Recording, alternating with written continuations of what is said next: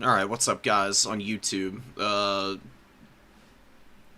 like two people who watch on Twitch know what's going on. I'm trying to grab players, so for those of you here who for the majority of you who are just watching on YouTube, I'm grabbing some folks right now, and we'll get it kicked off. Let me see who our boy is playing. Spoons. I don't think we've seen Spoons play.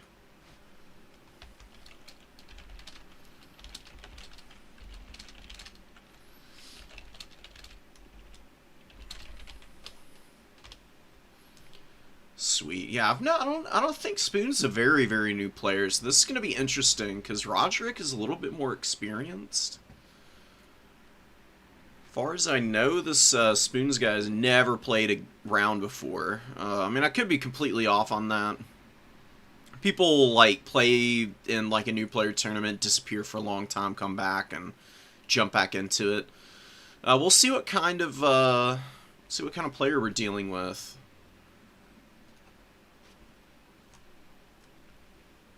What are our players on? Oh, Spoons is on Beastmen, so that's going to be a really nice, a really high micro faction for sure. Maybe going to be a little tough as a newer person, but the Beastmen in general are just really strong.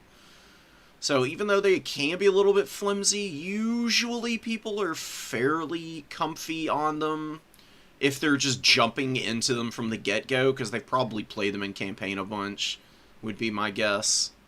It's usually how people start out in multiplayer. They just play what they did in campaign and enjoyed the most. And then they kind of, like, refine from there.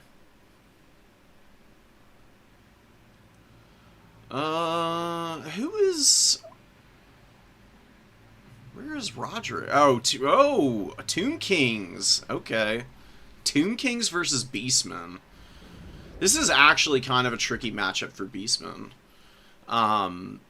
It's not really tough, per se. It just plays a little bit differently than you typically do. Undead are just a little awkward for the Beastmen at times, but you do have some really good spells that can hard counter Undead stuff. Especially with Wild's Magic and Traderkin for the Beastmen, you can really wreak havoc on the Tomb Kings. But they can go super wide on you as well. It's happened to me, and Traderkin doesn't do anything if your opponent doesn't bring targets for it. So you do need to maybe branch out a bit. I actually think that in this matchup, it's really good to go Traderkin and then Viletide and Devolve. Devolve wreaks havoc on flank fights, just by debuffing everything the Tomb Kings can throw out there. Skeleton Horsemen end up with like 50 speed and 0 melee attack when you use it on them. And then Viletide actually just does really good damage to low armor, and Tomb Kings do actually like to bring Tomb Guard into the Beastmen a lot of the time, because Ungor Raiders can be such an annoyance. And it is nice to have some decent cap weight. And Tomb Guard actually have good enough stats that they can fight off Goreherd fairly capably. It's better than Nehekara Warriors, who actually tend to lose out pretty hard to Goreherd, because there is a bit of a weapon strength disparity in that fight. Goreherd just do way more damage. What's up, Anti? How you doing, man? Hope you're doing alright. We're on Haunted Vale also, so let me swap the maps real quick.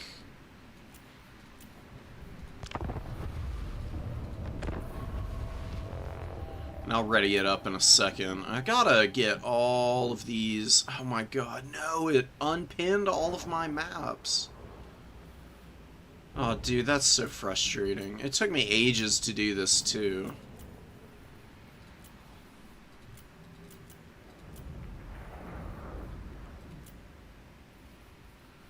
Because it wants to do this business. Ugh. We'll just... I'll sit here and I'll do this for a little bit while we're waiting. Second Kramer is going, then we're gonna jump in. Oh wait, Kramer! I've watched Kramer play. So, okay, so his handle is on other stuff is just spoons. It's been a long time since I've seen him play, though, so... I have no idea how it's going to play out for him.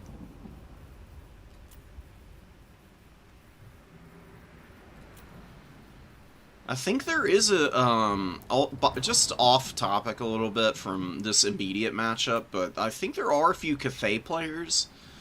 As you all probably know, there's, Bashiva. Bashiva's come out, so we've got a really cool Cathay Lord, very combat-oriented. Could very potentially end up being a, high-quality addition to Cathay for the multiplayer side of things. Not necessarily Bashiva themselves. I actually think the Claw Speakers are going to be a little bit more viable, just at a first glance, based purely on what little time I've spent messing around with the new Cathay stuff. I do think that there's some really nice things that Tiger Warriors offer.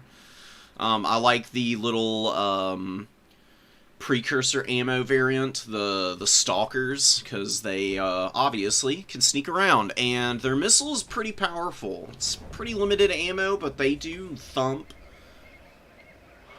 which is really nice, and I do love that they have a very fast, aggressive, like, damage-dealing infantry unit. That's a little bit more durable with the, I can't remember the name of the variant. There's a Guando variant and then a dual weapon variant. I don't know about the Guandos being all that good, but the dual axe Tiger Warriors and the Tiger Warrior Stalkers, I think, are going to find a really nice little niche, probably. They're just really solid units. Flimsy, their armor is a little bit low, honestly, for the price point, but their overall, like, stat package is really compelling.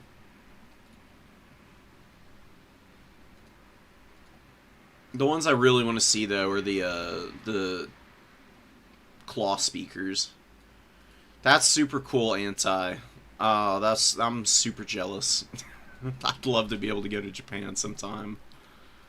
What's up, Welsh? I hope you're doing good. Are you playing today? I thought I saw your name, but I've been jumping back and forth a lot, so I haven't really seen who all is here and who isn't. I do know we've got a Khorne player again. EDI is jumping back in to play Khorne, so it's going to be super exciting to give them some feedback and tips. And Kramer I can definitely give some really, really nice advice for the Beastmen. Does have a pretty good setup so far. I do like what he's starting off with for the most part. Just a few Zangors, a lot of Synagor throwing axes, some Gore Herd. Ungore Herd I don't really like, especially these little axe variant guys. I've come around on them in a few matchups. I think they're pretty good into Skaven and a few others, but I don't really know about against the Tomb Kings, because they just don't really do a whole lot against Skeleton Spears, to be honest. The Skeleton Spears are actually just kind of frustrating to send Ungore Herd into, because they just don't do damage to one another. They just sit there for like 50 years. Staring each other down, maybe getting a little bit of damage in every now and then. I actually just prefer a bunch of spearmen. Ungor Spear Herd are actually really frustrating and annoying for the Tomb Kings, because the Spear Herds can just rip up the Skeleton Horsemen that the Tomb Kings throw out in numbers. And because your Spearmen have stalk on them, I cannot tell you how many times Tomb Kings players have just blundered their Skeleton Horsemen into my, their 400 gold Horsemen into 325 gold spears, and they just die. It's honestly pretty hilarious. Against really top-level players, it's not going to happen all that much. You know, somebody like Daniken or, you know, Anticity probably wouldn't make that mistake too often, but Very few people are those players, so you're gonna see a few people make those kind of mistakes. It's better to have something you can actually get some uptrades on than just these guys. I mean, they're just like the chaffiest of all chaff infantry. Into clan rats and stuff, they actually trade out okay. It's just in this specific matchup where the undead infantry is either like way cheaper than them with skeleton warriors, or just like massively outclasses them like Tomb Guard. Synagor's getting thumped right out the gate. This Screaming Skull Catapult and the Chosen of the Gods, man. I mean, it's nice to have the cap early. It's going to be lost fairly soon. It won't take too long for the Tomb Kings to steal that back. But just to immediately get some points ticking in, and then you can move up on the rest of the field to grab the other two objectives. I do like it. Any advantage you can get over the Tomb Kings in the objective game early makes it even tougher for them in the late game when they get way weaker, because the second Tomb Kings start losing coverage with stuff like Tomb Guard, and they're just dealing with holding points with Skeleton Spearmen and their Horsemen, it's kind of over for them. They just don't hold objectives well, they don't recap well. It's a huge uphill grind a lot of the time for the Tomb Kings to deal with these kinds of situations. Ungor Herd and Zangors are going in. Ungor Herd gonna get massacred by the Tomb Guard. And the Skeleton Spears get friendly fired by the Screaming Skull Catapult, lose their leadership, and immediately start crumbling because of that. And the Zangors are just gonna grind away here. Zangor is honestly not the best damage-dealing infantry unit in the game, but their survivability is pretty amazing. If they win their first fight, they get some arcane charge going with some magic from their lord. They can really start to slap up some other frontline units because they get some really nice weapon strength. It buffs up by 20% at max charge, which can make a huge difference as to who does or does not win a fight. Synagors are moving in. The throwing axes are just shooting right into the shielded Tomb Guard. Not really going to be a very effective strategy, obviously. Ooh, a really nice Harpy dive back here. Gets the Screaming Skull Catapult crew. Oh man, this Catapult crew's dead. They've dropped a lot of models. You can see there's only 12 guys left, and their leadership is in the absolute toilet, and they have no HP. They're 100% dead. Huge win. That's a great trade for a Harpy. Harpies are 500 gold.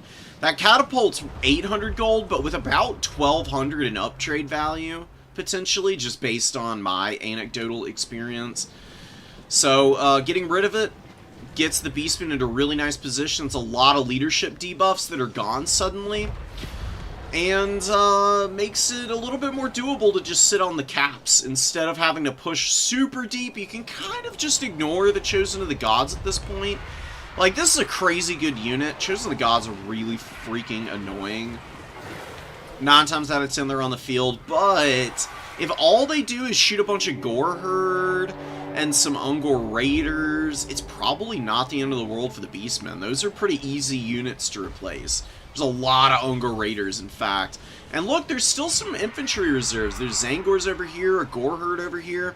Ungor Herd here have actually done alright for themselves, while this Gore Herd engages against the Tomb Guard. Tomb Guard held pretty nicely, but they're massively overwhelmed here.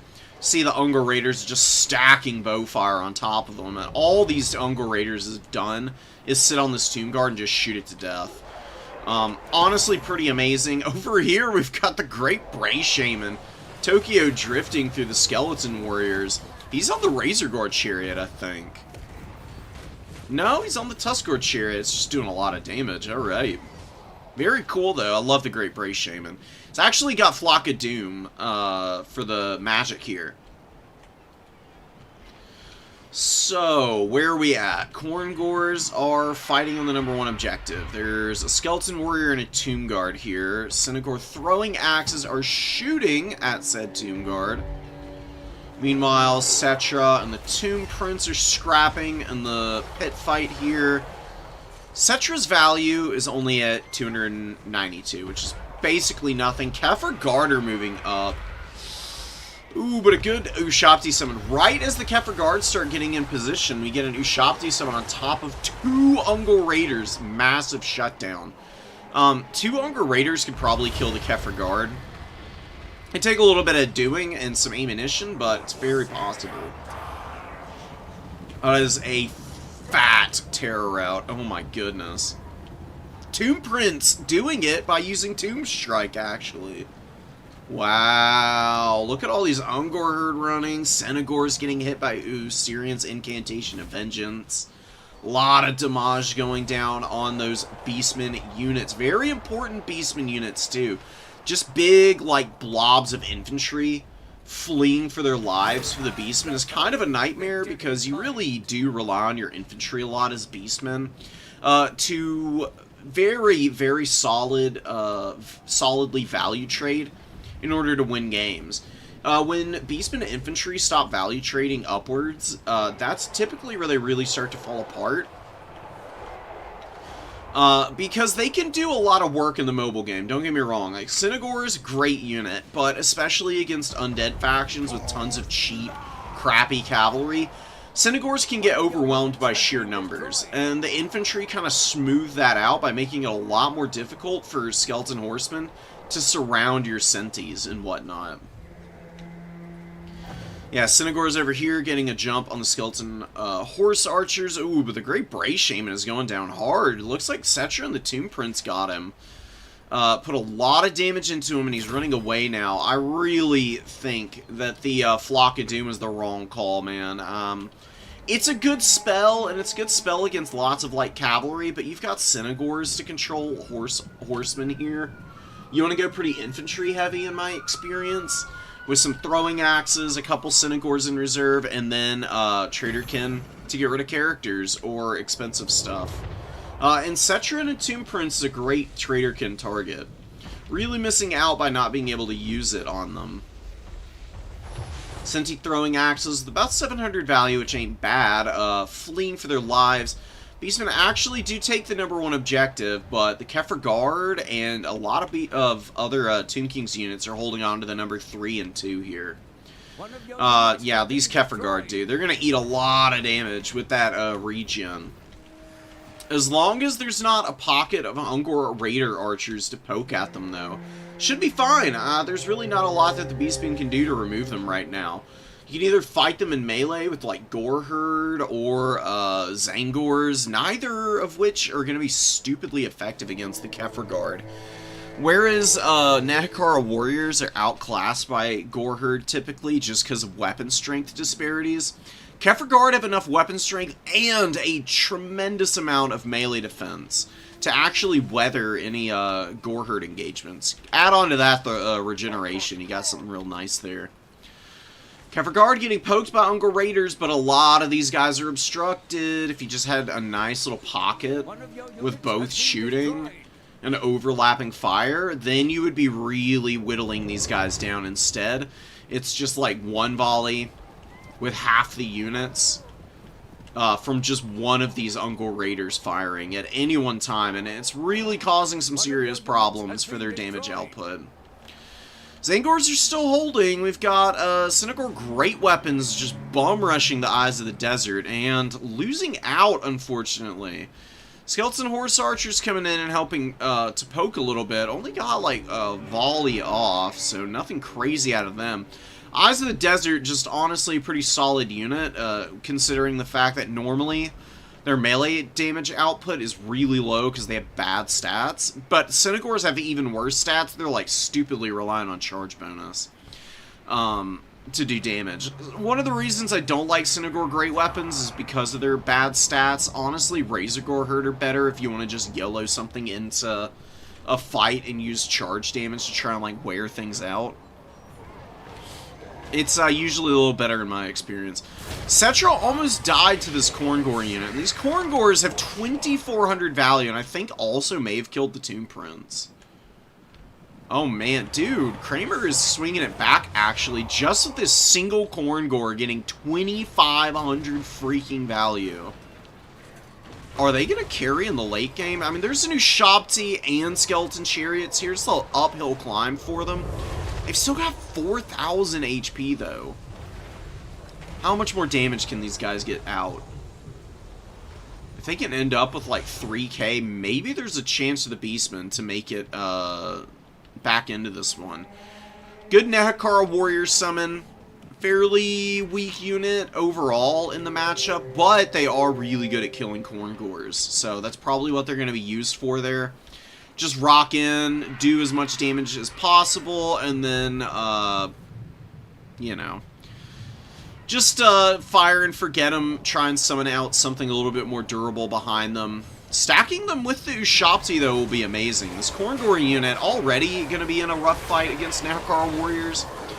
With the Ushapti stacked on top of those bony boys, it's going to be a brutally fast fight in favor of the Tomb Kings. Both these units in tandem are perfect counters to a Khorne Gore unit, whereas Solo and Ushapti just loses outright in horrific fashion. As long as they have a little bit of infantry, like buffering the damage just by standing on top of them, there's really not much the Beastmen can do to kind of like break through this position here. It's a very nice strong point that the Tomb Kings have created, and there's some Skeleton Warriors coming up just to assist a bit. Kefirgard finally getting some cost-effective shots out of these Ungor Raiders onto these guys. Kefirgard's really starting to take a pounding here. You can see that they're losing HP pretty quickly, and the Ungor Raiders are starting to rack up quite a bit of value. Still haven't dropped a lot of models, and they got a bit of a ways to go on their HP pool, but look at the HP really melting now. Whereas before, they'd lose like 200 with each volley, because these guys are stacked on one another. Now they're losing like 800, 900, 1,000 HP with each volley. From both these guys combined, they're really getting whittled down quickly now. Beastmen on the other side of the field, though, are struggling still. They just can't set up in a position at all. Losing their Lord is kind of a death sentence. I mean, he did run off the field, so at the least they're not taking huge leadership penalties, but it's still incredibly difficult to make a comeback against the Tomb Kings without some magic and just a little bit of mobile control. The Great Bray Shamans on the chariots actually do offer pretty nice punching power against Tomb King's infantry. Usually the threat is stuff like Necrosphinxes against them. If you see Setcher on horseback, the best thing you can do is just keep your lord safe by keeping him around some Khorne Gores. Setcher cannot do anything against Khorne Gores on his horse. They're completely outclass him. He just gets torn to pieces by them. While some of the Harpies did okay, this is too many Harpies. You can cut 2 of these Harpies and cut the Synagore Great Weapon and get 3 Razorgore Herd for the price of all of that. And just walk away happy. And then maybe you can look to, I don't know, add in something with the remaining gold. What can you do? Because you'll have 200 gold left over. Maybe just 2 Razorgore Herd, and then with 800 gold you get another melee Sensagore, which honestly could be pretty nice. I do like the Sons of Goros here. Magic damage, armor piercing, Synagore with good armor values for a Beastman unit at least. They got 70 armor. Sons of Goros are really strong. The Butchers of Kalkengard against Tomb Kings, I really don't know about. Not that they're bad. I mean, they are a really awesome, cool unit. They do cost a bit of money. If you're going to bring them, you probably need to bring them out quickly. Especially when you see your opponent open without a Necrosphinx. Because if your opponent's saving up the Sphinx of Uskef, that's like 2,500 gold that they're waiting on. That's going to take a long time for them to summon out. It's just going to take ages for it to move up onto the field.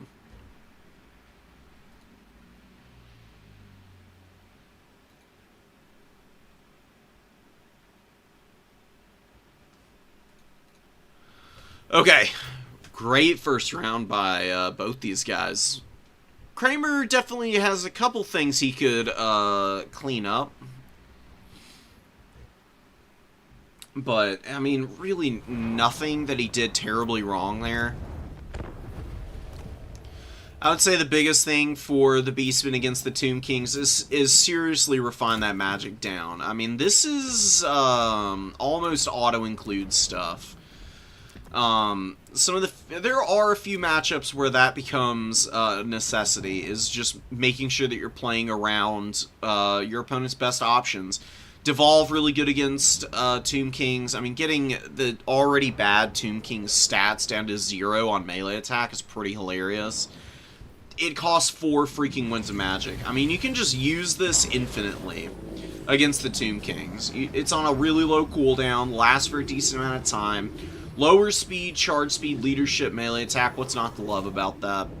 Vile Tide does good damage to armor, and you can even overcast this for some extra damage, and it's honestly not bad at all. It's only 3 more WOM for a nice little bit of extra effect. And then obviously Traderkin. Traderkin you just cast at its normal value the entire time. Overcasting it works if you're trying to get a finish on something, but otherwise you just go for the AoE wham bam slam combo by just throwing this out endlessly. You could bring the Forbidden Rod, I guess, if you want to, but it gets a little expensive at that point. Distorted Reality is pretty good, actually, because it makes it hard for units to, like, close the final gap against the Great Bray Shaman. Can keep them a little bit safer. I do actually really enjoy it. And then Bestial Surge is a great ability. Anytime you cast, you're lowering Vigor on your own units and raising their charge bonus, which is awesome. Arcane Conduit is a must-include, so you can cast more. And there's a couple things you can do here. I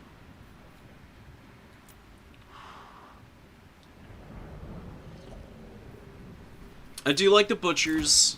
Keep them in reserve. Tomb Kings can run Sphinxes, and they just hard counter Minos in general. Butchers especially, because the Sphinx of Uzkef, ROR Necrosphinx, has fire damage, which will just absolutely demolish the Butchers with their regen. It's not bad to bring them, but I do really like Minotaur Great Weapons in this matchup. Minotaur Great Weapons of Khorne dominate the Tomb Kings. Same with the Beastmen variant. These guys are also a little bit faster than the Khorne Tours, so they have a little bit easier time closing ground. They can just throw some serious heat. They're no joke at all. And there's your reinforcements. Yeah, it's 650 gold. I don't know. You can do like one more Razor Gore Herd, or you could do I'd do a Gore Herd actually. Do want a decent amount of Khorne Gores. I just go for the basic spears. Literally maxing out on these spears is not even a bad call against the Tomb Kings, because they don't really have great answers for it. They struggle pretty hard at clearing stuff like that. Okay, here we go, here we go. There's your army. Yeah, 817. You don't have any throwing axes in this build. It's definitely a little bit of a weak point, so how can we cut this down? Go here. Trim there. I guess you give these guys shields. Why not? We got one unshielded guy, a bunch of shielded. Got Goreherd in the opening, a couple Zangors, 3 Ungor Raiders. If you play with just 3 Ungor Raiders carefully, don't overcommit them in areas, and you just try to protect them and line them up in good pockets of shooting, that should be more than enough. You don't need to overinvest into them for them to get good value. You just need to have good positioning more than anything with these guys. Synagore throwing axes can stop deep dives just by rallying up and shooting anything big. You've got more stuff in reserve, a nice spread of things. You've got Harpies if you need to dive super deep for artillery. Razor Gore Herd if you need to just, like, stop momentum on a big monster, or just to, like, rip some chariots apart. Razor Gore Herd are good at both those things. Minotaurs can kill big single entities really nicely. Big single entities are always a threat from the Tomb Kings. They do love them. Minotaurs also beat the snot out of Sepulchral Stalkers and Ushabti as well. Synergies you don't use as aggressively in this matchup. You use Synergies to stop Skeleton Horsemen from getting around your flanks and rear charging your very low armor infantry. So you don't want Goreherd getting steamrolled by just wave after wave of horsemen. Synergies are really just there to kind of whittle those guys down and keep them off your back. And then Khorne come in and they just sit on points and they just grind things down. Really good at holding flanks as well if you need them to, against waves of horsemen as well. There's a lot of versatility in those guys. I'm playing today. Just got done with...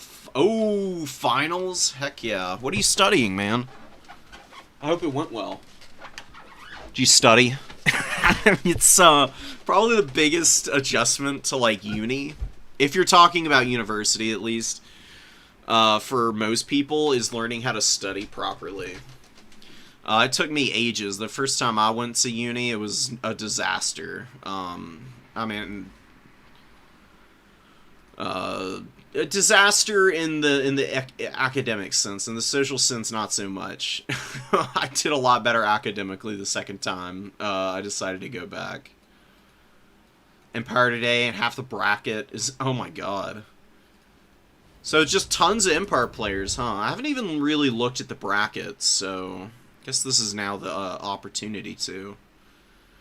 I'm going to jump back into a game in just a second. They're, like, getting through some games now. And then we'll have some to rapid fire in just a moment. I might even show off one of my old replays, if it's not too borked, that is.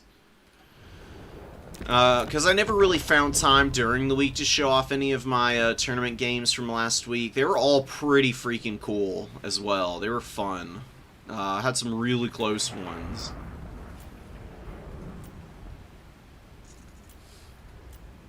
And they were, like, actually entertaining builds. I kind of want to show this one off. Oh, man.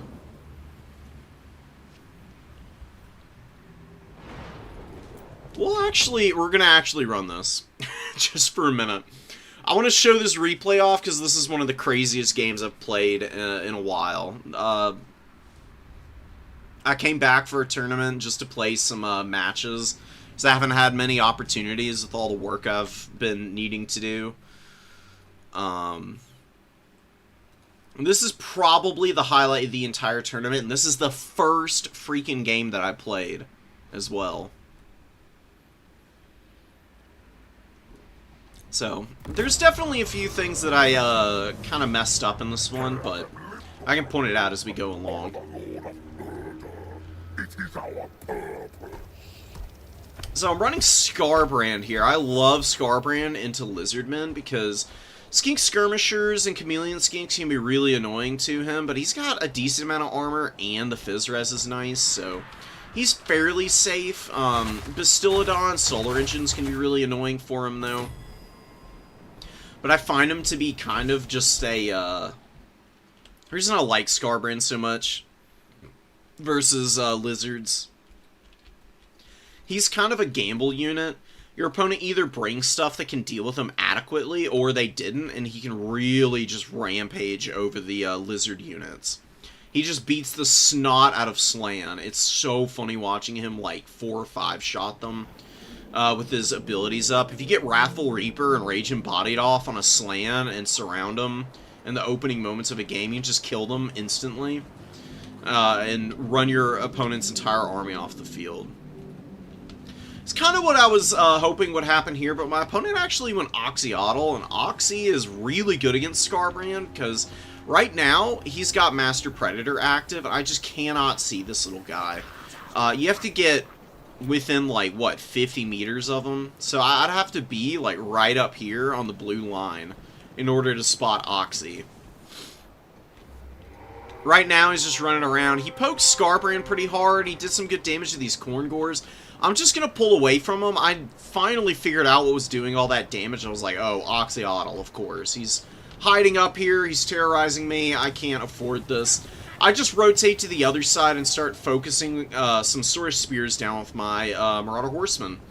My opponent went really deep into the Sword of Spears. He's actually got 3 of them on the field right now.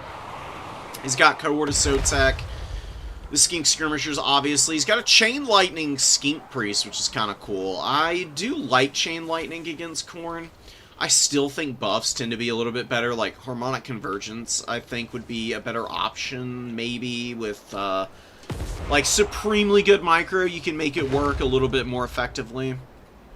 Chain Lightning, though, just to throw out and be a big damaging spell that does good damage even through the resistances of Khorne is really nice.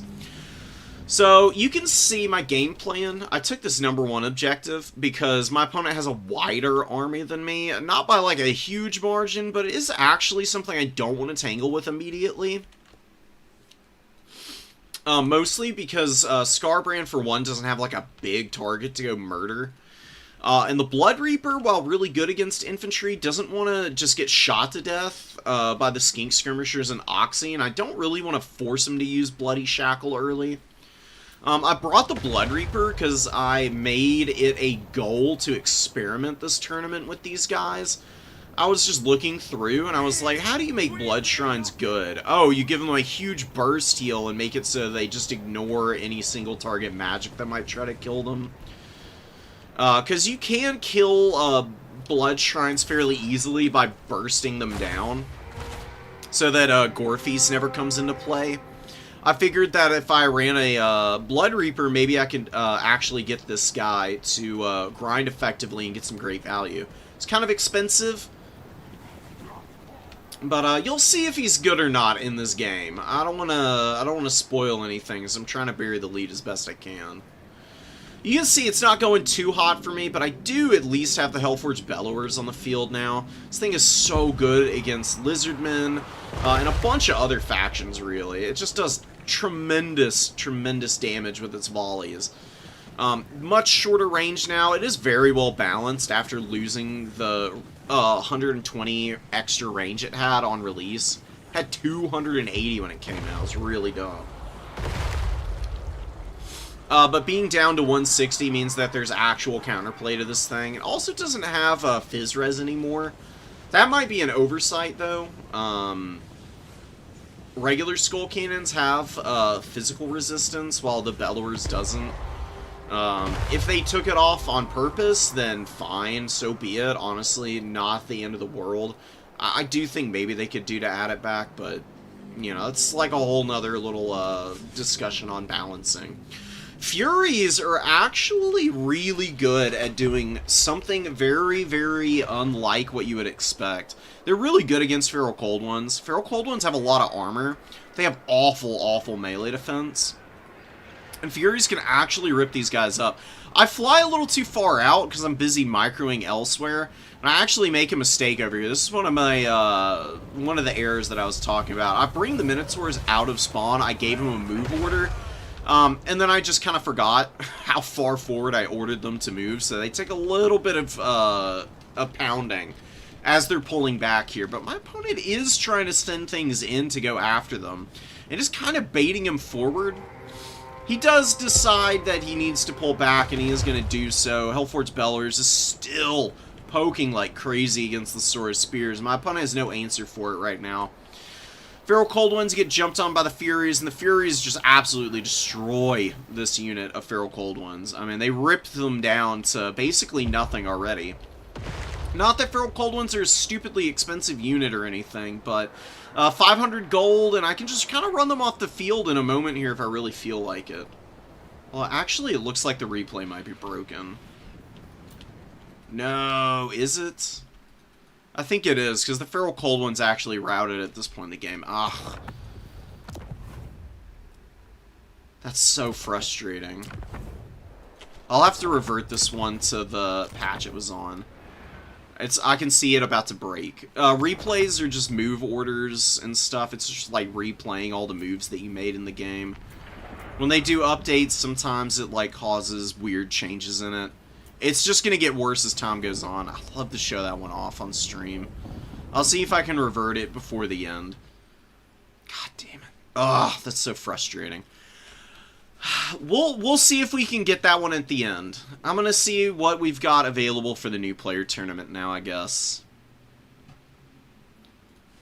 No use in crying over spilled milk, honestly.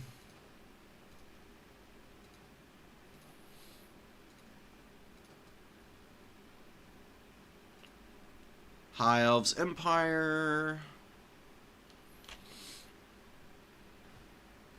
We got round 2 kicking off. So give me a second while I open up my folders to get everything plopped in nicely.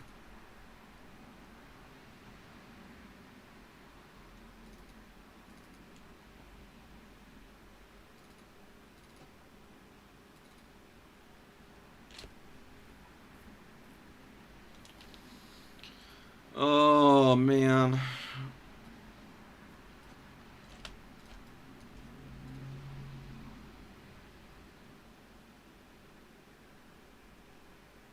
Yeah, we'll replace that. That's fine. Okay.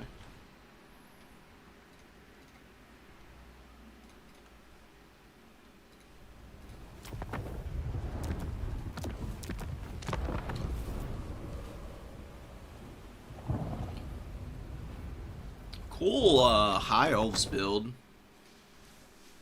And a solid Empire build as well.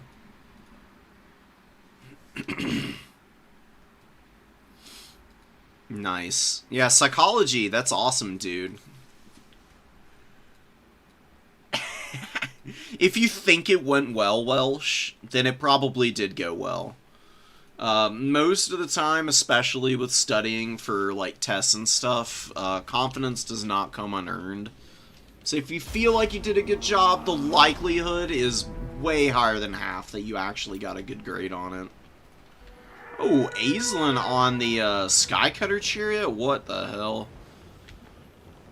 I have never seen anybody run this, so I'm curious to see how it actually does. I mean, honestly, these modern Skycutters' biggest weakness is the fact that they just get stuck on the ground. A single entity model of it might actually be able to do the kind of damage that you're looking for with just rear charging the hell out of everyone.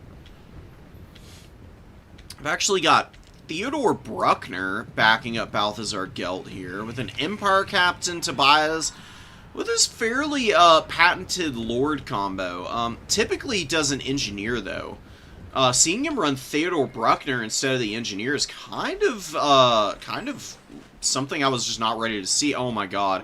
Hawk and Long Rifle's getting nailed! Oh, Aislinn with his, what's it called?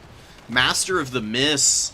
Just using the extra range to delete one of the Hawklands. Although, HP damage is more notable than the model losses. Still 26 models on these guys. They'll be able to get back in and start opening up again in a moment. And, Master of the Mists is not on cooldown. It doesn't have a cooldown. What? Oh, that's right. I remember this whole controversy with it. Anyways, it's fine. Master of the Mists is 2 uses. It can do some gnarly stuff against you if you're not ready for it. Got a decent amount of damage on those Hawklands as a result, but if Tobias is smart, he just pushes his infantry up to grab these points and just stuff back all of these, like, god-awful infantry. It's just a bunch of ships company. There's really not that much to worry about with them engaging you. You just want to keep some space for your Hawklands so the Shadow Walkers have to close into danger zone range of your own infantry. Now that your opponent's ship's company are moving forward, it's actually not a bad time to kind of pull back some of the Hawklands so they can be a little bit more well-positioned away from the Shadow Walkers. So here comes the other Master of the Mists, and they're going to have 270 meter range, which means they immediately are in within shooting distance. They get a decent little volley there. Definitely not as much as they did last time. I wonder why that is. Seems like they're having a little bit of a harder time hitting the Herge Jaeger Corps. Good retreat from Tobias. Excellent withdrawal. Just moving back far enough so that the Shadow Walkers actually run out of the Master of the Mists aura. and then lose the range. They immediately lost it, and now they try to go back, but it's too late, and now they're in range of the Hawklands, who naturally have that 260 as opposed to 270 that the Shadow Walkers only get when they're being buffed. Really sick. I do love that. Tobias is doing a great job of controlling the pace of this match right now. Balthazar Gelt is doing some damage. He's gotten some good Searing Dooms off already. Like, nothing... Wait, I thought he had a Searing Doom hit the Shadow Walkers back here. Well, apparently not. Balthazar is just standing around hoping to get something done. Theodore Brutner is doing a little bit of damage. It really is just the Hawklands right now. They are really just blasting the High Elf army to bits right now. They are wrecking the ship's company. Thanks to the Shieldbreaker trait. It's important to remember that Shieldbreaker is not something that only works on the units that have it. It is an imbuement. It lowers the block chance of these Lotherns. It's normally 55% down to 31. Huge nerf to their shield. And it allows other Hawklands to just focus fire with the Hergy Jaeger Corps, and they can just blast units to smithereens instantly by taking advantage of that fact. Knights of the Black Rose are getting completely annihilated. They're fighting Warlines of Trace that got hit by Melkoths, and yeah, that's really about it. I mean, it's kind of an uphill climb, even with just those few things working against them. Just getting really worn down here. Yeah, and that Shadows Mage with some nice value just from the couple of Melkoths it's gotten off. A brutal Searing Doom. Does good damage to the Oceanids. Very well worth remembering that fact. Oh no, and Aislinn lands on Spears and they just ground out 236 value on him. He's looking a little beat up. I wonder if the Hawklands have also swapped over to shoot him a couple times. Oh, it's the cannon. I think the cannon hit him, and the cannon helps finish off the Oceanids as well. It's trying to kill the ship's company there on the middle point. Empire holding that double cap really nicely, and look how beat up the High Elves are, man. Ship's company are going down the front line. Ship's company are kind of garbage. Not in a bad way, they're just like... they're the most useful garbage unit in the entire game. If you want my honest opinion. And down goes Aislinn, man. Hawklands and the Great Cannon. Some really vicious overlapping fire. Rips him down out of the skies and he plummets to his death. Normally ship's company get brought in just to like stand in place and get shot to pieces, but take ages to die thanks to the shield. With the Hawklands functioning as well as they have and avoiding the kills, the model kills needed to like really hamper their effectiveness, there's not much the High Elves can do at this point. Empire has a huge ranged advantage, and High Elves are, in their own right, a faction that cannot really function well without a decisive ranged advantage. Especially if they focus their build that way. There's 3 Shadow Walkers in this army. That's 3,000 gold by itself.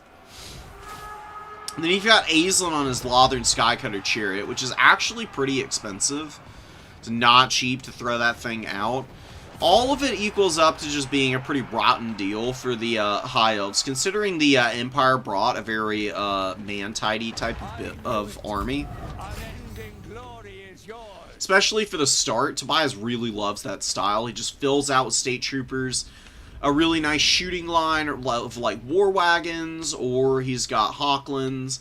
Usually keeps a cannon in reserve, and he does such a good job of positioning his units around and forcing you to play the game that he wants, which is kind of what happened with the High Elves.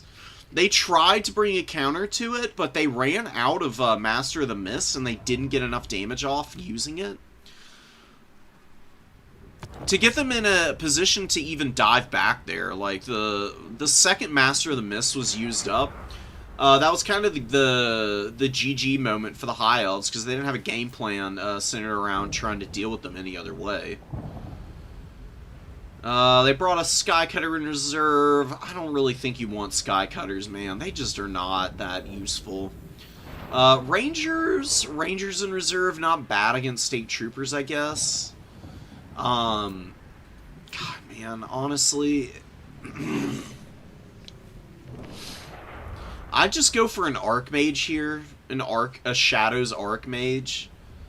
Forget about Aisling and maybe bring one Shadow Walker and go for some. Well, I guess you can't really go for Silverins with Hawklands around. I don't know what you do as High Elves here. Someone who's like an actual High Elf main is probably going to have to help out Galju here. Because while I've played a decent amount of High Elves, I'm not familiar with all the matchups, and against Empire, I definitely don't have the experience to confidently like speak on what the proper counters would be. Definitely have to have a game plan for these Hawklands, dude. You just can't not account for them. They just do so much freaking damage. They just completely demolish the High Elves there. They single-handedly, like, carry that game with the Great Cannon chipping in a bit as well. Cavalry was actually very ineffective, but because of how good the range trades was, it didn't even matter. So you got Mouse versus Creepy the Creep on Tzeentch. Tzeentch has actually got a pretty good matchup against Bretonnia in my experience. Because they have really good halberds. Chaos Warrior halberds and Chosen halberds of Tzeentch are really strong against Bretonnia. Because they have tons of armor, really hard for bowmen to shoot down. And while trebuchets are pretty good against these guys, the barrier actually saves a lot of models from the trebuchet shots. And the trebuchets scatter a lot too. So if they're not blessed trebuchets, then the field trebuchets can actually do a lot of friendly fire damage. Battle Pilgrims, Holy Wardens. Holy Wardens are a solid unit in this matchup, obviously, because of the fire and magic damage. And the bonus versus infantry is nice. Very, very squishy, though. Only 30 armor on these guys.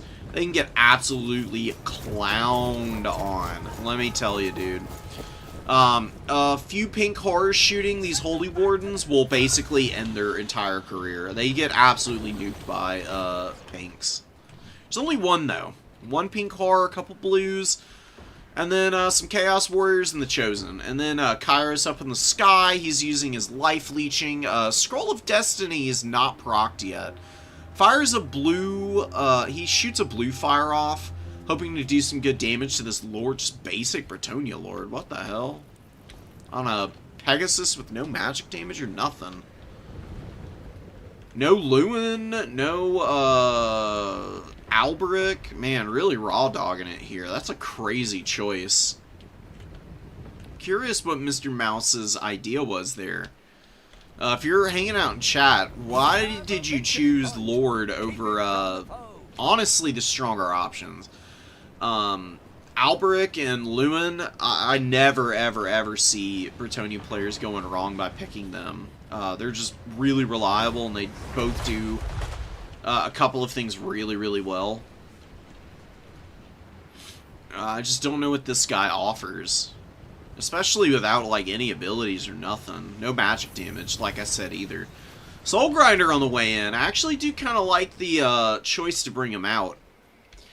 You can use him to shoot down, like, the Damsel from a distance, or just use him to help bully the Lord here.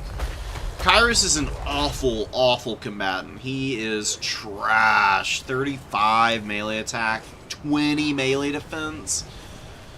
The only reason he's not getting absolutely dunked on right now is because of that barrier, and he's finally lost that, so he's trying to get away. Oh man, no, no, no, no, no, no, no, no, no, no, no, no, no, no, no, no, no. I'm sorry, that's just not something you can ever do. Soul Grinders have limited ammo, guys. You should not waste it shooting peasant mobs.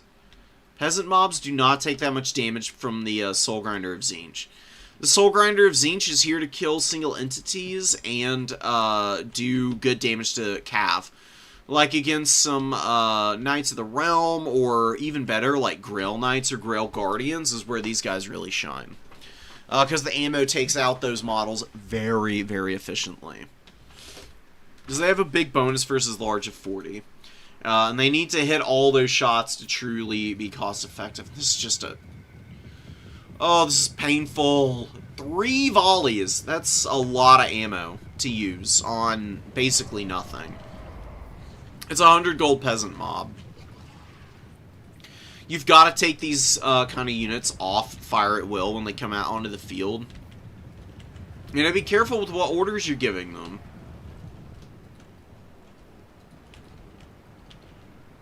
There's a unit of Grail Knights literally over here. That's the perfect target for right now. Dropping a Tzeentch's Firestorm on some Spearmen at Arms. Not really what you're looking for. Okay, so here's like... I think creepy. Just a little bit inexperienced, I would say. This is like a campaign move. Trying to, like, drop spells out in the middle of the field with your opponent's units not being engaged by anything. It just gives too much time for them to just move. Like, you just walk away from the radius and your units are safe. And Tzeentch's Firestorm is a great spell, but it does have, randomized Vortex AoE. There's no guarantees that it's going to go in the direction that your opponent's retreating. Sometimes you'll get lucky. Most of the time, you're probably not. It's better to wait until they actually have to get into combat before you're trying to pull something like that. A lot of overlapping here, too. For one, this makes your units obstructed. Not all of the models on any of these 3 units are firing all at once the way they could be. And the Bretonnians, because they have a nice clean line, and they're firing into a million bunched up units, they're doing a lot of extra damage here because of that. Honestly, good timing on the Pendulum. It didn't really hit anything worthwhile, though. It hit a bunch of peasant mobs and spearmen at arms. And the Battle Pilgrims get in completely untouched and are starting to rip things up. Chosen have been getting absolutely pummeled by the Field Trebuchet, which has 678 value already. Pretty tremendous. And now Grail Knights and, oh my god, Knights Errant just completely sandwiching these poor Chaos Warriors of Tzeentch and just crushing them instantly. Huge damage going down on the Chaos Warriors. They're not going to hold up there for much longer. They just don't have the damage output to fight those units off. And Grail Knights are pretty resilient. They've got good AP and they've got some Phys Res, so pretty untouchable. Synergies of Tzeentch need to be on the other side here. Creepy is just not playing to his strengths. He's over-pursuing a lot of Bretonnian units, and he is just not very familiar with how to play against them, I think.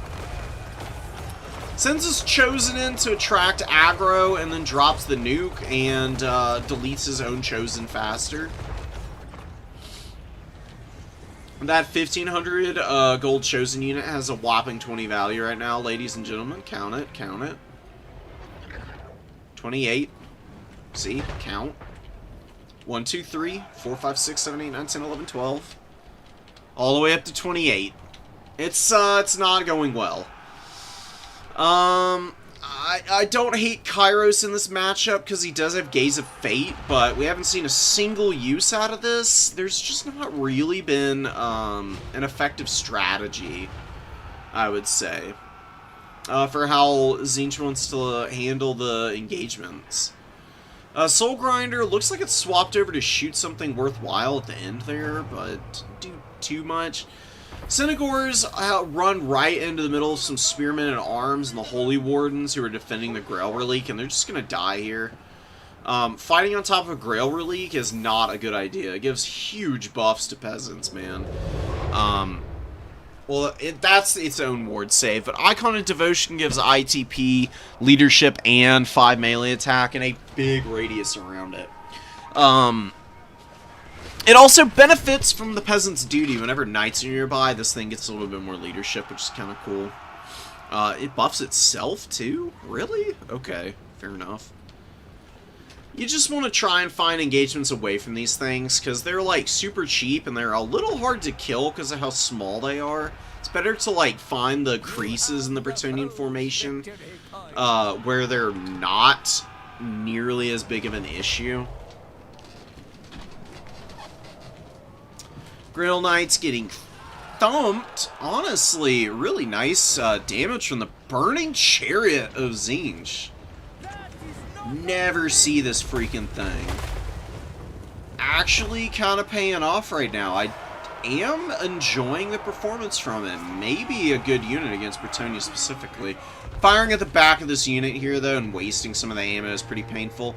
The Tzeentch units just all have really low ammo totals. Like, they really can't shoot for long. It's their burst damage is kind of insane, but then it tapers off really fast. Definitely leaves them in a pretty vulnerable state. You just have to be so precise with Tzeentch.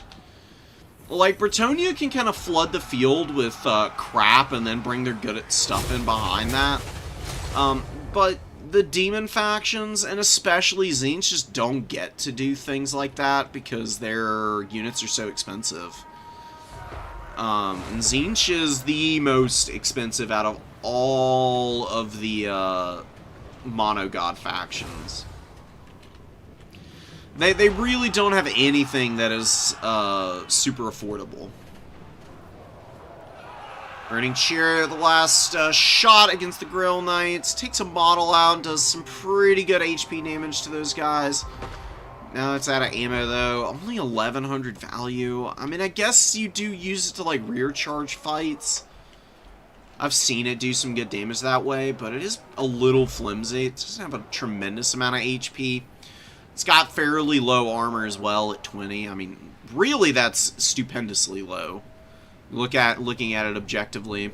Leadership is okay. Speed is good. Mass at 2000 is not bad, but definitely gets stuck on the ground. Tier 3 army ability, just desperation time. Good dodge from Mr. Mouse. Just a really, really nice bit of work just by being shifty with his units. He's avoided running into too many big damaging spells. He does run into that one there a little bit. Kairos only has 1100 value after all the magic he's been throwing out, though. Which is a really bad sign. You need to be way more efficient with your magic usage. He's probably, like, basically out because we've seen 2 Tier 3 army abilities. Kairos needed to have closer to, like, 3k by now. And I didn't see a single Gaze of Fate. I think that Creepy is just all-inning with a character that he is maybe not quite ready to be throwing out there. Tzeentch is very micro-dependent. The best thing you can do as a newer player is just learn the ins and outs of multiplayer at a very fundamental level. Before you even think about trying to go for all these really micro-intensive builds that can be really effective, you need to have a baseline that enables you to stick against a majority of players. That way you don't, like, walk into a matchup like what kind of happened here and just, like, everything immediately goes out the window. The Lord has been using all of his abilities. He's got all of one ability, Foe Seeker, and I've seen it used like 4 or 5 times now.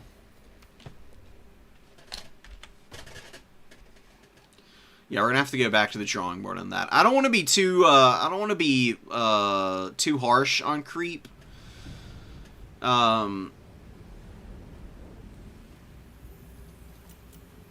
There's got to be a little bit more action going on here. Way more evened out build style and method of execution. It's a lot of Chaos Knights of Tzeentch. Chaos Knights of Tzeentch are not good against Bretonnia. It's honestly better to Halberd Max into Bretonnia.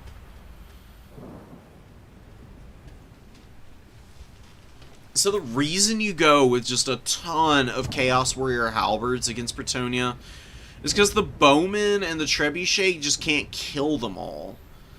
And then you can have like a chosen. One of the few times you maybe want a chosen in reserve is against Bretonnia, because if they bring Trebs out early and they have something a lot less expensive to shoot at, and you just play a little bit safer away from the Treb, it's not going to be able to kill everything, and the archers can't shoot them all down. The knights are going to have a really hard time finding engagements on the halberds, especially heavily armored halberds. Like the Grail Knights can kind of push into them, in and out, cycle charge them a bit, but Knights of the Lionhearted and Errant Knights just get absolutely destroyed by the AP on those guys.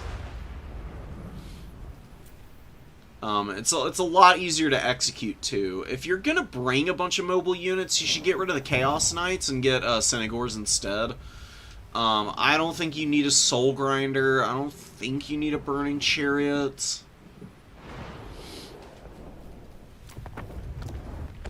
What would Tzeentch be best doing?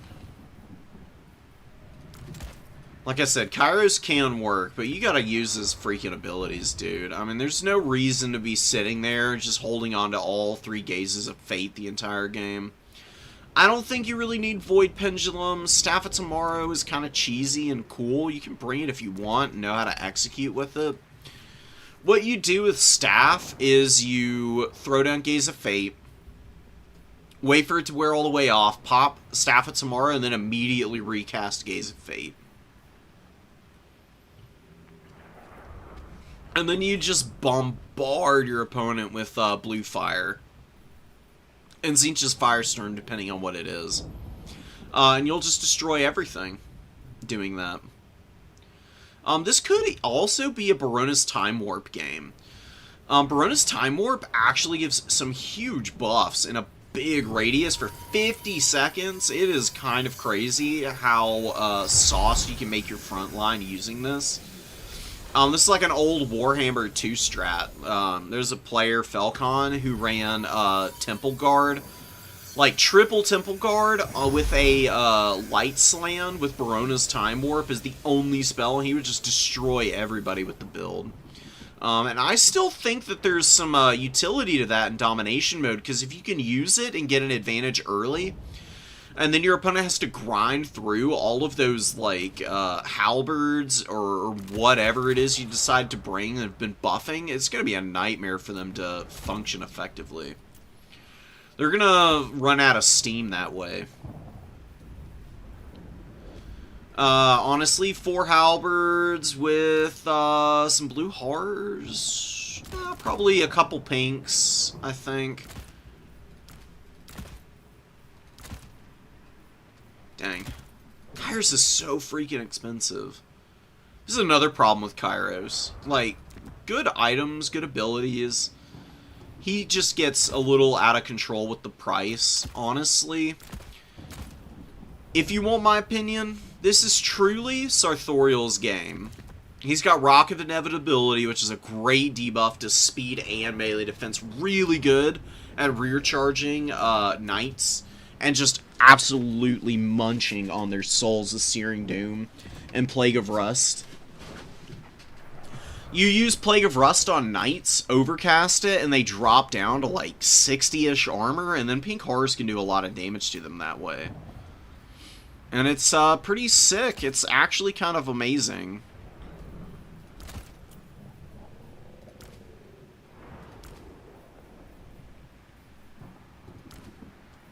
I do really like the 4 halberds. What else can you do here, man?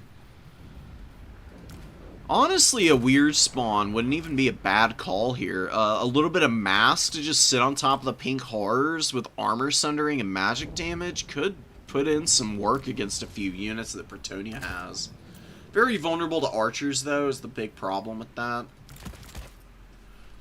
I don't really like... Tzeentch Marauders are really crap. Not really worth it. The Tzeentch Marauders Spearmen are okay. I've seen people use them to good effect a couple of times. I don't know what you do with imagine the 1250 is just whatever you want to use it for. Although, here we go. We can do a little cutting down here. Metal shifting for the weapon damage isn't bad. Prismatic plurality. Let's actually cut prismatic plurality. I've never found it to be that good. Yeah, and then you can do some Zangors in the opener.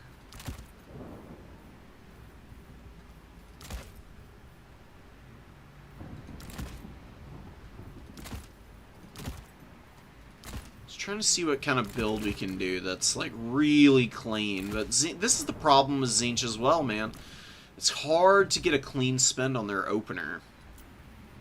Something like this. Just a lot of infantry. Make it really hard. The blue horrors just kind of sit behind the halberd line. And the Zangors. The Zangors can just eat bow fire, and the halberds can eat treb fire as much as your opponent wants to throw that out at them. You just slow walk onto the points. Out-cap the Bretonnians because they have bad cap weight compared to what you've got here. And just try and crowd space out after that. You just go one chosen in reserve, maybe a couple Zangors, because they can be really nice at just grinding through tons of crap infantry. They're really good at it. One Synagor I think is fine. I really don't know if you want to go any deeper into them. What do you need here? Sartorial is a good duelist. You could probably use a little help in the sky. Do you want Shrieking Skyrays and a couple Furies? Furies can dive a lot of stuff Bretonnia has. Shrieking Skyrays, really nice Lamprey's Bite ability. Does some good damage to infantry. Can also use them, obviously, against Cav since they've got good bonus versus large stats. And you can do another Synagor, I guess.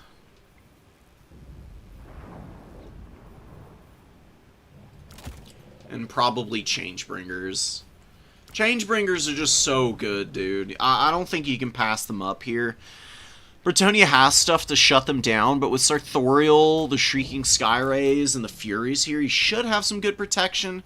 You can always use the Changebringers to bait stuff down if there's like Royal Pegasus Knights or Hippogriffs in the sky for Bretonnia. Use the Changebringers to bait them to the ground so the Synagors can just swarm them all around, like completely surround them and kill them. I'd try this build over that last one in a heartbeat. I think it'd be a little bit more, useful. I would love to see some Khorne vs. Skaven. Especially since my Khorne vs. Skaven replay isn't going to work. A little salty about them. Tried watching one of my games, but the replay is broken, so we're just SOL on that front. Like I said, before we go, though, I'm going to try and rearrange it so you can get some good Khorne play.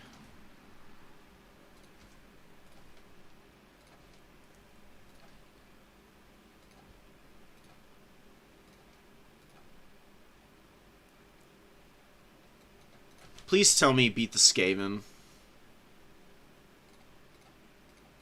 I'm a huge homer for Khorne. I absolutely will always cheer for them. No shade to the people who are playing against the Khorne players, though. I just have to rep my home team. From now until the end of time. Good Khorne build. This is actually probably about as close to optimal as you're gonna get, truth be told. I mean, Skulltaker is just an absolute beast mode character. He can kill any single Skaven character on his bike with absolutely zero problems. He just grinds through crap loads of infantry with no problem. He can survive Rat Ogre surrounds temporarily. The only thing you need to be careful of with Skulltaker against Skaven is their shooting. Their shooting is actually pretty good against him. Jezzail's Rattling Gun, ROR, or just basic Rattling Guns even can do good damage to him. But that's why you bring the Double Cultist with Gate of Khorne. Gate of Khorne is a great summon. It's very disruptive against Skaven too. Because what happens, a lot of times people on Skaven will rush up. They want to engage all their crappy infantry into you. You can use the cultists to just dive into the clan rats and immediately start charging up the gate. You get the gate up, and you can just cast the Bloodletter summons right on top of the weapon teams to the Skaven as they waddle in. And then you just completely destroy them. Skaven weapon teams get utterly dismantled by Bloodletters. And then being a temporary summon on the cultists is amazing. And the cultists are good fighters, too. These guys get pretty consistent value just by themselves.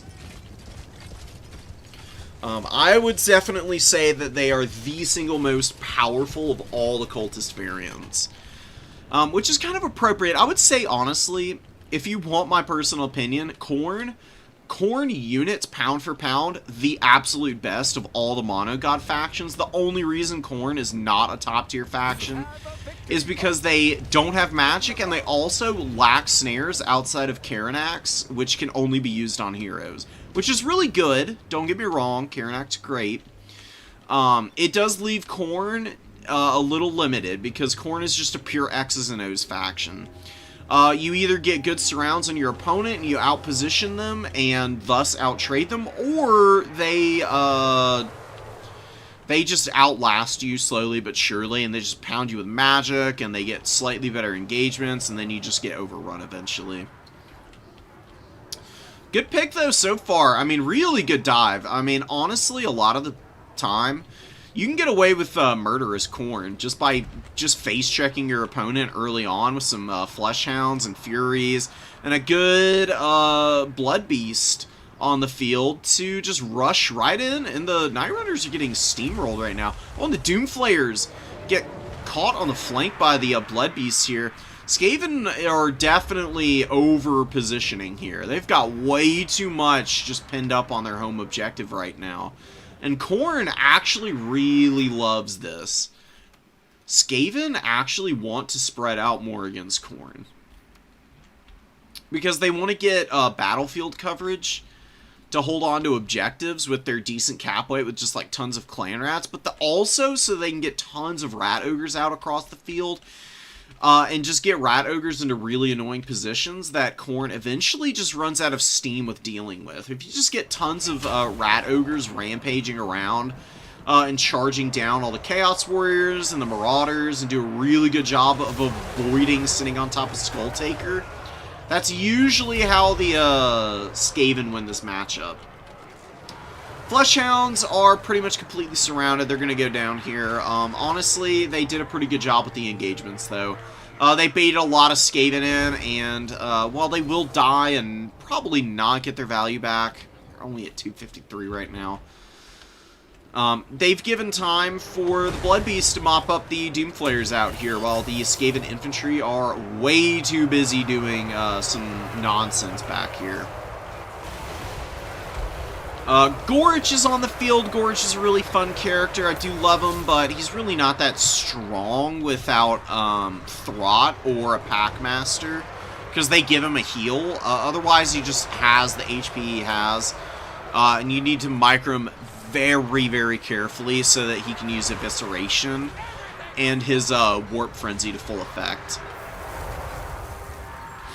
A lot of Khorne units getting overrun here. Khorngor's routing, Marauders running, more Marauders running.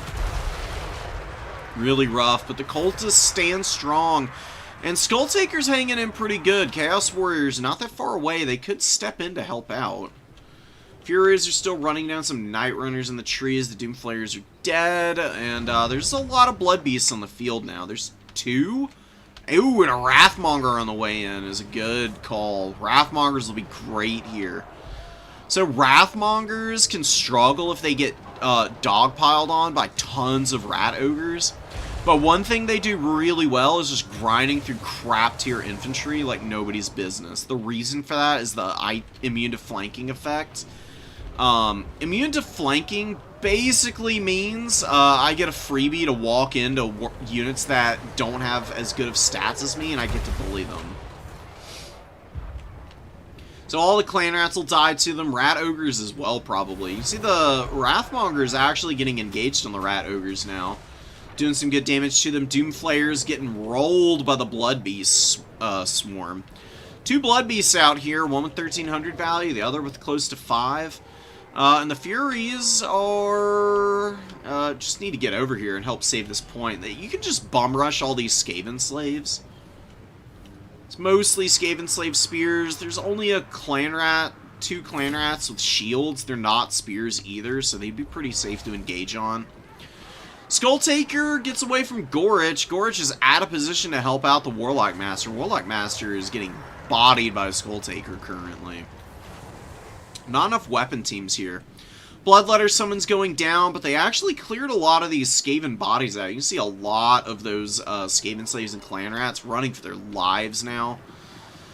They just got chewed up, is really the long and the short of it. And the Cultist with 1,000 value here, and 490 is not bad either. Doing a really nice chunk of change out of Gorich especially, I imagine, for that one with 1,000 value. Minotaur, great weapons on the field. Khorne is not playing the objective super aggressively, and that's actually to their benefit. Skaven are not good against Khorne when Khorne is able to compromise their value advantage. Skaven want to value trade Khorne off the field. If Khorne can just get a lead and hang on to that, and they force the weapon teams off, then if you're stuck in a melee fight against clan rats, like, okay, it may take a while to get through a lot of the clan rats, but eventually you'll be able to farm up a Sword of Khorne, and then just start nuking entire positions of the Skaven infantry. It's actually really funny, that being one of your win cons, because it genuinely works exceptionally well. Just kill weapon teams, and rat ogres and doomflayers in the early going as best you can. Just try and stay away from getting stuck on top of all these rat infantry. Then come back with a vengeance and try and finish them all off with the army abilities. Avalanche mortars chilling over here. Skulltaker is just having a whale of a time in the back line here. Edie is getting a lot of supplies banked up. Very curious if there's going to be some big single big summon or a couple of smaller things. Cultists are going down, but they got good value. One with 732 over here. The other with 1,200. Average it out. They both ended up with about 9. And then they have whatever value from their bloodletter summons they got, which is probably close to 200-300. I've seen it get on the upper end to actually being as valuable as just a standard bloodletter. I've seen the bloodletter summon get 800 value before. It's pretty hilarious. Warlock Master is going down, and the Bloodbeasts are coming in with Skulltaker. Skulltaker is not going to attack the clan. That's going to pull back. Oh yeah, going after the Avalanche Mortars. Avalanche Mortars are really out of position right now. Very slow unit. They don't move very quickly. Skulltaker and... oh no, the Bloodbeasts are going to get the Avalanche Mortars. If all that happens here for Khorne is that Skulltaker and the Bloodbeasts take out the Avalanche Mortars and then end up, like, slowly dying out back here, it honestly wouldn't be the end of the world. As you can see, the Khorne reinforcements are coming in big numbers, and they are doing work on the number 3 objective right now. And in fact, Edie still has the objective lead. Doesn't even need to worry too much about doing anything extra back here. All these Skaven units for Brandon are functionally useless there. They need to move out if they're going to get anything done. Either in terms of value trading or just sending them forward to try and threaten a cap or something. But the value is so far out of whack.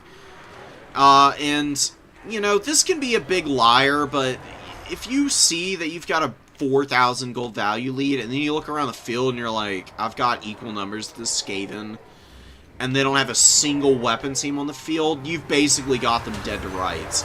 Skaven do not do anything well without weapon teams on the field. 2,900 value Bloodbeast here, by the way, and the other with about 7. Skulltaker's gonna go down, but he got 2,600 value in the process. And you can see the Bloodbeast might actually be able to save him. Oh my god, no way. They push the Rat Ogres and the Morskatar's Hellion off of Skulltaker, giving him enough time to push away. Maybe not. Morskatar's Hellion finds him again. Oh, but he's just running. He's getting out of there. And Zap is useful. It's going to stop him from using Bloody Onslaught, but Cloak of Skulls just permanently active now. It does immune to flanking, which is really nice for Skulltaker, because it means that even though he's got bad melee defense, it's at the very least active at all times. So for like really crappy spearmen, it makes it very difficult for them to poke him down effectively, despite a bonus versus large.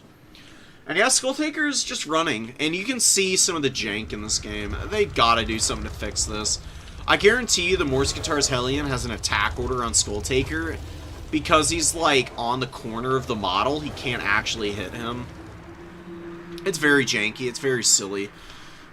There's a lot of little things that need to be cleaned up, because it makes the game a little bit weird. These like chariot mounts have had a pretty rough history over the course of the game with their hitboxes. Skulltaker's gonna get out. He's got 400 HP, and he's dragged the Rat Ogres to their doom, and I think the Morskatar's Hellion is gonna die as well. Minotaurs have a pretty decent little surround on it here, and there's Bloodbeasts there too. Bloodbeast at 961 value. This one over here is just absolutely ridiculous. 2900 is definitely one of the high points that I've ever seen out of one of those guys.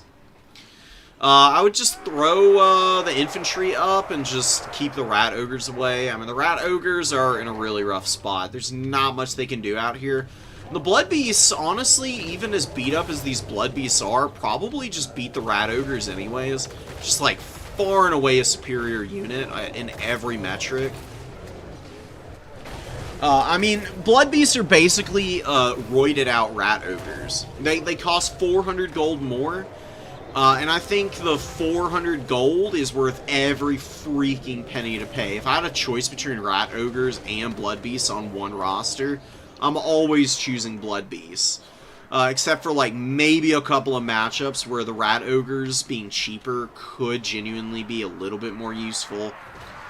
9 times out of 10, though, Monkey Smash. They smash the Rat Ogres.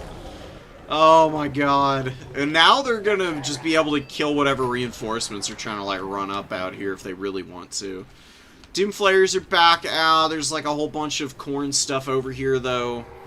Edie, honestly, did a really good job playing this matchup. He took advantage of Brandon's bad positioning. Not that, like, Brandon made any, like, truly egregious mistakes. He definitely could have played a little safer with the Doomflayers.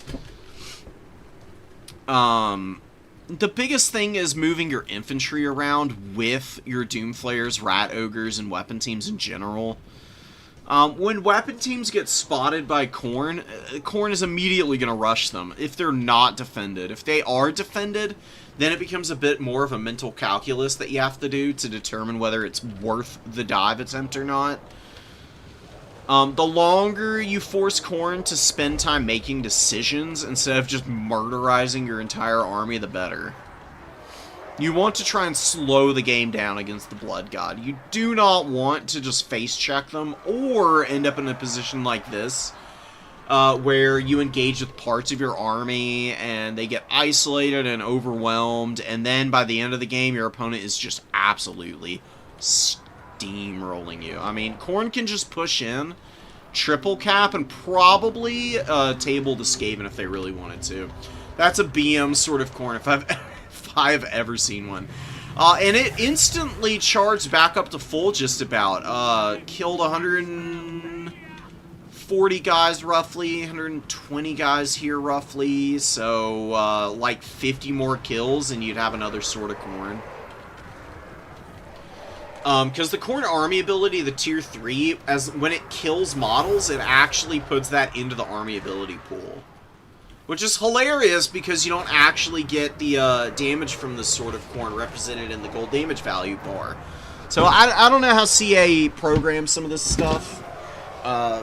It's it's a little bit baffling at times trying to comprehend, you know? But they're like the ultimate expression of like the Tzeentchian justice plan of any company that I have ever seen in my life. Never let CA forget about hyenas. That's like honestly one of the funniest business fails I've ever heard in my entire life.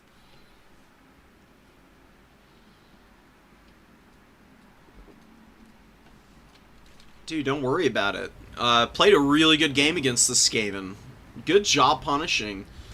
A couple of things to note would be, keep Skulltaker and the Cultists with infantry at all times. Have like some Khorne or Wrathmongers around them, because those units are really nice to anchor on top of. Because Skulltaker gives amazing buffs to both those units. Like, Khorne actually become good generalists with the extra melee attack that Skulltaker provides. And then Wrathmongers are just an unapproachable menace when they get extra leadership and melee attack from Skulltaker.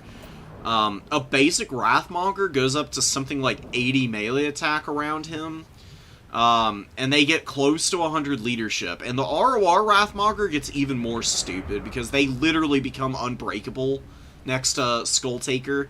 Even though they don't have the unbreakable trait, their leadership goes to like 117 or something. Because they get...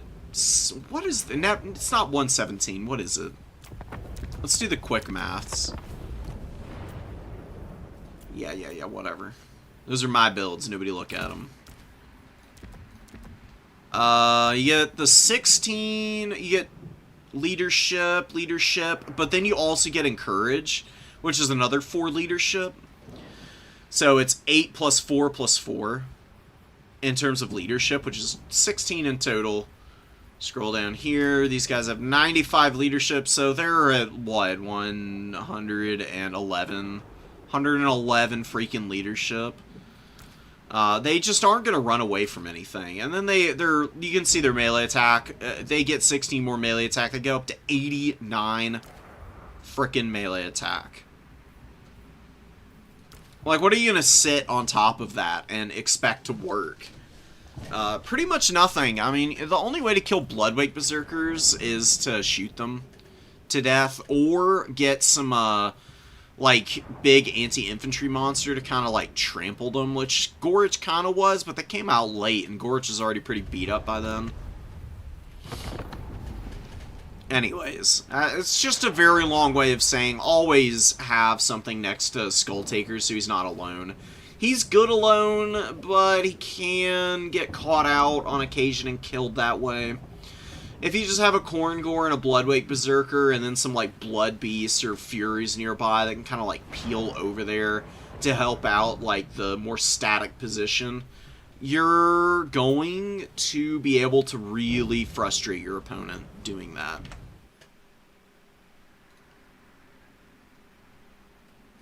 What's up, Ninja? Galju, how's it going, guys? Oh, yeah, Jimmy, that's a really good idea. Burning Headcaster and, a Rush to get the guns. I actually do think that's a great idea. Yeah, Fire Archmage, with some Illyrian Reavers, or some Silver Helms in the opening, Illyrian Reavers in reserve. You Burning Head through a position of the State Troopers, and then just go straight for the guns. I like it. I think that actually does work pretty good. Probably need to play a little bit patiently, but you can execute that pretty early on. We're going to watch this Beastmen counts game. Kramer fought an Undead faction just a minute ago. Oh god, not again. Brought another Flock of Doom caster into the Undead. Oh, I don't like this. Flock of Doom is just not going to do shit to the vampire counts. Counts do not care about Flock of Doom. It's not doing enough damage to them. Like, even if you're hitting their entire army, they've got so much passive healing that it's not really going to be affecting them that badly. Like, they'll heal past it pretty quickly. They'll drop invos, they'll have corpse carts, they'll have, like, regen on units, like the Sternsmen here, Cryptors, stuff like that. We'll see, we'll see. Maybe the Flocks of Doom do way more than I'm expecting, but I'm already very feared here. This is a pretty tough matchup for the Beastmen. It's not unwinnable, but they don't win it very cleanly by going for this more typical type of build. The reason that you don't want to bring Ungor Raiders against the Counts, for one thing, is Scabscraith on the White Kings. I mean, they literally will, just with one Scabscraith, just delete entire rows of these guys. Not great. Pestilent Breath from Karstein Lord can be a big pain. Just does a ton of damage with this. He's also got Flock of Doom. Flock of Doom for the Vampire Counts will be great here, because they can nail Synagors and Razorgore Herd with this. To pretty ruinous effect. And then there's Zombie Summons. Zombie Summons on top of Ungor Raiders is pretty devastating, because Ungor Raiders have really bad stats. They can get chewed up by zombies, actually. Not, like, super badly, but still, like, slow whittling down. And then just being tar-pitted for, like, the 90 seconds that the zombie summons last. It's just painful, dude. You just don't want to deal with it as Beastmen. I think you should go for more mobile builds against the Undead. You do want Gore Herd. I don't think you need Zangors, really. Just Gore Herd and Khorne Gores. Probably the best way to go. Synagor throwing axes, few melee Synagors, Sons of Goros, definitely needed here. And this is probably a matchup with the Butchers of Kalkengard are good. So the Vampire Counts don't have shooting to hammer Butchers, and they don't have a lot of fire damage either. So you can actually kind of bully the Undead with the Butchers a little bit. Ungor Raiders are opening up. One thing Ungor Raiders do exceptionally well is kill Crypt Horrors. That is like one reason to maybe bring Ungor Raiders. Even that's a little questionable, though. Sons of Goros get a nice little charge. Do take a little bit of unnecessary damage. I don't really know if, like, jumping up in here to fight, like, zombies is a great idea with Skeleton Spear so close by. I actually think just keeping these guys back and in reserve so that you can punish the Von Karstein Lord if he lands is better. Yeah, Flock of Doom goes down. It's doing damage to, like, zombies and Skeleton Spears. It's not hitting anything expensive or important. Crypt Horrors are getting in now. They're going to get on top of the Gore Herd over here. Ungor Raiders should start shooting these Crypt Horrors right now. All three Ungor Raiders need to shoot the Crypt Horrors. That is the only thing that they should be working on.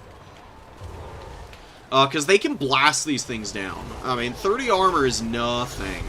Very, very flimsy defenses against these bowmen. Zangor's getting overwhelmed. The Sternsmen doing a really good job with the White King support of just pushing right through those guys. Sternsmen didn't really even do that much. Really is just the White Kings here. With the Scabscraiths, I guess. I mean, they've gotten some pretty decent value that way. Fellbats on the way in. You can see the leadership problems for the Ungor Raiders.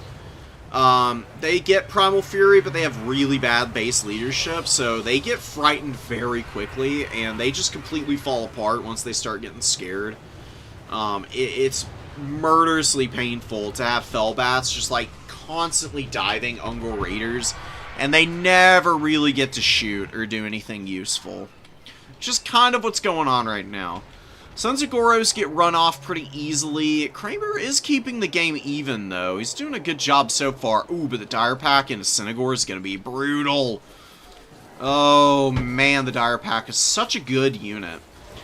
Anti-large Undead Houndo. I mean, with Strider, too. Brutalizing the lightly armored Senties with some Crypt Ghoul support. Crypt Ghouls against Gore Herd, not going to be a great fight for the Crypt Ghouls under normal circumstances, but with just a little bit of good micro here, you just surround and get the finish there. Beastmen take the back point. They got a lot of units overlapped here. You know what you do right now? as counts. You fly your lord over here, stack them right here on the blue line over this fight, breath attack into the triple blob here. Then you fly, land on top of all the survivors, terror out them, and then you rear charge here and terror out these guys. Corpse cart holding. Vampire counts are doing a good job of holding over here. They don't need to do anything special now. They can just use the Sternsmen and the White Kings to hold this down, while the Cryptors and whatever, like, zombies and skeletons might still be alive, just rally back and start thumping all these foolish gore herd that have pushed up onto the back point. Khorne Wraiths coming in isn't bad. Not really like a counter to anything over here, but, I mean, they cause terror, so maybe in a couple minutes they can get these guys running for their lives. Ooh, Dire Pack are on the hunt, and they actually chewed up the Great Bray Shaman a little bit, and Von Karstein Chad is landing down on the ground now. It's a fat flock of doom here. Honestly, just staying and forcing these guys to sit in the aura would have been better. It actually leads them out of it a bit. It does get the Ungar Raiders to the breaking point, though, which is the most important thing. And he drops a zombie summon to escape. Super smart. Get over there. Drop your breath attacks. Breath attacks. All of them right there, please. Begging you to hit that thing. If Neeper hits a breath attack here that kills like 100 models, it's just honestly not out of the realm of possibility in any way at all, then he can just walk home with a dub. Because that's like the strongest point on the battlefield for the Beastmen. They're like struggling to clean stuff up back here. You can see that their Gore Herd eventually ended up getting surrounded by a lot of those units. And there's the breath attack. One Ungor Herd disengaged, but the Ungor Herd and the Zangor here just totally ruined by that single ability. Like I say, you gotta follow that up with a rear charge there, break the leadership, jump over and do the same to the other side. Goreherd here pulling back on Goreherd, moving around, trying to find another place to set up. Sons of Goros getting finished off with the Cryptghouls. Cryptghouls with good value. Solid value. Sternsmen, a little beat up, but they got a lot of healing left to do. Same with the Cryptors. Cryptors are a little beat up, but again, a lot of space in the heal cap, and they still have 12 models, so while they've lost a handful, it's really not that bad. And the Cryptghouls the Cryptors over here haven't even dropped a single model yet, and they're going pretty strong. Although Ungar Raiders coming out and opening up on them is going to get them down pretty quickly here. Without some support, we'll see what comes in. Khorne Wraiths do not want to fight Zangors. Magic damage unit, please don't do this to yourself. Push them up into the Ungar Raiders back there. Terror out from the Khorne Wraiths here. Karstein Lord finally making his way over here. It's a little late, man. You really needed that terror out a little earlier. Beastmen are playing off the objectives okay, though. They're keeping themselves in this somehow. I mean, certainly not been ideal in the least. Blood Knights out on the field now. Can go after the Zangors and whatnot. Neeper gets terror out on the Zangors over here. Good. What you do is use this beat up Cryptghoul to just chase them off the edge of the map and then unsummon the Cryptghoul. Skeleton Spears are grinding, and good rear charge from the Blood Knights, and they actually cause a terror out here because of the leadership effect. They may cap the number 2, and then they can just murder all of these units here. Blood Knights alone will kill the Synagors and the Hounds. Absolutely no problem. These guys are just... they're rock solid, and they are yoked to the gills on armor and anti-large damage. Although they're not actually attacking the Synagors right now. Now they're attacking the Synagors, and you see the Synagors immediately start melting. Good invo. Awesome use of Invocation is great on Blood Knights. One of the reasons why Blood Knights are so good is because they get a lot of support like that, and they just chew through everything. Sternsmen rally back to the objective. They're getting run over by a chariot right now. Not that big of a deal, though. Red Braceshame is just not getting value, man. I mean, a whopping 684. It's going to end up with maybe 1,000 value. And the Von Karstein Lord over here, I'm going to guess, is close to 2.5k.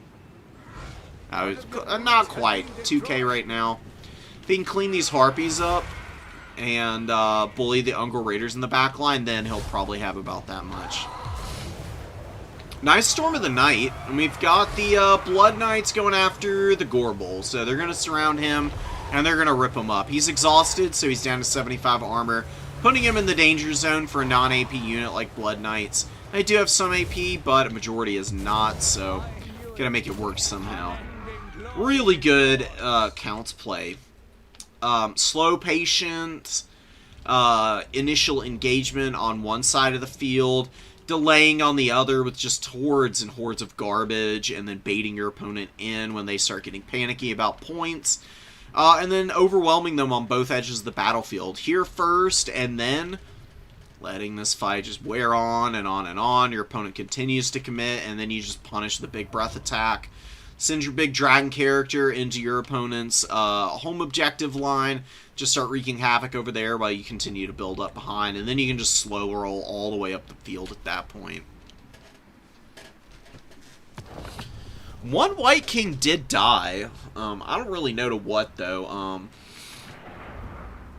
Yeah, the Beast Magic caster is really good against mortal factions.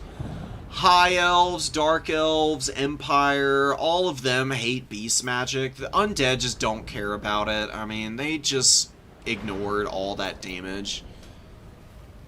And then just walked down all these squishy Beastmen units.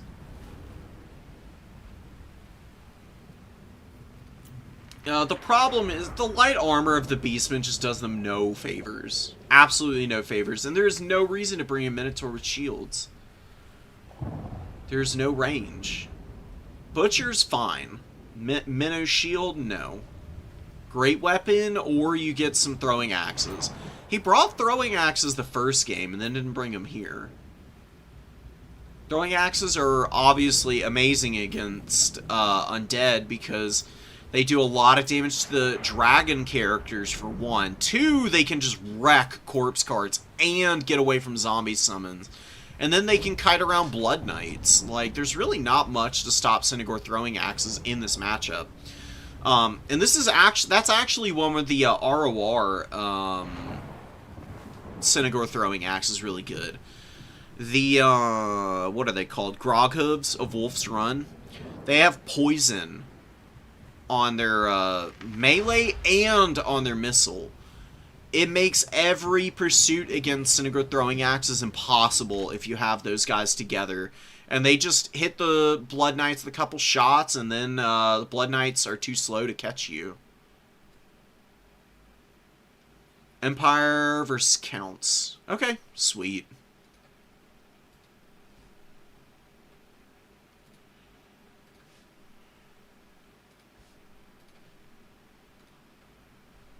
High Elves versus Khorne is always a really fun matchup.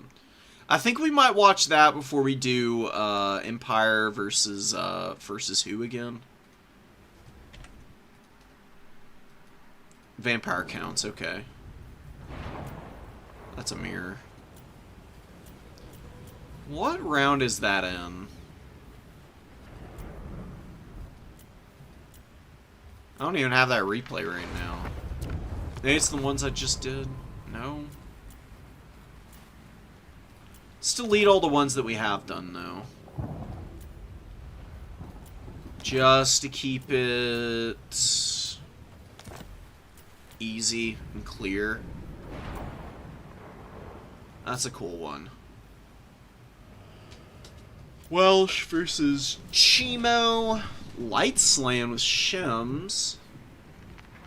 And Net. Okay. Salamanders. Sphinx. Caught up. I'm gonna watch that one eventually. Cool High Elf mirror. We'll see about that one later.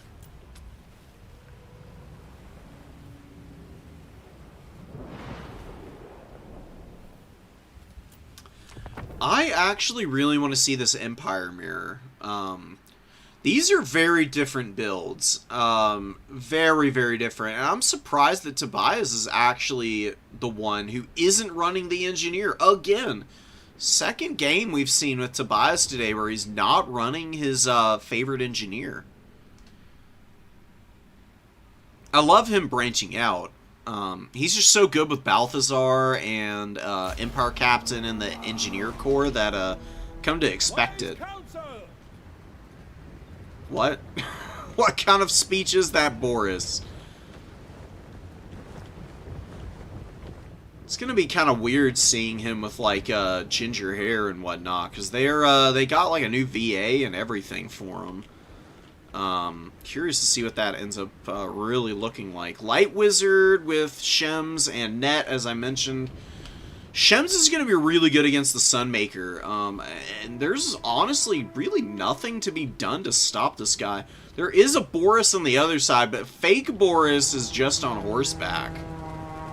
With just the Midland Runefang. This is kind of crazy. Bussy is going real deep on State Troopers and Knights of the Black Rose for the opening, with the Sunmaker to back it up. Hochland is his first summon out. Tobias banking more supplies. Curious what he'll bring in. There's a great cannon for Tobias. A bunch of archers. 2 over here, 1 over here. Then State Troopers. Got silver bullets as well, actually. Hiding at the edge of the trees. Yeah, 3 spears. Good idea to hold them back also, by the way. Wow, and Shems immediately kills 2 of the Sunmaker models. Ew. Ew, brother. Yeah, 522 value on the Light Wizard instantly. You're like, how does he have value? He didn't do anything. Yeah, well, he may not have killed anyone, but sometimes you don't even need to kill people.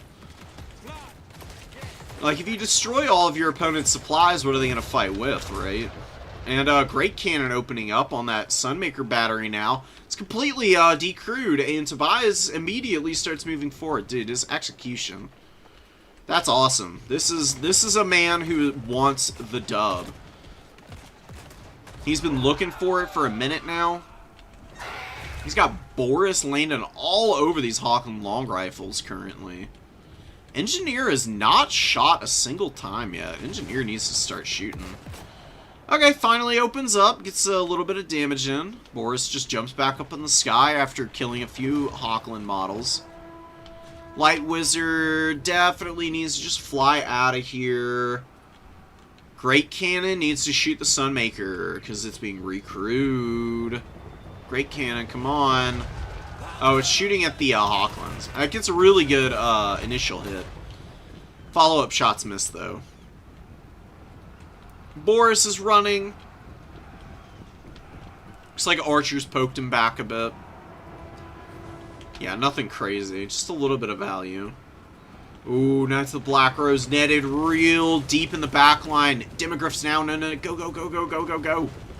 He's positioning the infantry in front of them. He's trying to, like, cut them off. It's better to get the Demogryphs in there as soon as possible, though, in my personal experience and belief. Does engage cleanly, though, anyways, so no problems in the long run. It's a very dead Knight of the Black Rose. Hey, Bussy is staying in this one, and he absolutely destroys the Great Can with just a few volleys from the Sunmaker, too.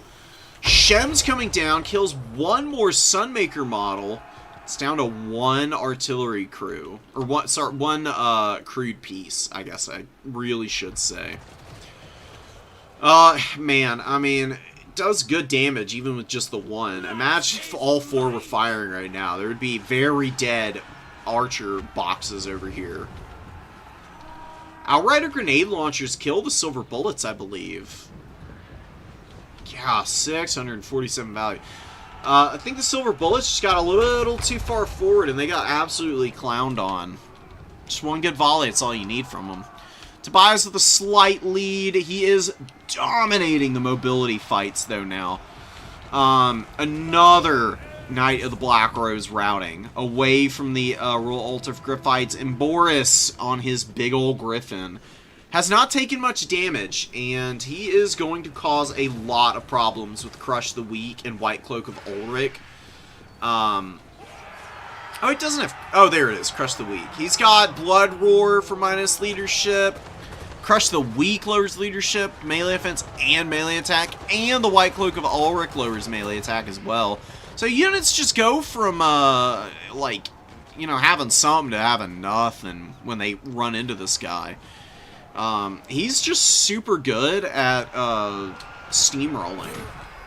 It's like one of the few ways the Empire can really get something like that working is by running Boris with some really good backup, like the Royal Altar Griffites and whatnot. Sunmaker is still causing problems somehow. It gets a little bit more damage and then goes down. Light Wizard with one final Shems actually takes out the last piece. And while his value may only reflect 800, really, he's got straight up 1700 because he pretty much single-handedly killed the Sunmaker. Killed all the artillery piece models. And then got a fat net over here on those Knights of the Black Rose. So probably 3,000 gold's worth of value trading from him. Outrider grenade launchers, dead. One volley from these archers on top of these guys, both of them firing at once, just insta-gives them. Bye-bye. Pistoliers being chased off the back of the map behind their own spawn points by the Demogryph halberds. Jesus Christ. Dude, Tobias is doing some really disgusting stuff in this game. He just has no fear. He's even got archers, like, sitting on this cap, out-capping Boris, who's just, like, hopelessly sitting there. Knights of the Black Rose deep diving now. He's got two of them out in the field. Both ready to just kill all the Free Company militia that are wandering up. Silver Bullets are being attacked with a Warrior Priest. Warrior Priest is actually giving some big buffs to the Spearmen. Wow, the Spearmen have 33, wow, 33 melee attack, guys. Hold on. Getting a little rowdy here. Yeah, and the Knights of the Black Rose just pinballing these guys around, coming in from the flank.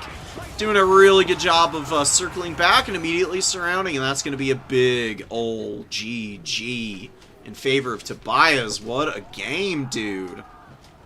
Dominant fashion. Absolutely no freaking mercy either. Look at him just deep diving his opponent. He knows that he's at his whim at this point.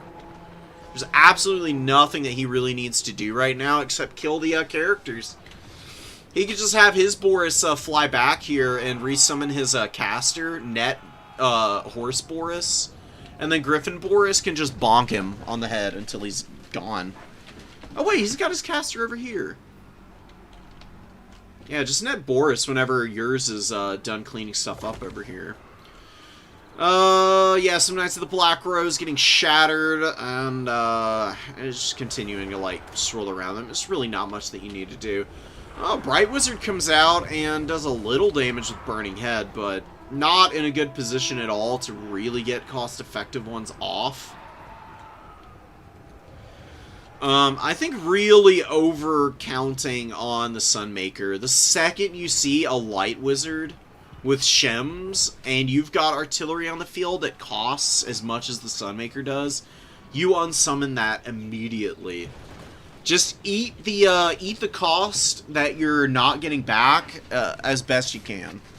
It's way better to get, like, your 1,400 supplies back by instantly unsummoning than to lose a 1,700 gold unit and it only get, like, 800-900 value.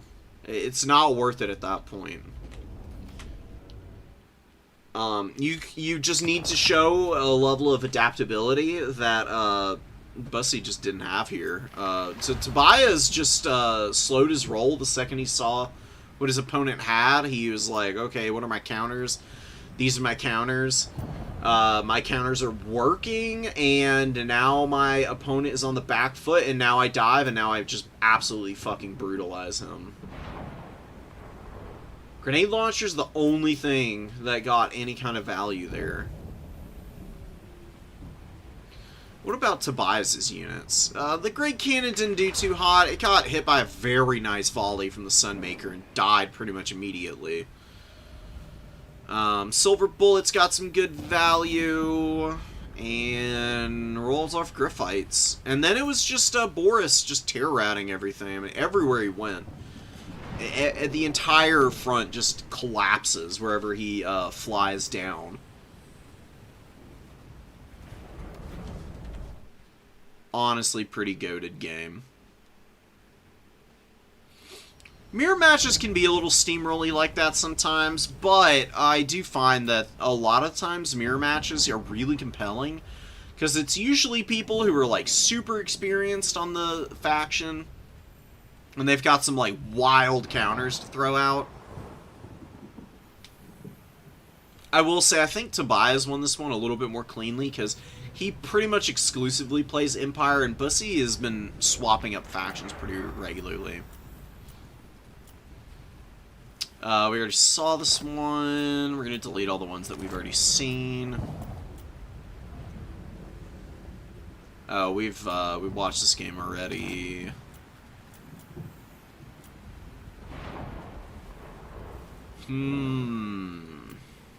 Skaven. Yeah, let's do Skaven Lizardmen now. I wanted to see how this one played out, and I think now is a good time to just jump straight into it.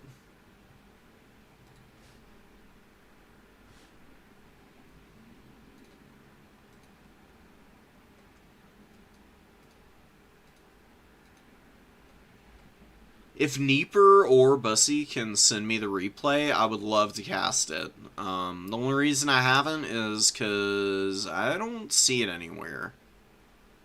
Scrolling back through even, I still don't see any Empire Vampire Counts games. I see Counts versus High Elves and a whole bunch of other stuff, though. Anyways, we're getting into our match here. We've got Skeleton Horse Archers going for the cap. Feral Cold Ones screaming down the hill. Honestly, could just push the Horse Archers off. They've got 90 armor, so it's a little hard to poke them down. This one's starting to take a decent amount of damage, so I'd pull it back. Maybe you can't really grab this. You gotta be careful, because you don't want these Feral Cold Ones to get rampaged. Because the Sphinx of Uzcath will clean them up really fast. And the Rampage procs at below 75% HP. Which is really just a couple hundred more damage away for this one, but it pulls back. They did make some nice space here. Feral Cold Ones are going to just sit on the edge of the point. Skink Cohort's moving forward. Skink Cohort here is trying to get in position to hit the Horse Archers with their Javelins. And, ooh, good Kotep. Sandstorm, Darude Sandstorm, baby. Big damage on that Skink unit. Very roasty, toasty Skinks. And yeah, it was the upbound Sandstorm. Skinks survive, not unmolested, though. I mean, they're pretty beat up. Saurus Spears are wandering in now. A lot of off-angle fire from the Skink Cohorts, which I do like. Honestly, the Saurus can just grind down all the Skeleton Spears. Saurus Spears are insane against Tomb Kings. The only thing you need is to make sure that the Chosen of the Gods and stuff like that can't just bully your Saurus for free. But because there's none of those guys out immediately, you can see them being summoned out to deal with the Feral Cold Ones, actually. The Lizards get some really good initial engagement. The Sphinx of Uzcath is getting roasted right now by these Salamanders. Salamander Hunting Pack double fire is demolishing this poor guy. He gets the restore. That's nice, but he's only getting half of that healing right now.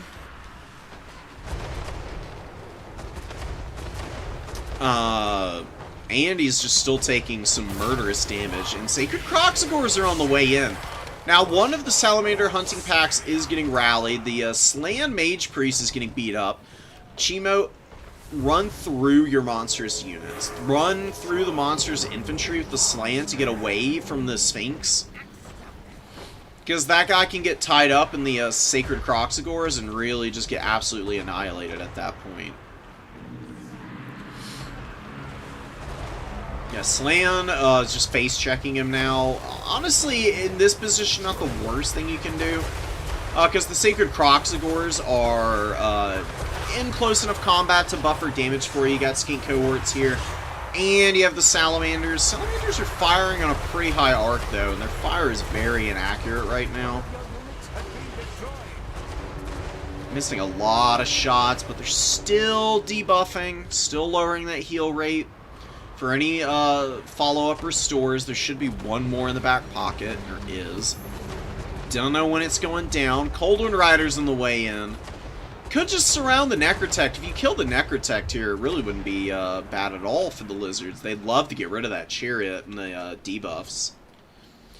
Fireleech Bolas are harassing in the back line. Looks like Feral Coldwinds actually took down most of the Horse Archers. Or actually, one of them's just on the other side of the field here. The other is crumbling out now.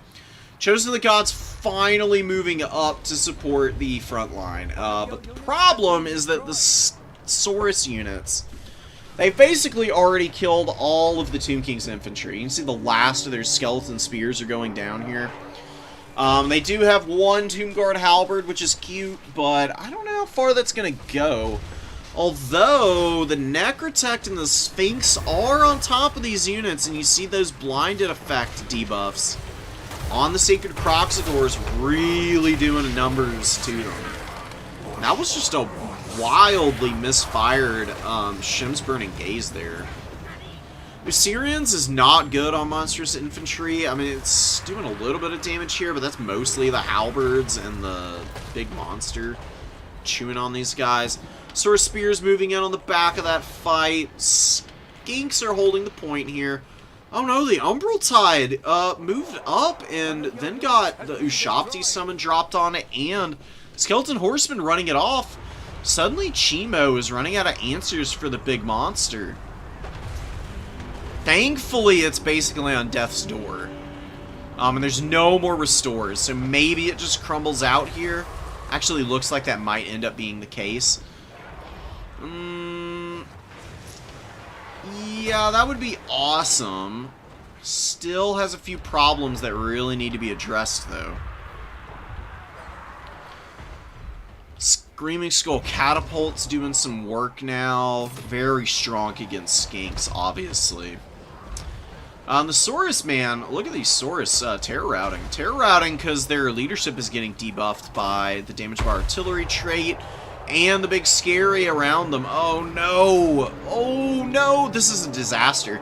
All of these Saurus can be run down now, and they're honestly so healthy. This one's routing. This one's routing too now. They were just terrified there for a second, but looks like the Tomb Kings are going to win this one. They're in a very favorable state right now. Lizards honestly were doing okay for a bit there, but they couldn't get the kill on the Sphinx, and they lost their hunting packs. And the Sacred Croxagores just ended up sitting on top of a halberd for too long. Those Tomb Guard halberds, man. People do not respect these guys because they don't see them enough. You barely ever see Tomb Guard. And I'm always a little surprised because I find that just one Tomb Guard halberd can be some of the sneakiest value you can possibly get. They're really annoying with their shield. They actually have pretty crazy melee defense at 47. Their opponent's first as large as 19. So you can see even when they're tired like this, they can still put out some good damage.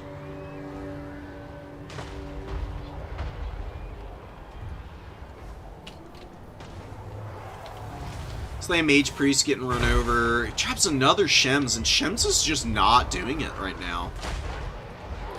He's trying to hit Grand Hierophant Kotep with that last one, and because there were cavalry in front, just completely stopped the spell from working. Skeleton Horseman, oh my god, but 985 value? Kind of good. Horse Archers moving up, these horsemen doing things. Fire Leech Bolas, I hate. I do not like these units. Their damage sucks.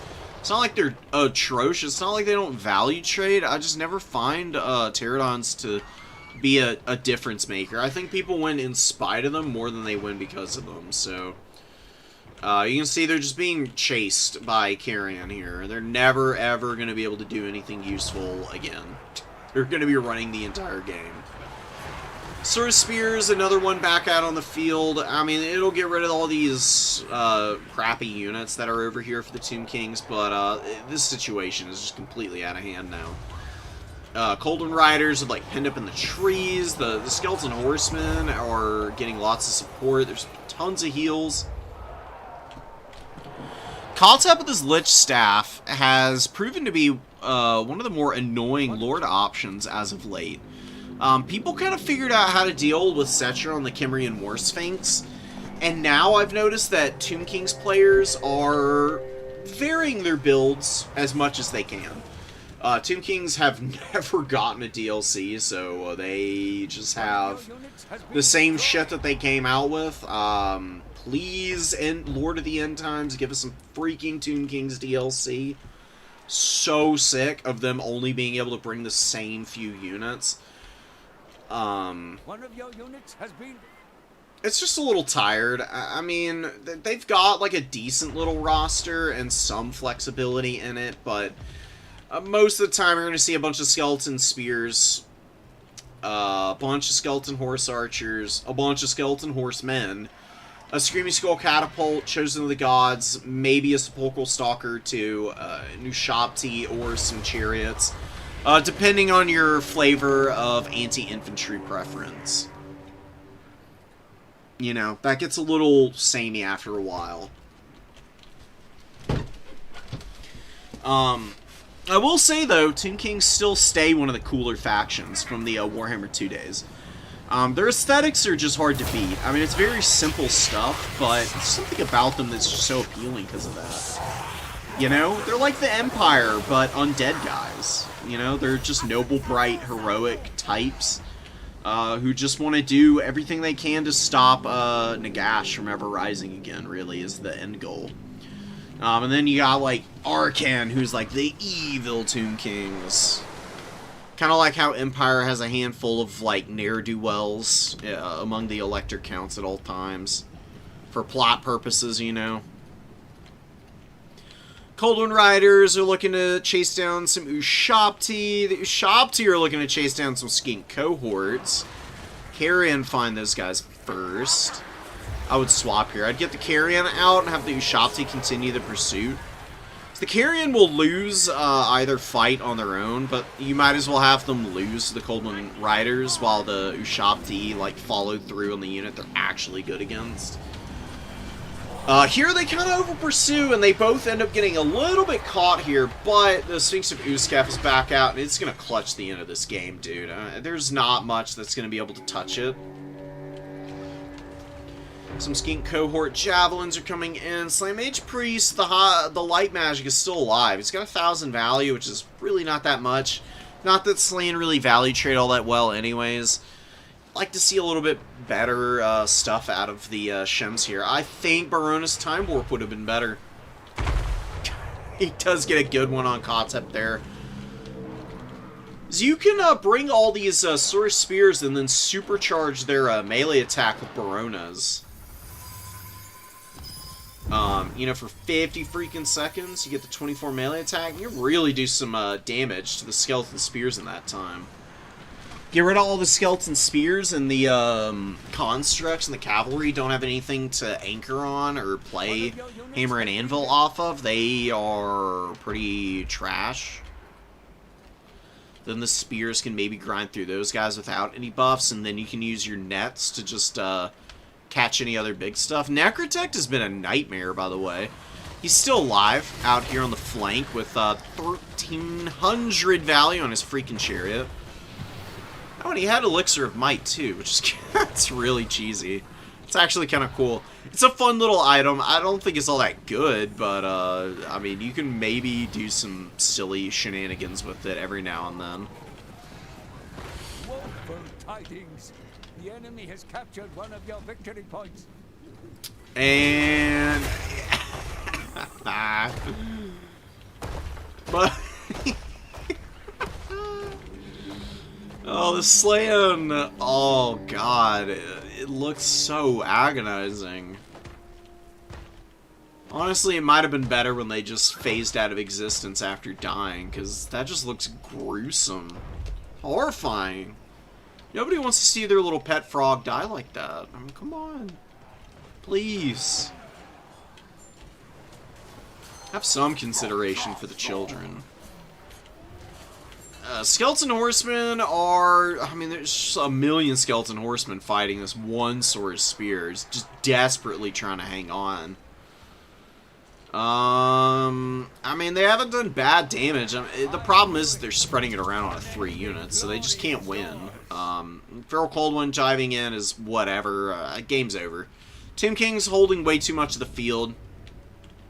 Sphinx is going to rally back and, like, tear out all the skinks off, and then you just see wave after wave of skeleton come out and just sit on all the points and just wear them down for the remainder of it. Really well played by Lion.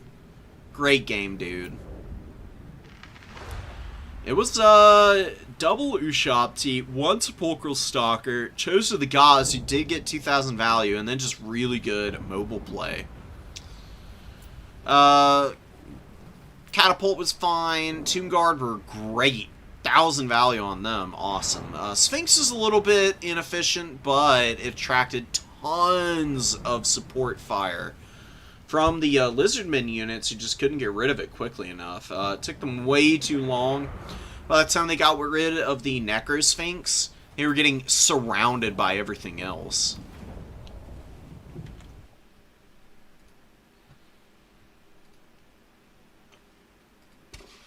Oh yeah, Razordons. A Razordon hunting pack. The Amazon Barbs against the Tomb Kings is a really nice unit to have.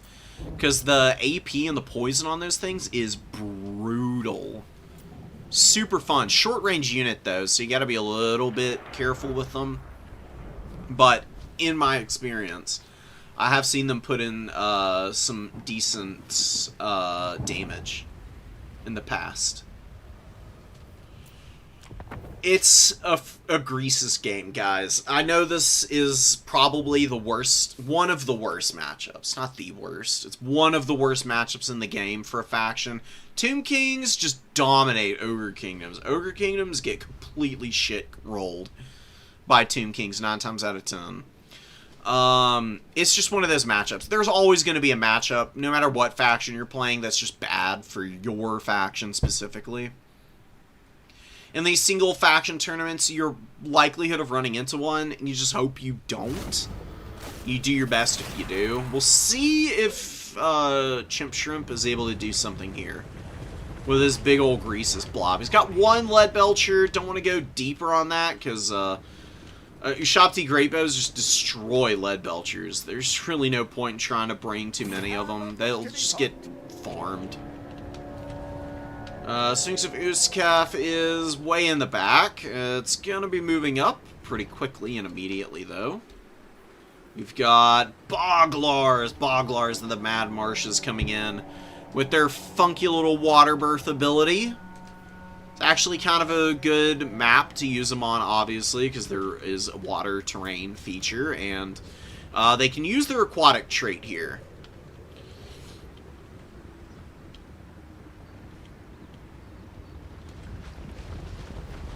So you can see they even get a little boost. People always forget about the aquatic trait boosting stats in the water.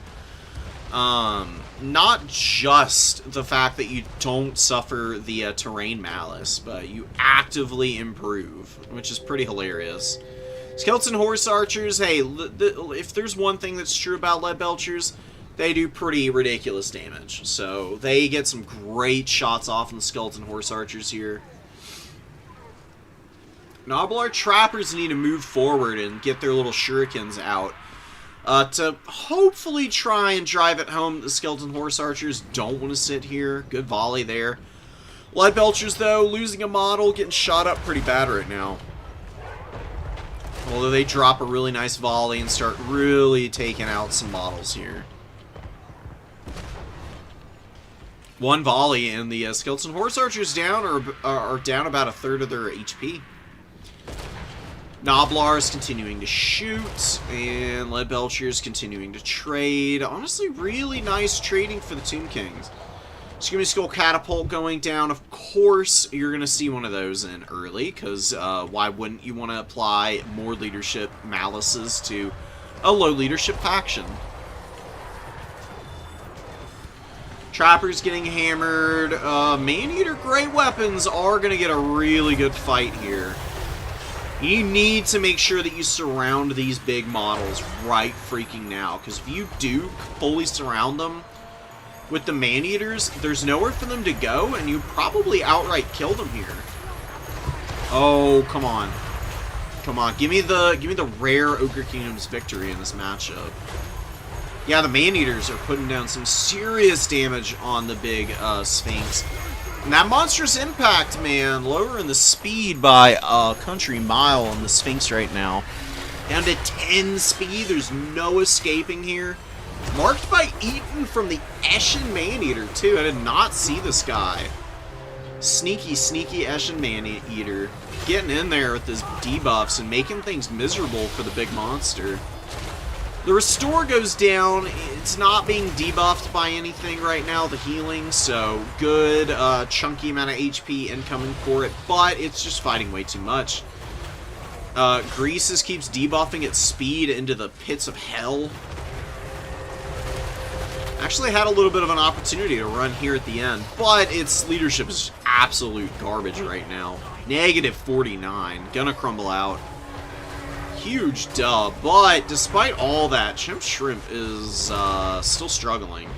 It's really not going that well. Lead Belchers are pretty beat up. They could be taken down here somewhat soon.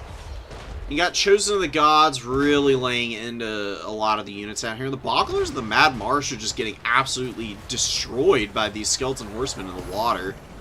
My god, the unit...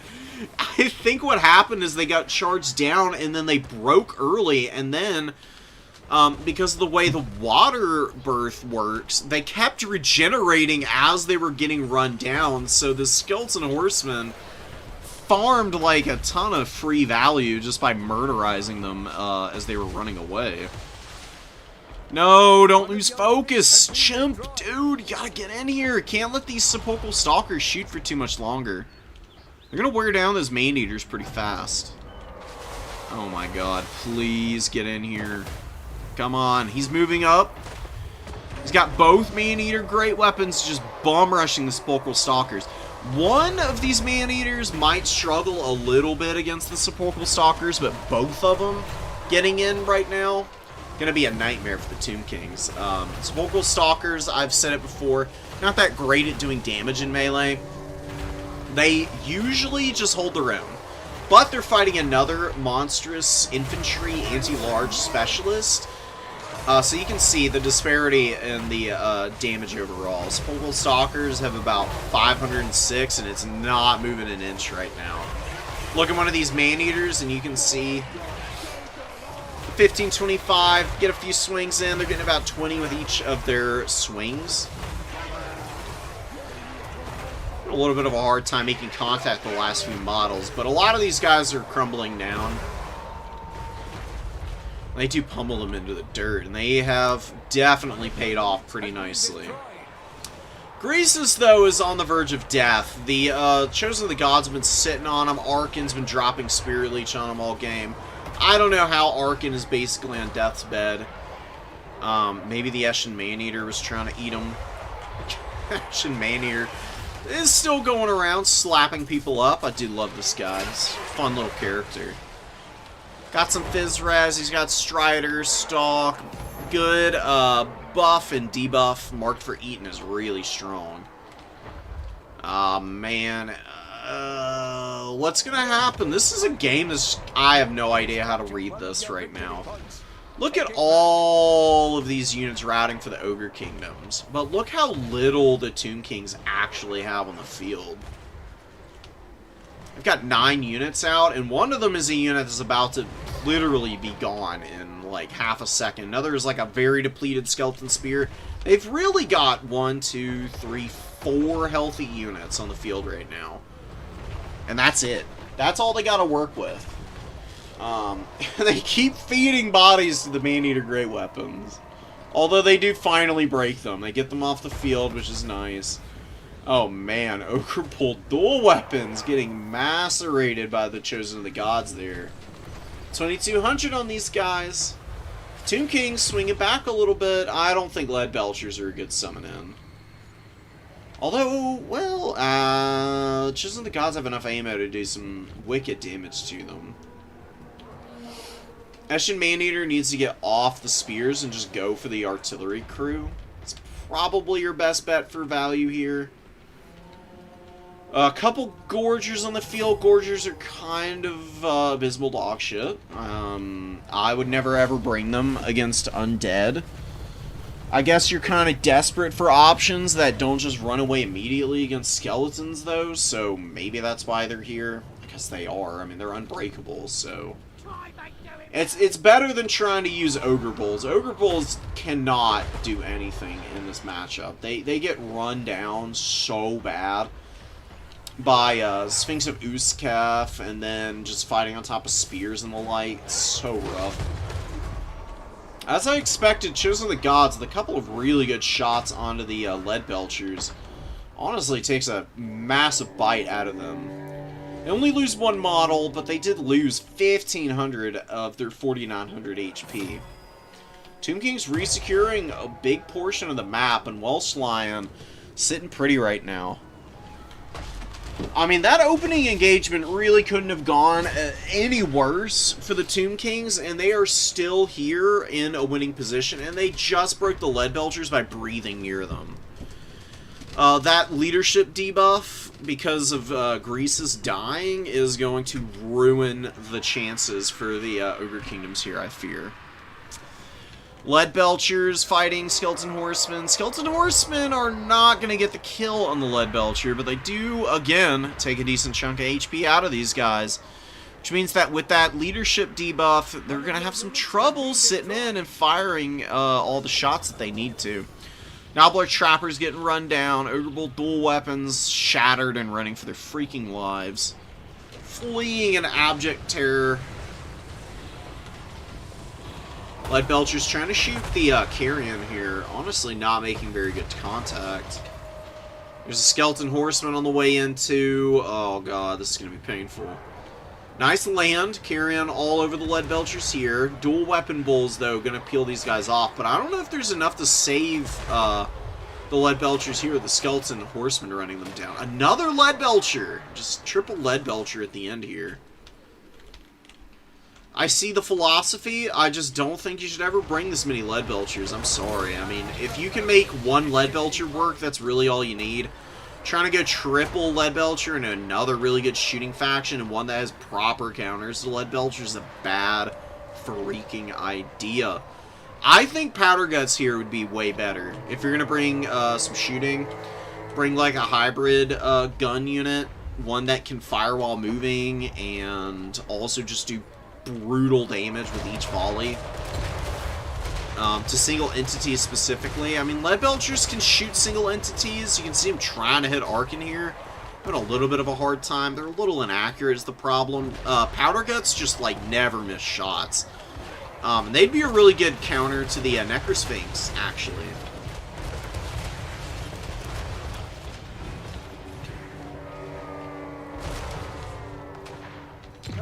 Lead Belcher survives. All 3 Lead Belchers somehow online right now. I really thought at least one of those would go down there, but not so.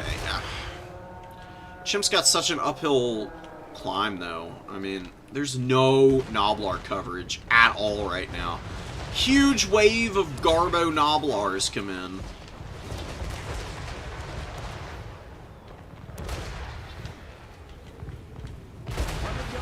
Has been destroyed. Skeleton Horse Archers just poking and doing their best. Lead Belcher's getting really freaking low. Dropping another model.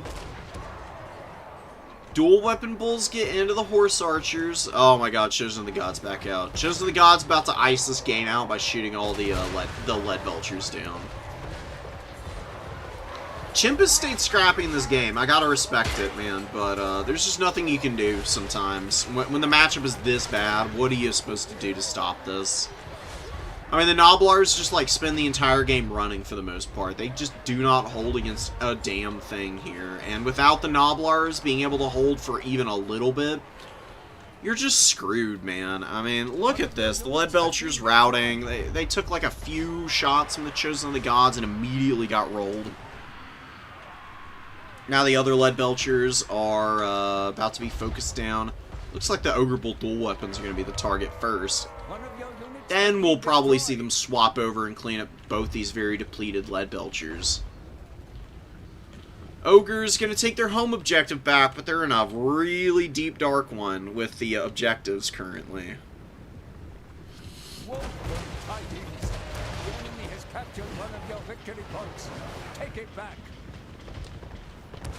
God, you gotta love the destructiveness of these units. They're such a glass cannon. Oh my god. Double Tomb Guard posted up right in front of Chosen of the Gods. Leadbelchers wish they could get through this. The problem is they're shorter range than the Ushabti Great Bows too. Oh my god, man. The Chosen of the Gods dominating the ranged duel. Not even close either. It's truly one of the most foreboding range duels I've seen in the game. It's because their little airburst projectiles explode so close to the Ogre Bulls that the damage spread on it is uber efficient. Seems like every last ounce of damage on the Chosen of the Gods right now is just getting into the targets that they want. And there's really nothing to stop it. Skeleton Horsemen just flank around the edge, and they get this last Leadbelcher down. Chosen the Gods helping with a few more follow-up shots to make sure it ends in their favor. Bucklers of the Map Marcher walking forward. And they're already 11th leadership, and they're basically full health. Screamy Skull Catapult comes in and starts shooting, and the Bogglars are immediately going to rout, and that's going to be GG. That's so funny, man. Oh my god. Sometimes the game is just brutally unserious.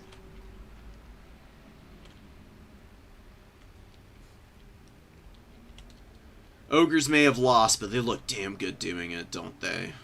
Just big, meaty men doing meaty men kind of business. Good for them. Good for them. Signature smug look of superiority on these guys.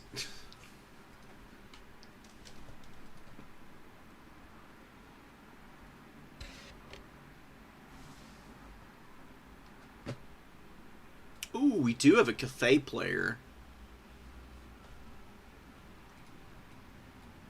Yeah, the pain on the frog's face as he dies is genuinely something kind of horrifying to behold, right? It looks agonizing. Like, they couldn't look more, like, painfully dead.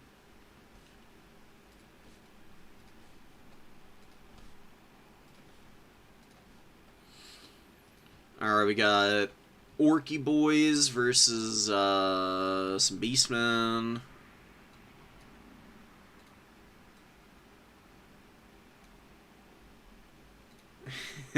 We've got somebody who's a little upset about some game mechanics, and we've all been there. It's so real.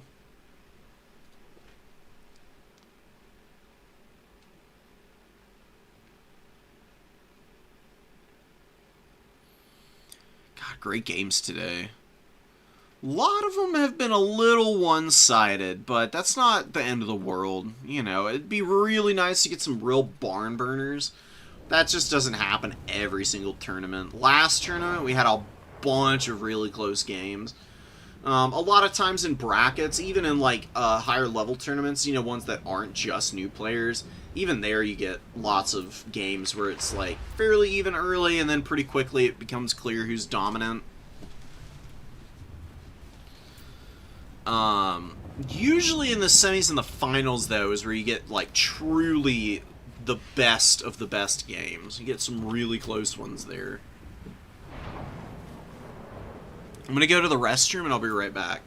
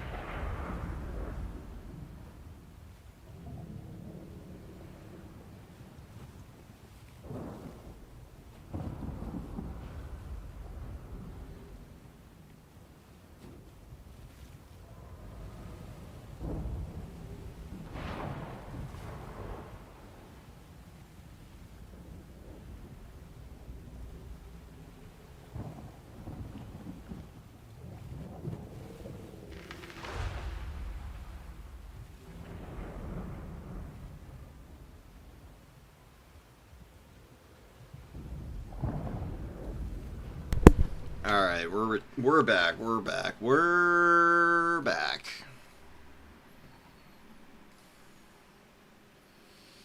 Good job. 3 out of 5 is awesome. You'll get there. You're gonna win a tournament sooner than later, man. Send me the replay, Neeper. I don't have it. I want it. I'd love to be able to watch that one. So we've got Yifer and we've got Spikes, another Empire Mirror. I'm curious if this one, how different this one is. Again, very different builds. This one's incorporating Boris again. It's got an Engineer. We've got Light Wizard over here with Marcus Wolfheart for Spikes. Yif is going for basically the exact same build he did last time. I don't think anything about this is different. He had an Engineer and Boris. Boris is on horseback. Yep. Again with just the heal. Double Knight of the Black Rose, Sunmaker, Engineer for restock, and Master of Ballistics, which gives accuracy and reload skill. Which is pretty good, honestly. It's a nice setup for the Sunmaker. Because it can actually really use the extra accuracy on the rockets, because it cuts down on the spread by a ton. Makes them way more consistent at landing in a small strike area. And they can just ruin units this way.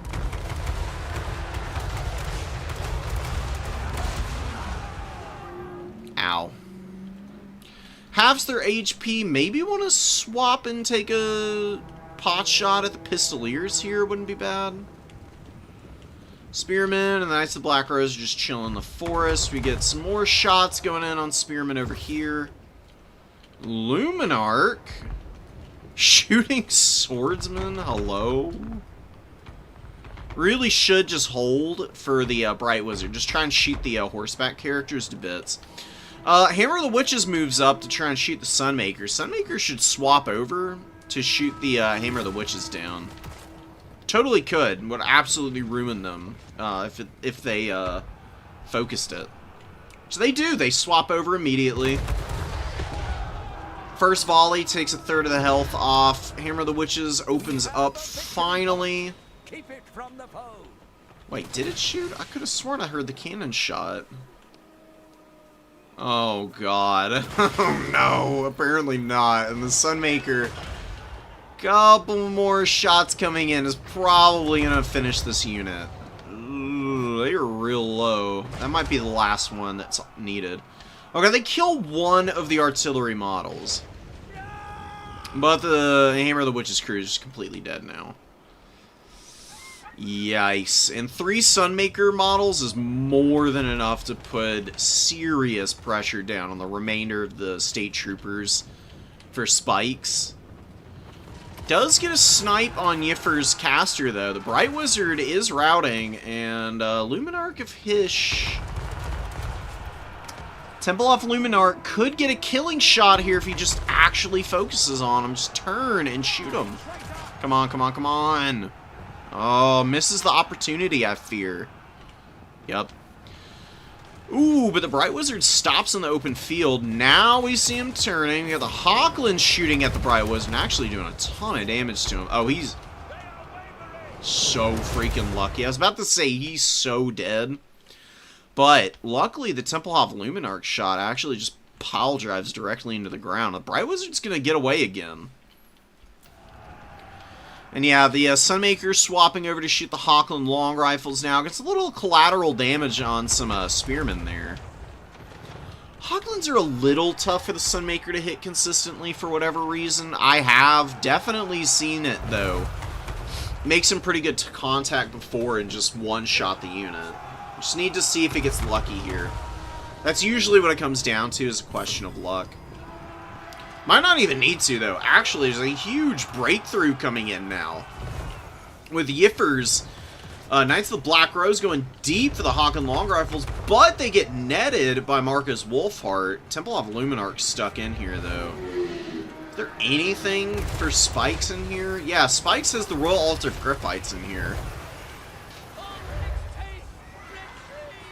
Yeah, they're really, they're really tearing up these Knights of the Black Rose. But the Hawkland Long Rifles did get hit by one good volley from the Sunmaker. They're gonna go down. Royal Altar Gryphites are getting shot at now by the Sunmaker, which can do good damage to these kinds of units. Let's see what kind of contact it makes if it opens up here. It's probably gotten restocks already. Wow, not even a single restock yet. That's crazy.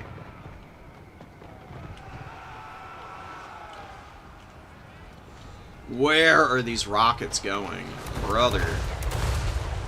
Trying to get the Royal Altar Gryphites. Couple of stray hits, and they do take a model or two out. Nothing too wild, though. Knights of the Black Rose are going down. Outrider grenade launchers over here stumble into some spearmen. Really not great for them, obviously. Here the Witches is back out. Whoa, okay. It's tied up right now by the remainder of this Knight of the Black Rose, but they got some help, so they're not totally out in the cold this time.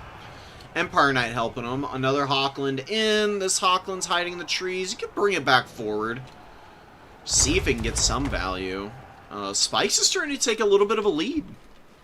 Still needs to kill the Sunmaker, though. I mean, this thing's going to have infinite ammo at this rate. I mean, first restock goes down. It gets a little bit of ammunition back.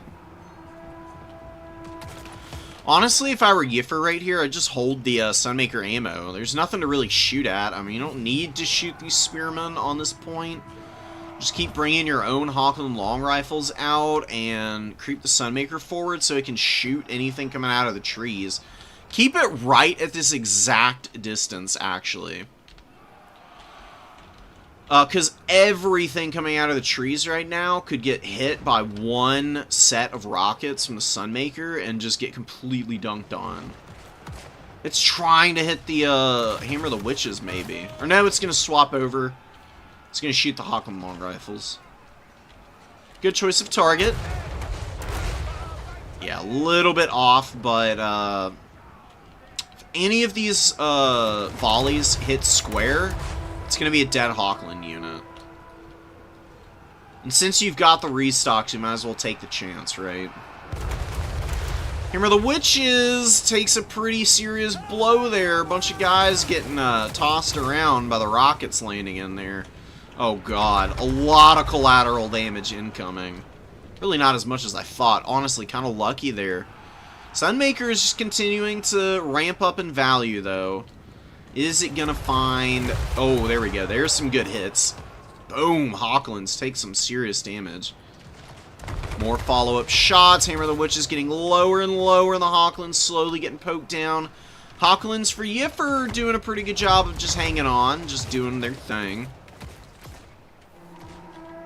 Or if protection from the Luminarch is actually helping those guys out.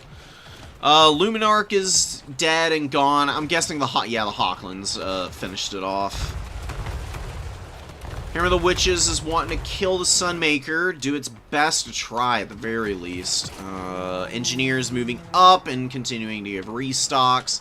I don't know why the Sunmaker banner is a million miles behind where the actual artillery crew is. It's kind of bizarre. I've not seen that ever before. Pistoliers getting shot by Hawkland long rifles. Spikes is doing a really good job of staying in this game. He just doesn't have any answer for this freaking Sunmaker, and it shows. Finally took down another one of the Sunmaker pieces. They can still continue firing. I mean, even with two models, they can still do some good damage. They make a couple of good collateral damage shots. Beautiful timing on the Burning Head. Oh my god. Wow. That is grody. Oh, and the Sunmaker. Beautiful damage on the Hawkland long rifles there. Another shot coming in. Doesn't make good contact there. 3,100 value on it, though. Where'd the Burning Headcaster go?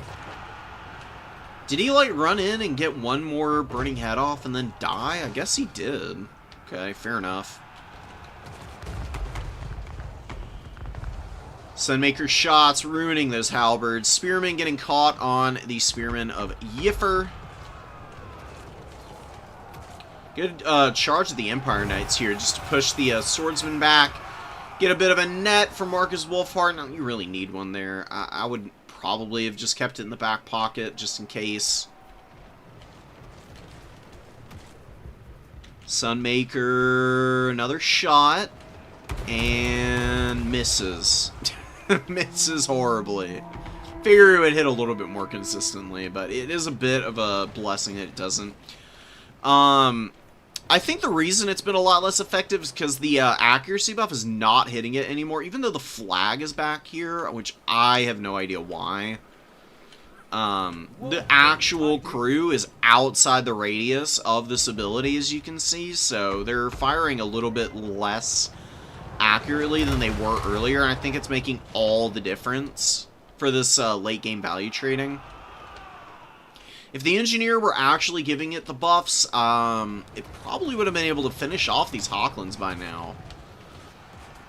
Spikes, man, is playing so scrappy. He just can't stay on the points. Yiffer is, like, dominating this objective over here. He's been playing off the #1 well enough to just make it pretty miserable for Spikes to move up. Spikes is making a bit of a breakthrough now, though. Empire Knights are going to shut down the Hawklands here. Maybe even take them out completely. One more restock in the freaking Sunmaker. Oh my god. It's crazy. All game. Endless ammunition for this thing. Hawklands trying to run back to the trees. Boris actually on the hunt for those Hawklands. Why not? I mean, he's like dirt cheap on the horse with his heel, so just yellow him in. Try and kill something, especially when you're this far up on objective tickets, like just getting any kind of kills for freebies oh my god, on a valuable unit like this. Brutal damage. Sunmaker finally making good contact with something. Goes from 3,400 value to 38 with just one good shot. It's the power of it.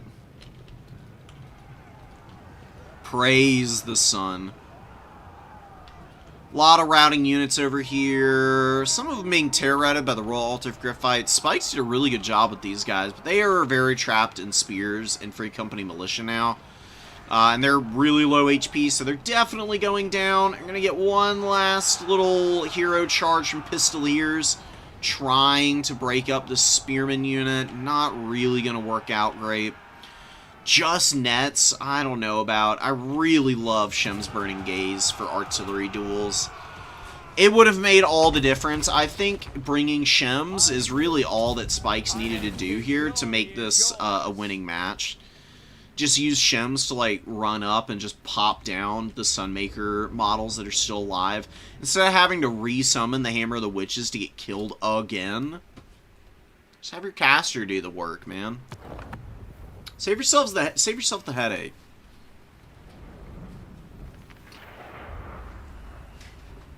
Good value on a lot of his units. Temple of Luminarch was pretty solid. He just couldn't stop the artillery counter. Like, Sunmaker really did kind of just straight up win this game for Yiffer.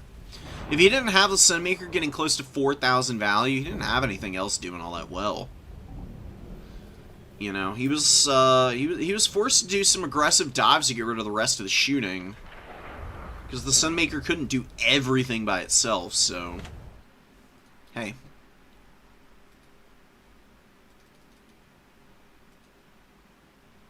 Thank you, buddy. Awesome. Okay, I got the replay. CA Spaghetti code. Kind of. Thank you. I got it in the DMs. You might have sent it in the group. I just didn't see it. It's hard to find all the replays sometimes if I'm looking for something specific, because there's, like, I don't even know how many in here, like 4 or 5 dozen replays.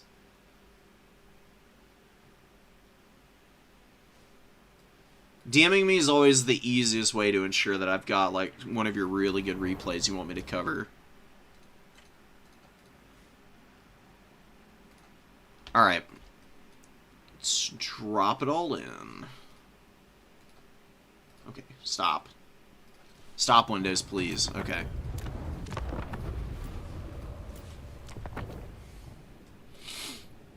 Alright. So, Counts versus Empire. Ooh, Elspeth on the dragon with all of her nukes. Elspeth really is like the hydrogen bomb versus coughing baby meme in a lot of matchups. Although I think against the Counts, this Von Karstein Lord, things could be very different from how she typically dominates everybody else. That Storm of the Night is going to make it very difficult for her to close ground and use Coruscating Blast on any targets that she really typically wants to use it on. Although the White Kings will be a little vulnerable to it, I don't think it's going to be that big of a deal for the Undead to kind of play around that. Oh, wow. Oh, the Empire Captains are on Pegasus Knights. Sorry, just on Pegasus Knights. What am I talking about? They're just on the Pegasus together. Storm of the Night is an AoE. Oh my god, if he hits a fat Storm of the Night here, he can get like 1,000 value just from hitting all three of these guys. That would be pretty epic. Pistolier coming forward, just to maybe try and grab points. Crypticals grabbing the number 1 very quickly. Easy peasy. Really nice unit to have out early for the Undead. Just being able to Vanguard and grab objectives right off the bat. And then you can keep the Hounds and the Fellbats in the back pocket. Yeah, that is probably the least impactful Coruscating Blast I've seen in a while. She is going to drop a Spirit Leech on this guy as well, but he is getting a slow heal from the Unholy Lodestone. And Storm of the Night goes down. Uh-oh. Elspeth, get out of there, girl. Uh-oh. Uh-oh. Uh-oh. Fellbats moving in. They are surrounding. They're going to make it hard for the Empire Captains to hit the Von Karstein Lord, although they make really good contact with the first few hits. What you do, Neeper, right now, land your Lord, like right now on the ground. Land him on the ground with the Skeleton Spears there, and send the Sternsmen in to protect him, and White Kings, with the rest of your units, can just move up, and the White Kings can start scab-scraping down the State Troopers and the Archers. Couple Huntsmen out. I don't like Huntsmen against Counts, honestly. All you need is an Archer to kill Crypt Horrors. Huntsmen have Stalk, and that's nice, but I don't know, dude. Something about the Huntsmen in this matchup skeeves me out. I think it's because they're so bad in melee, and they're semi-expensive. They're like, what, 750 gold, right? It's a little much to pay, honestly. Yeah, Von Karstein Lord is struggling against all these flyers. He's got a 2v1 going on against the Empire Captains, which really is not in his favor at all. 2v1s always trade out in favor of the more substantial numbers. Big monsters get bullied by little monsters all the time. There just need to be a lot of little monsters. A lot of little ankle biters beat one big face biter, I guess is what I'm trying to get at. Elspeth is getting hounded by the Fellbats and the Devils of Schwarzhofen. Beautiful retreat, though, right into the path of the Archers, and leaving a nice little flank open for them to fire onto the Devils here in the sky, who are getting roasted right now. Elspeth does have a Death's Timekeeper to get 10% of her HP back here, which will be what? Yeah, 820? Not bad at all.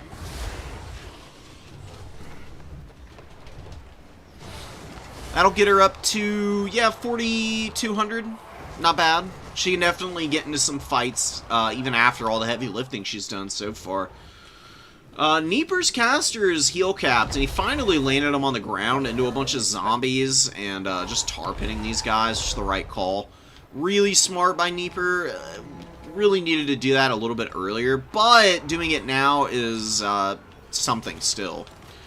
White King doesn't have a lot of value and has used a Scab Scrape, so I don't know where the Scab Scrapes ended up. They definitely need to be used on the Archers and the Pistoliers when possible. Stern's been moving in. Uh-oh. Very dead Archer incoming there. Huntsmen are shooting, doing what they can. A lot of zombies and spearmen trying to get away from the grenade launchers. Grenade launchers, big damage going down on those guys. Nice Storm of the Night. It is hitting the Empire Captain and Elspeth right now. Pretty brutal damage. Elspeth gets a really nice turbocharged Spirit Leech, though. And, oh no, not Death's Timekeeper. Has she used the other one? Yeah, she did, okay. She's pretty low HP now. So is the Von Karstein Lord. It could come down to who wins the Lord duel. Ooh, deep diving Direwolves into the Huntsman. Really nice dive, actually. This is another issue with the Huntsman. Huntsmen get destroyed by Hound units. And if there's one thing that Vampire Counts can do, it's pressure the backline with Fellbats and Direwolves. Really good at it. There's really not much to stop them if they get their mind to it. One of your units has been destroyed. Holding on to a lot of Scab Scraiths. Definitely need to use them. I mean, a double Scab Scraith onto one of these archers will just kill it outright, and then you can do it to the other one later. Sternsmen are just wandering out in the middle of nowhere, like right next to units that they could be tying up in melee and just not doing so. Knights of the Blazing Sun and grenade launchers. Grenade launchers with big damage to the Cryptors immediately, and now the Knights of the Blazing Sun with a beautiful charge home. And what is this? Soul Blight? Fate of Buna? I mean, I wouldn't use it. I don't think you really need it. But it's definitely going to guarantee a kill here if the Knight... Oh no, the Knights of Blazing Sun are not engaging on the Cryptors anymore. What is going on? Why are they pulling away? Uh-oh. Uh-oh. Cryptors are going to survive through it. Knights of the Blazing Sun are a little tied up on them now. Oh, and Blood Knights on the way in. Uh-oh. Empire's in a little bit of trouble. The Von Karstein Lord is hiding at the back of the map, and Elspeth can't quite get back there. Oh, God. And the grenade launcher is getting tied up in melee, and they're trying to run now, and now there's Fellbats to chase them. The Knights of the Blazing Sun are dying over here. No! Oh, they missed their opportunity to kill the Cryptors. Those Cryptors survive with 13 models, too. They're crumbling, but very, very slowly. Their regen is about equal with crumbling, so if they stabilize, yep, there they go. They've got 13 models. They should just stay over there, sit, like, back here by the edge of the map, and just have some Fellbats near them to, like, support if needed, if need be. And just replenish their HP with regeneration. Just sit back there, and there's nothing to threaten them. They don't have to cap any of these other points. Just leave the Empire to their own devices on the number 3 over here if you really want to, and just focus on bunkering on the number 2. Sternsmen are finally in some engagements. They're just poking down some spearmen. Nothing too wild. Free Company Militia and some Huntsmen are trying to kill the Corpse Cart and struggling for some reason. I'm not 100% sure why they're not killing this Corpse Cart faster. Oh, because they're on fire at will and they're not focusing the Corpse Cart. That would be why. That's unfortunate. Yeah, Devil Schwarzhofen are back in. They didn't do bad the first time. They just didn't pay for themselves. White King is in the middle of nowhere doing God knows what. Just being forgotten about, I guess. Rally them all the way back to the point. Just slow walking back to your objectives, man. You need those White Kings in the late game. White Kings in the late game are one of the single most frustrating and irritating units on the face of the Warhammer Old World. There's nothing that is more irritating than dealing with these, like, 3,000, 4,000 HP White Kings with their good stats and just continuing to, like, provide cap weight onto objectives while being hard to snipe. Not much you can do. Direwolves have been feasting in the back line. They're going to help clean up the archers. Archers over here running because the White King is just mean and scary and they don't want to be near him. Fellbats are intercepting Elspeth, who's just continuing to try and get the snipe on the Von Karstein Dragon Lord here, who just doesn't care. He's just hanging out at the back of the map, staying alive, and Elspeth just can't get to him now. He did pretty good, considering how hard the fights were at the beginning of the game for him. Him surviving is massive, and You can see that the Crypt Ghouls out of Vanguard right up onto the point with their full cap weight, and some Blood Knights, which are just completely uncontested on the field. Going to be able to lock this one down, probably. It's going to be really difficult to get back in this one for Yifer. Yeah, Free Company Militia getting shot up pretty badly. Or chewed up pretty badly. They're shooting the Fellbats, but not doing enough damage to get rid of them. Just... the swarm of bats and the Devils of Schwarzhofen. We saw this once before. The sequel is looking a little bit better for the vampire counts this time. The evil rise again. What happened to the Blood Knight? Oh, they got hit by a Buna, I think. Yeah, Buna for sure.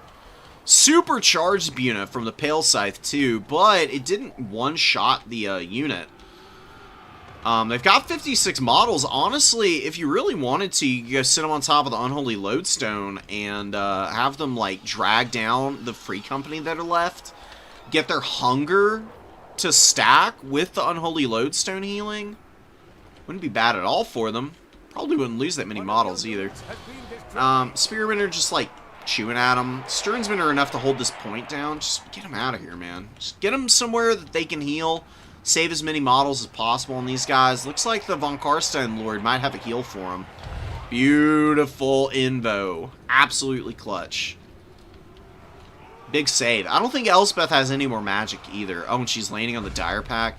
That's nice and all, but the Dire Pack, again, man, really annoying little hound unit with the anti-large. And Elspeth is exhausted, so her armor is down to 53. Look at them removing HP off her. They're chewing her up pretty bad right now. Knights of the Blazing Sun coming in, trying to counterpunch. And they will make... Oh, they don't quite carry the charge home in time. Really good retreat from Nieper. Ooh, and another Blood Knight. Blood Knights with lances, man. Gonna hard counter the Knights of the Blazing Sun here.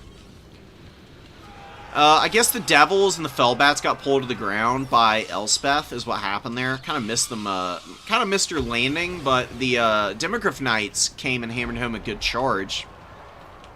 Almost took them down. Blood Knights are countering the Demogryphs now. You can see they trade out fairly evenly with these guys.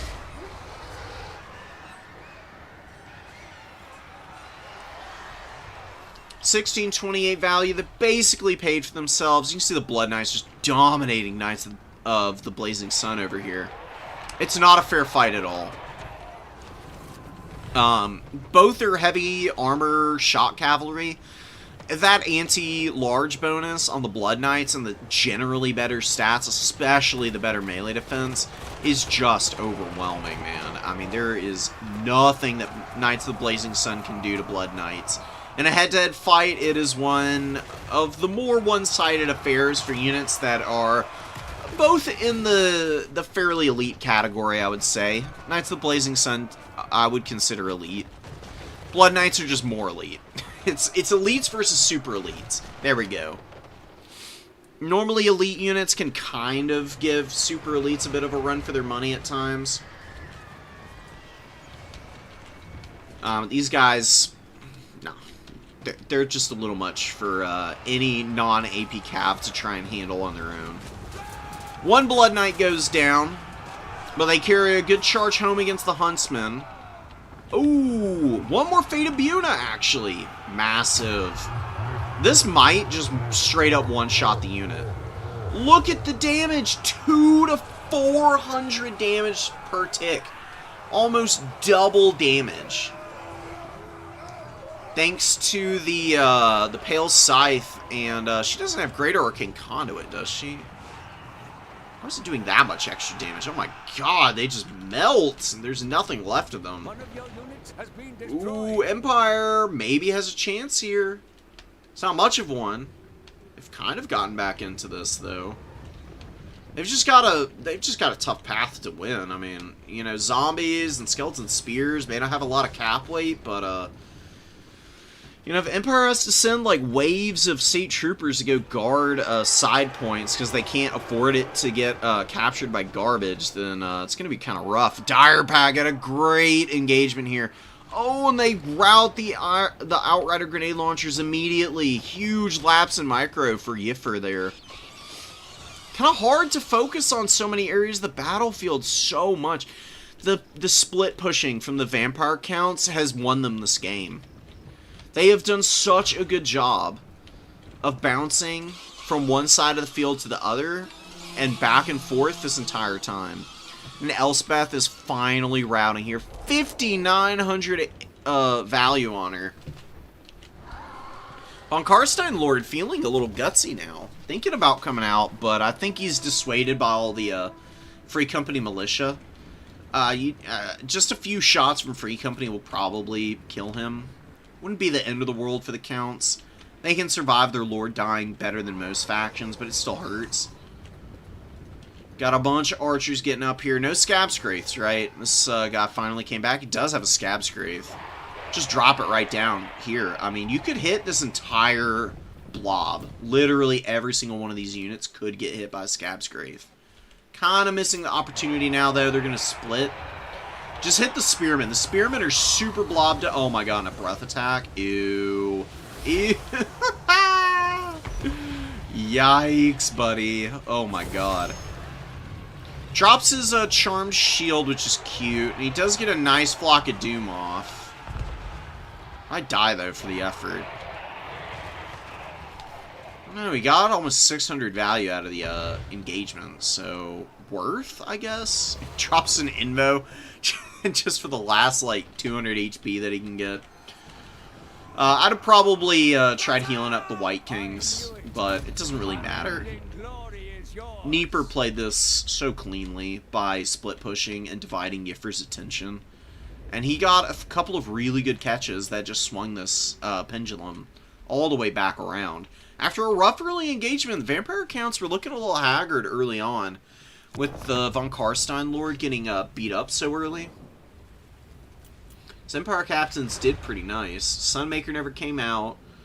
Grenade launchers were okay.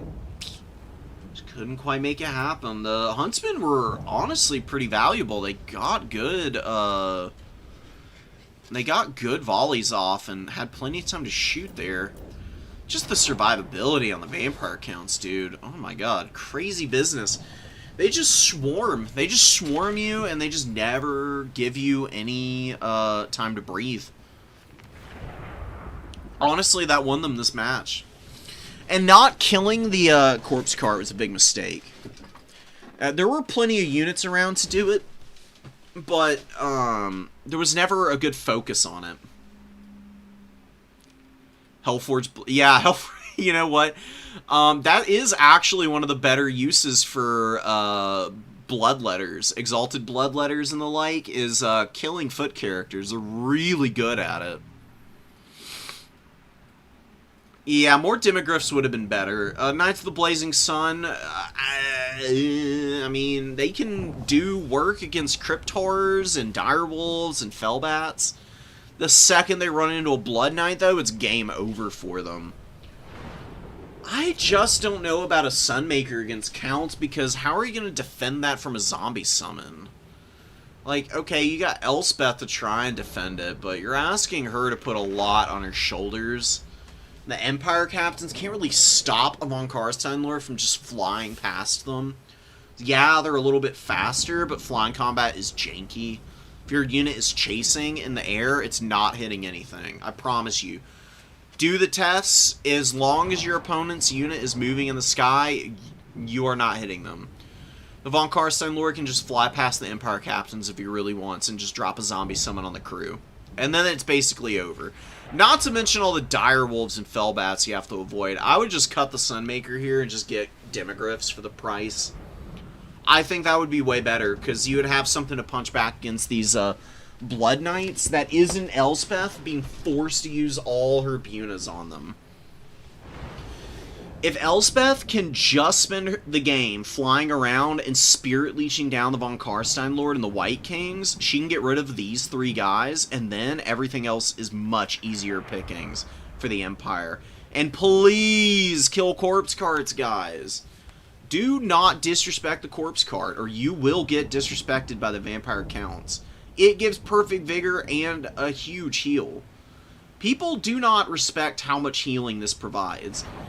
You probably get from each corpse cart probably about 1,000 healing at bare minimum, if it is only around like 3 or 4 units for about 5 minutes. I mean, it can stack so much healing on top of all of the regen these guys already have. The hunger. There's so many passive sources that you just cannot allow them to get any extra stacking, because those percentages, once you start getting up to about a 0.15 heal per second, you're talking about some of the strongest heals in the game at that point. For example, Gorgons.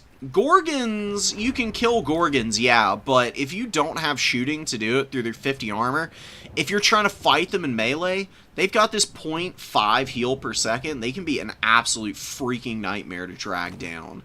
It used to be 0.2, which was arguably a little strong, especially on the Bloodbrute Behemoth.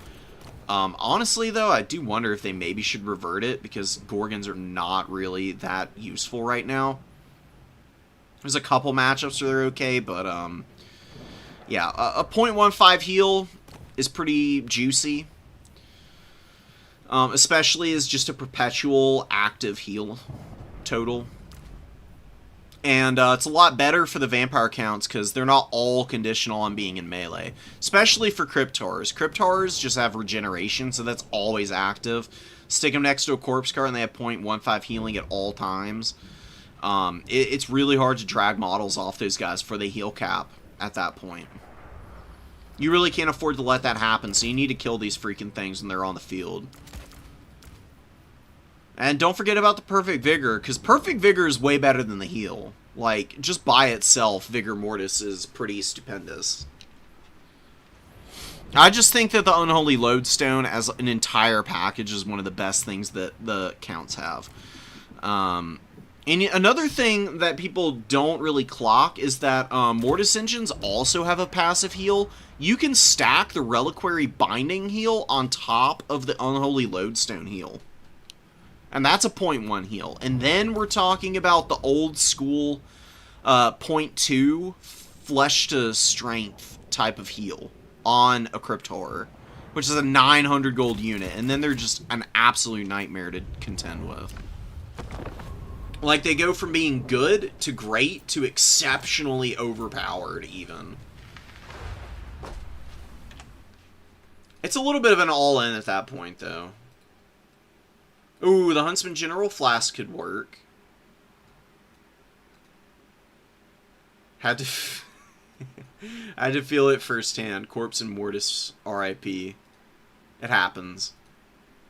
Sometimes your opponent just brings a build that you weren't quite prepared for. There's not much you can do about it. It does happen. I'm just trying to cover like all the bases of things that you can do to make it a lot easier on yourself. Especially for the Empire. I do love me some vampire counts. They were my #1 faction in Warhammer 1 and 2. Love them to death. Still play them a decent amount. Not much lately, obviously, but they're one of the best factions in the game for a reason. I mean, they're just smothering.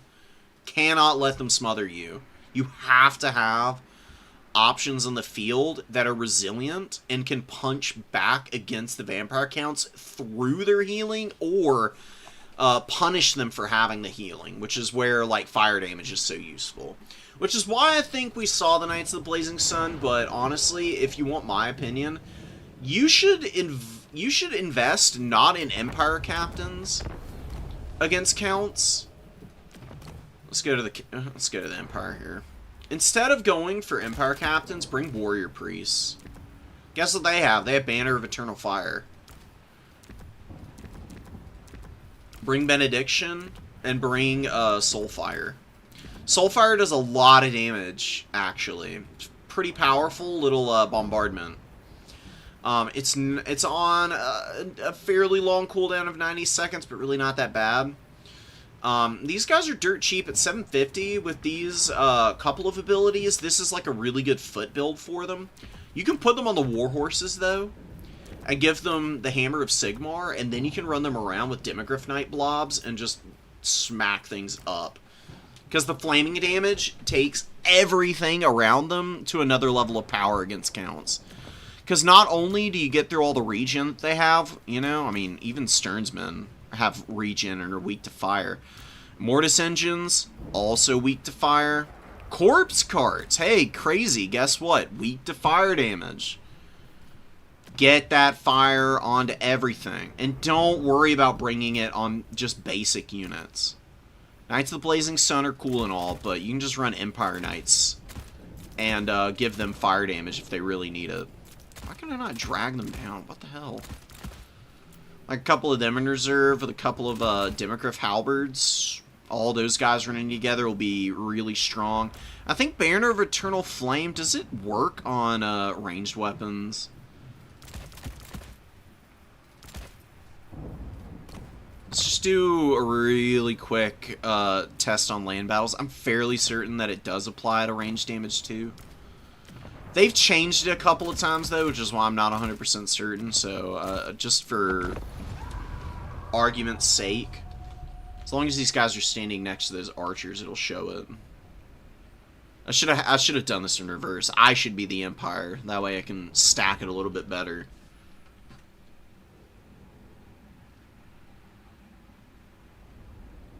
Maybe I can just, like, dribble the corpse card forward and we can show how quickly archers can kill it. The living will join us. You know what? We'll even, like, have the zombies move up with it. Yeah, it does apply to the missiles.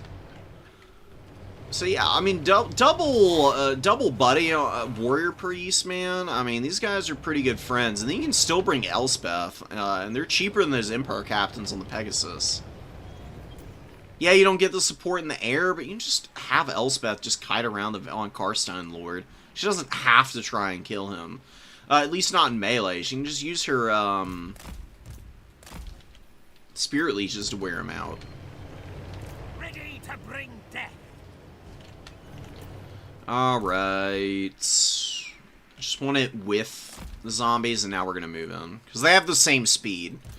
Always keep in mind that corpse carts have the same speed as zombies, so honestly putting the corpse cart in zombie units is really good, because they move at the same speed, don't have to worry too much about them outrunning their coverage. You can just always have, like, blobs of zombies with the corpse cart. Because it makes it very difficult for your opponent to access them. They're not... Oh, they are going to shoot the corpse cart. Look how much damage they already did. That's just from one archer shooting it, too. We're gonna get all three of these guys shooting at. How quickly do they kill this thing? The summoning begins. Can you guys, like, actually fire? Please, dude. Okay, there we go. Oh, but the warrior priests are out of range. All before us will perish. Warrior priest does pretty good damage to the corpse cart, too, though. Oh, okay. Cool. Corpse cart. How quickly do they kill this thing? I'm watching the timer at the top. Okay, Warrior Priest took about 20 seconds, or sorry, 35 seconds to beat down the corpse cart there. That was with very minimal archer fire, too. They themselves can go around killing corpse carts. That's honestly a pretty cost-effective job for them, because they really don't cost much. They're like double the cost of one corpse cart. Like, okay, you run in and you kill a corpse cart. You remove all that healing, all the perfect vigor, and then you have them run around with their bombardment and their buffs and just chuckle. For 1,100 gold, why not? Especially with Elspeth around to just do whatever they can't.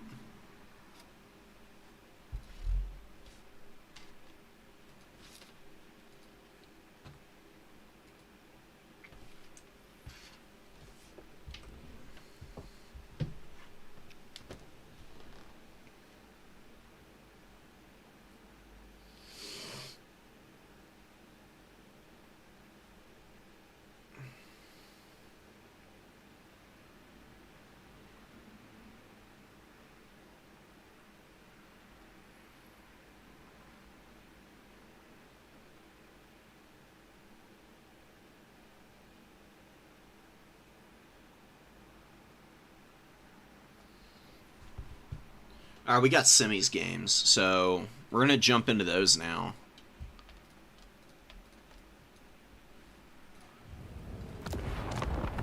Let's see who's walking away with wins here. Ooh. Empire versus some Coast. And High Elves versus Tomb Kings. Dude, Welsh Lion has been doing great today. Good job, man. Holy heck.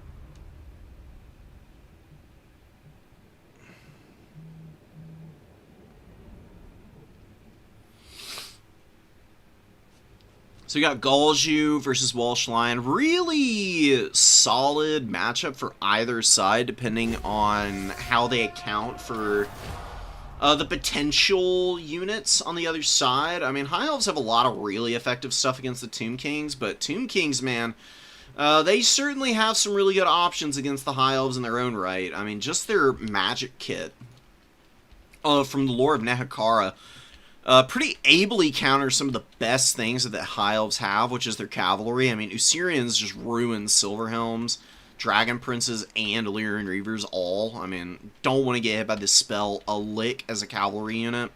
Nerus and Jaffs are pretty good. There's a lot of magic damage that High Elves can bring, but Fireborn, who are one of the more threatening units, do not have magic damage, so Nerus is very useful for taking any engagements against them. Kharadron is moving in with Phoenix Blade, and he does have Captain of the Phoenix Guard. He's going to use that on Blades of Hoeth for sure. Absolutely no contest. That's the only thing you should use this on, is the Blades of Hoeth. Just endlessly repeat the heals on those guys.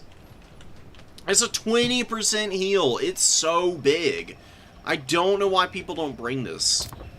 Like, you just bring one elite unit, protect it even marginally well from damage early on from skirmishers or just, like, heavy shooting. And you just continuously proc this on those guys on the 120-second cooldown. You'll heal cap them in 3 uses. We have a victory point. Keep it from the foe. So we're going to get some poke against Kharadron by the Horse Archers, which he just doesn't care about. I mean, he takes, like, 1 damage from them. Whatever their the 3 AP from the Skeleton Horse Archers is all he can take in damage. Because he's got 130 armor. He is saucy. Ooh, Darude Sandstorm gonna whiff pretty bad. That was a very hopeful one. Galju is too good of a player to get caught by something like that. He just pulls right away from it and ignores it. Skeleton Spears gonna get outcapped by the Spears in the Ship's Company, which is really all you need here as the High Elves. I do like Silver Guard too, though. Silver Guard against Tomb Kings are kind of a nightmare because they beat up on everything the Tomb Kings have infantry-wise, except for the Kefir Guard. Even Tomb Guard Halberds and like Sword and Board Tomb Guards struggle into the Silverins because Silverins just have a million melee defense. So 50, 51, or 5 or something at base. That is a disgusting Burning Head, one-shotting both Skeleton Spears. You know, for some factions, you don't want to use your Burning Heads in situations like that. It's not always worth it, but Tomb Kings really suffer without their chaff on the field, so that Archmage, with just one good Burning Head, got 500 value out of it. Paid off really nicely. That's 50 value for every 1 wins of magic spent, which is crazy efficiency. You get a couple more Burning Heads off like that against this Tomb King's army, and they're going to be gone. I mean, there's not much on the field here.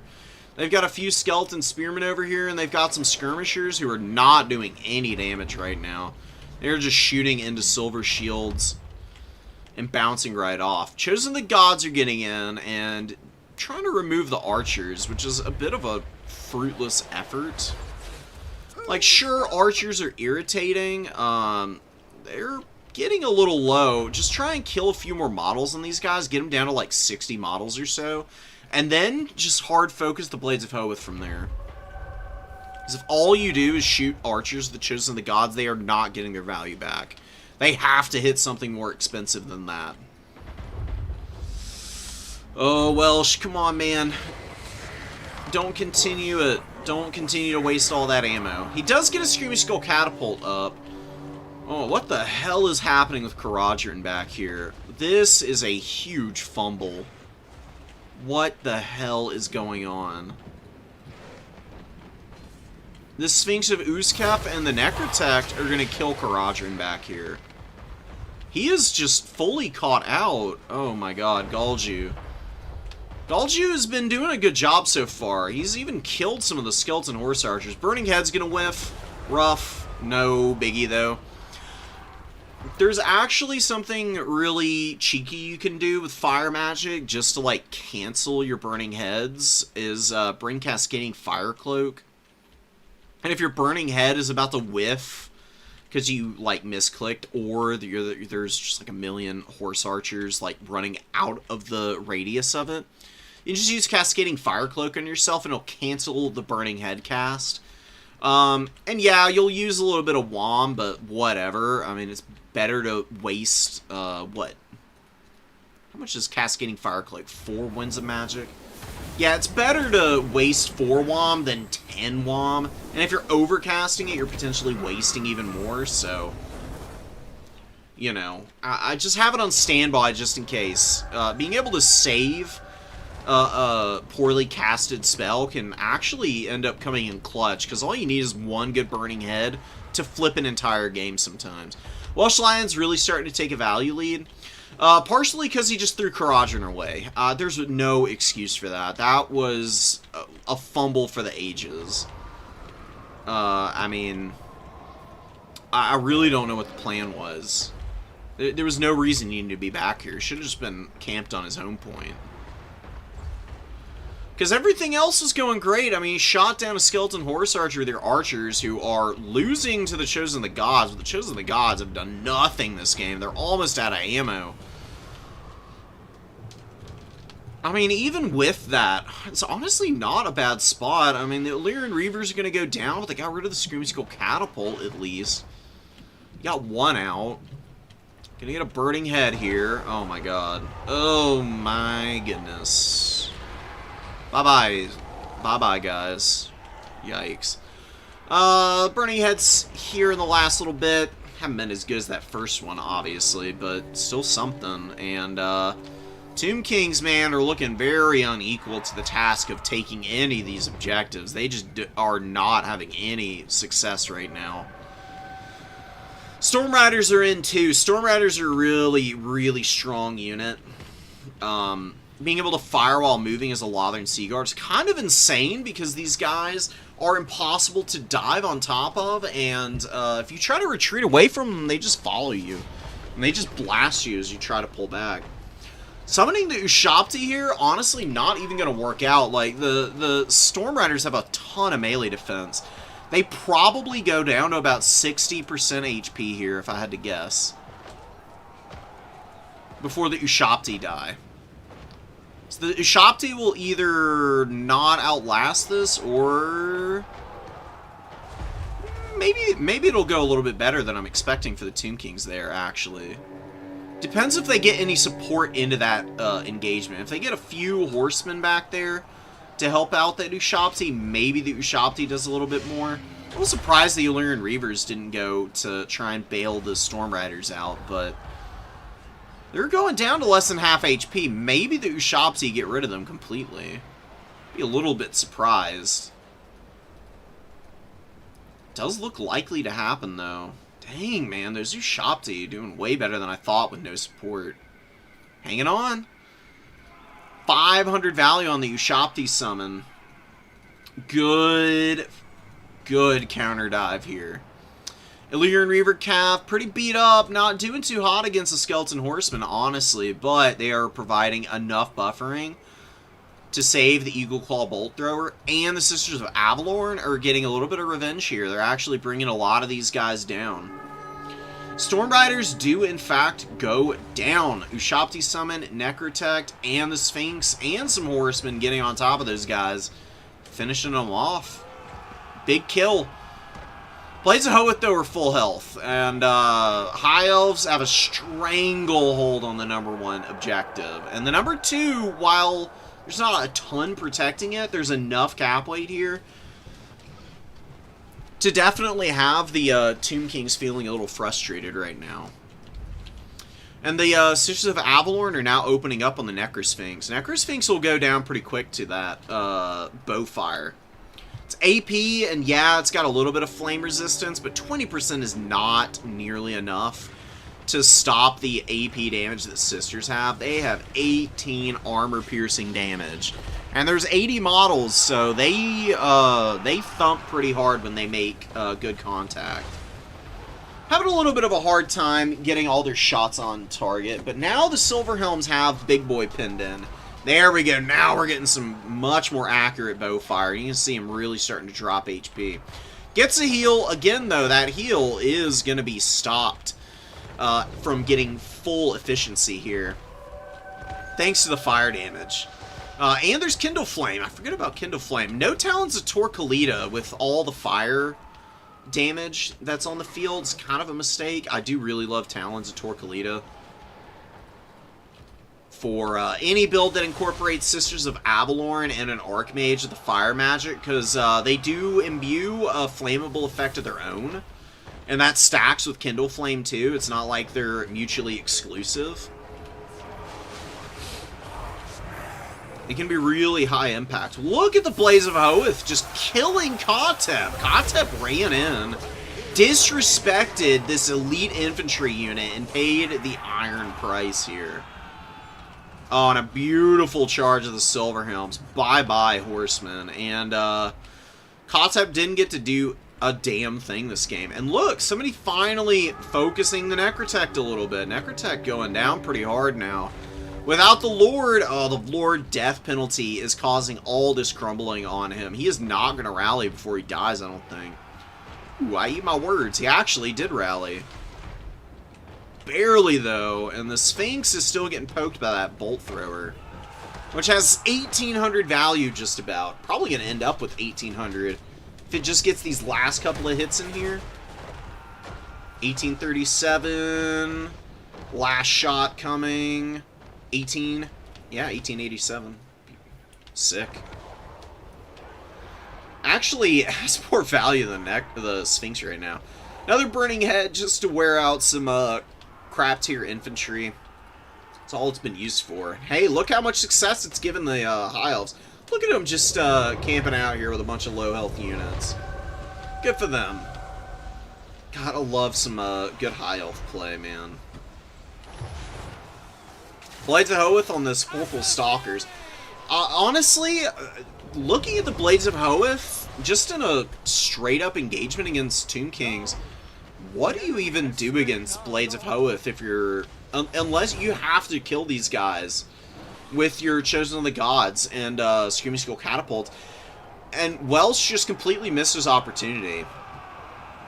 He had the Chosen of the Gods out. He honestly had them in pretty good position to poke at the Blades of Hoeth. He just completely neglected to swap over to shooting them. And they just walk in at the end of the game here and just completely dominate whatever they make contact with. And just walk up onto the #3 here and just completely close it out, probably. Tomb Kings are going to steal the #1 objective. Okay. Skeleton Horsemen on the way in. You have your guys charge. Always, when you're getting charged, especially by crappy cavalry like this, always have your elite infantry charge into those cavalry, because they do a ton of damage by doing that. These guys have a charge bonus. Use the charge bonus. They don't have expert charge defense or anything. Make the fight a little easier on yourself by just countercharging with the infantry. They'll get punted around a little bit, but a lot of the time what happens if you charge these greatsword infantry and a crappy cav is the cavalry knock your models all over the place, but then they get totally cut off from one another, and then your elite infantry just stand up, and there's like 4 or 5 of them around every one of the cavalry models, and then they just chop them down in like 5 or 10 seconds, especially for something that's really low quality, like the Skeleton Horsemen. Spearmen are moving in. Good value on the Spearmen. Illyrian Reavers doing okay. Silverhelm's not doing much, but it's kind of tough for them to do a lot. Archers with great value. I love it. Wow, the Archers with 1,300, 1,100. I wonder how the others did. Sisters of Avalorn died somehow. Just missed that. I have no idea what happened to them. Oh, here they are. They're not dead. They're getting dogpiled on, though. They're attracting so much aggro, though. I mean, look how hard the Tomb Kings are committed back here. And they're just not going to win the fight. I mean, home objective capped. They had to abandon the number 1. That got capped by Rangers. Galgi is just all over the macro here. Sphinx did good. I got 2,400 value and counting. 25. More Illyrian Reavers coming out. Silverhelms waiting in the wings. Horsemen hanging around. And the Horse Archers trying to poke Oceanids. I mean, it'll work. I mean, it'll take ages to kill these guys, though. Oof. This High Elf build was just better prepared. And they played their game plan way better. The fact that Kharadron died and got only 300 value while costing, he's like 2,000 value with his kit that we saw there. The fact that the High Elves are able to survive that tells me everything I need to know about the rest of the builds for both these armies. Welsh Lion was not ready for the attrition. And he was not ready to have to push into all of these infantry. He just didn't have enough infantry coverage. I mean, Galju brought that Burning Headcaster to get rid of Spearmen, and he just got to do it for free. I mean, and then the Bowmen didn't use their ammo very efficiently on the Horse Archers. Spokal Stalkers both did pretty good, but the Chosen of the Gods was a huge letdown. Completely passed up any opportunity to kill the Blades of Hoeth, and got punished for it really badly, because they just came in at the end and they were just, like, macerating everything that tried to touch them. And then losing the Screaming Skull Catapult to a pretty aggressive dive and not being able to keep it alive. Rough stuff. Well played, though, by Welsh Lion to get into the semis in the first place, though. Played really well today. Just definitely need to be a little bit more mindful about how to engage into the High Elves on Tomb Kings.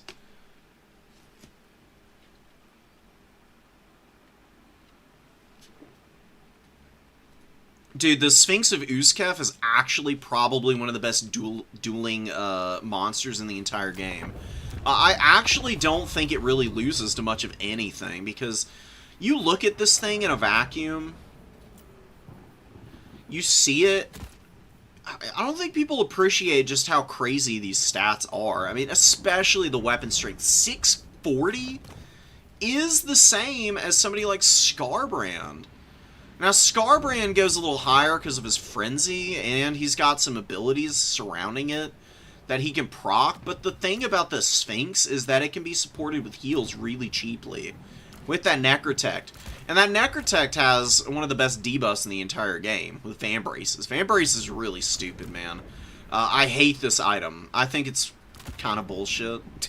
There's nothing else that applies blinded that much. The only thing that comes close is Solar Engines.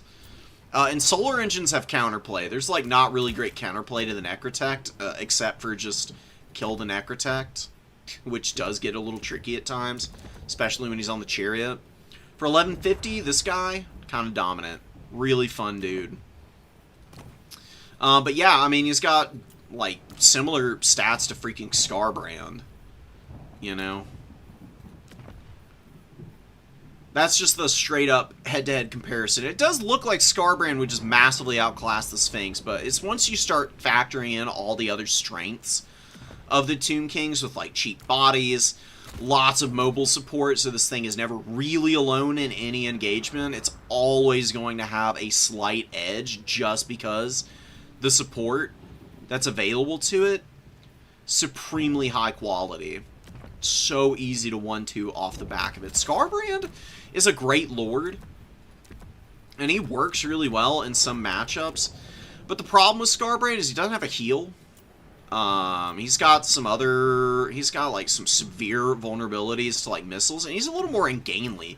This Necrosphinx is a pretty deft unit. It turns really fast.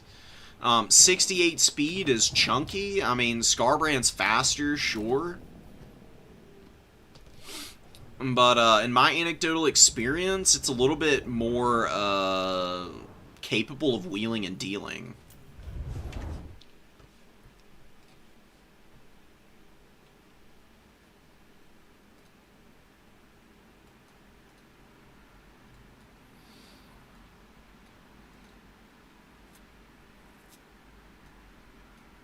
A viable elite infantry, I think, is really healthy for the game. It would be fun to see. It would be fun to see infantry maybe be a little bit stronger than they currently are, because there are still tons of drawbacks with going heavy on infantry. But I have noticed that they're making a little bit more of a comeback, because people went really, really heavy into mobility for a little while there. And now the meta pendulum is kind of swinging back in the other direction to emphasize infantry a little bit more. People are going to, like, start jumping back and forth. Like, this is kind of how the meta shift tends to go. It goes infantry heavy. Then people start bringing more artillery to counter the infantry. Then people start bringing more mobility to counter the artillery. Then people stop bringing so much artillery and they start bringing more infantry again. And then people stop bringing more infantry, so they bring more artillery. And then people bring more mobility to counter the artillery. And then people bring more infantry to counter the cavalry. Because they just start flooding the field, and it just goes in a little bit of a circle. And then you can mix in just like, in between there, you've got even more crazy off-meta stuff that can work in between all that. I love the fact that the meta is so flexible in domination mode. It changes all the time. Every few months, people are doing completely different builds. You know, people find something that they stick with for a few weeks and they kind of move on. Things start to kind of drop off in effectiveness as people adjust. It's such a natural flow. I genuinely can't get enough of it. Let's watch our Empire Coast game. And then we're going to jump in for a finals match. And I'll see what kind of time we have left after we do these two games. Might be time for me to go after that. I just always feel like I don't have enough time to cover all the matches I want. I just wish I had more free time outside of work to do more of this. I mean, it is coming up on summer, so I will have time off from work during then. Probably be busy with my other part-time job, though, but, you know, we're gonna see. I'm also planning on moving. I just got a lot going on. It's crazy business. Celestron Foot, Ghosts, and Tide Call. Really effective, cheap kit. Celestron Empire, I'd be so worried to try that, man. I mean, Empire has a lot of missiles with magic damage, actually. Not to mention, I mean, Warrior Priests. And Mercurial Shot actually does do magic damage, and it's not the best thing in the world against single entities, but it can thump against a character that doesn't have such a huge HP pool like Celestron. I mean, she's got 4,500 HP, but that melts off pretty quick, especially without heals. And when people get around that Fizz Res, because she has no armor, so she just eats every bit of damage on anything that has magic attacks. There's nothing to mitigate any of the damage otherwise. Engineer picks off a few Scooby Dog models, nothing crazy, just slowly poking them down.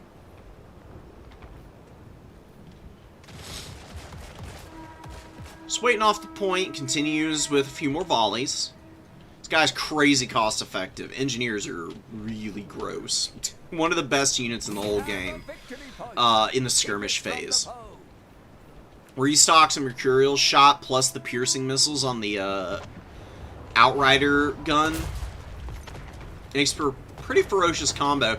Carronades in the trees, moving up to the edge of them. Starting to open up a little bit. I would try and get them a little bit farther in, because they're a little too deep in right now. You want to get them on the edge of the tree line where they're still getting the benefits of cover, but they're not shooting through so many trees that they're getting obstructed or just, you know, wasting ammo.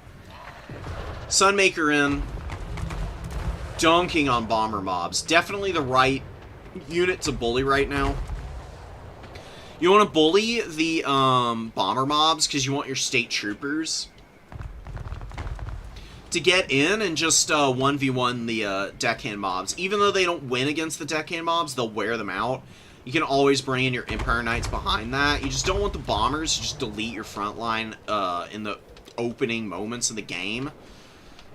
And just, like, get all their deckhand mobs then, like, set up on the point so that then Mornghuls and other, like, mass units can come in and, like, frustrate your charges. One bomber mob is down. Sunmaker gonna continue firing here. Oof. Brutal damage. Already up to about 1,000 value, and I haven't even gotten a restock yet. So, this could be a long game for the Vampire Coast, man.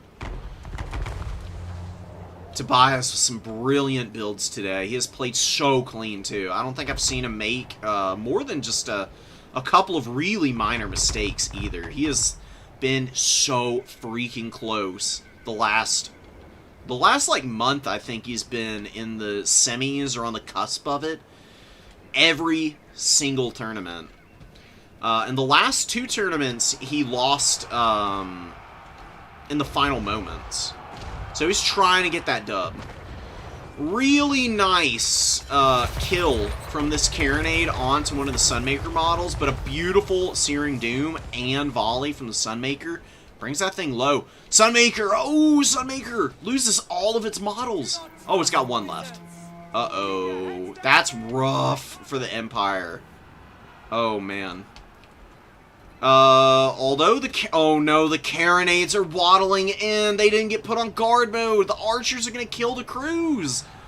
Ooh, Tobias is gonna punish so nicely here. Brother. Oh, that stings. Goopy ploob. This is why you put your artillery on guard mode, brother.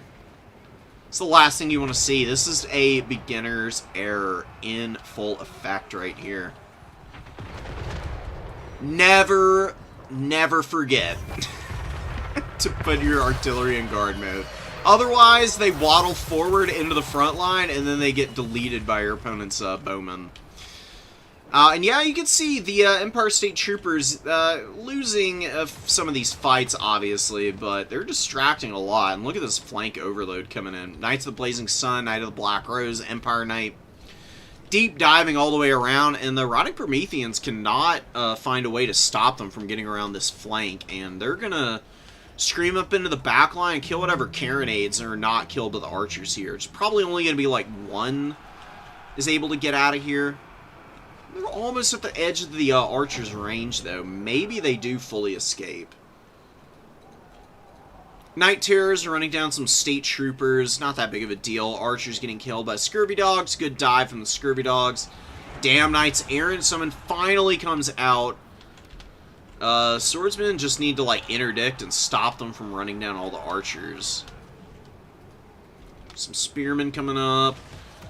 Empire Knights killing deckhand mobs. Spearmen dealing with deckhand mobs over here. Empire actually capping the back point. Uh-oh.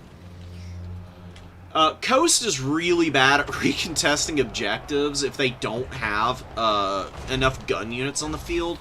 And right now they don't have anything out. Their Carronades are the last thing that they can use to stop Empire Knights from just absolutely crushing them. And you can see currently they're being dealt with by the archers. Our archer line doing some good work. Nice tide call. Big damage. Not enough, though. Not enough, though. Yeah, you can see these guys going down. Sunmaker crew tries to get back on, but the Damn Knight's Aaron is going to chase them off the field. Not that it really needed to. It's kind of a waste of the Damn Knight's Aaron, if I'm being honest, because you already killed 3 of the actual artillery pieces. Killing the archers would have been way better. One thing that Coast has never been good against is bow lines. Bow lines just absolutely crush the Vampire Coast, because all of their stuff has like 15 armor. Except for Prometheans and Depth Guard, and both of those are quite expensive.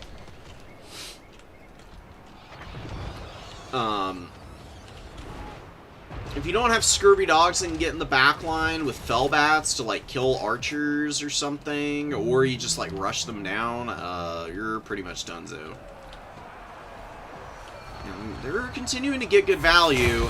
Night Terrors are going to push through here. Should be able to get in the back line. Not really the best Searing Doom. Not really any great spots to drop one, to be honest, though. Like, the only place that I would think about dropping one is, like, over here, but even there, you don't really need one. What has the Warrior Priest been up to? He does have the Soulfire. Got 400 value, which ain't bad. Engineer's just poking at stuff. He's also got about 400-something value.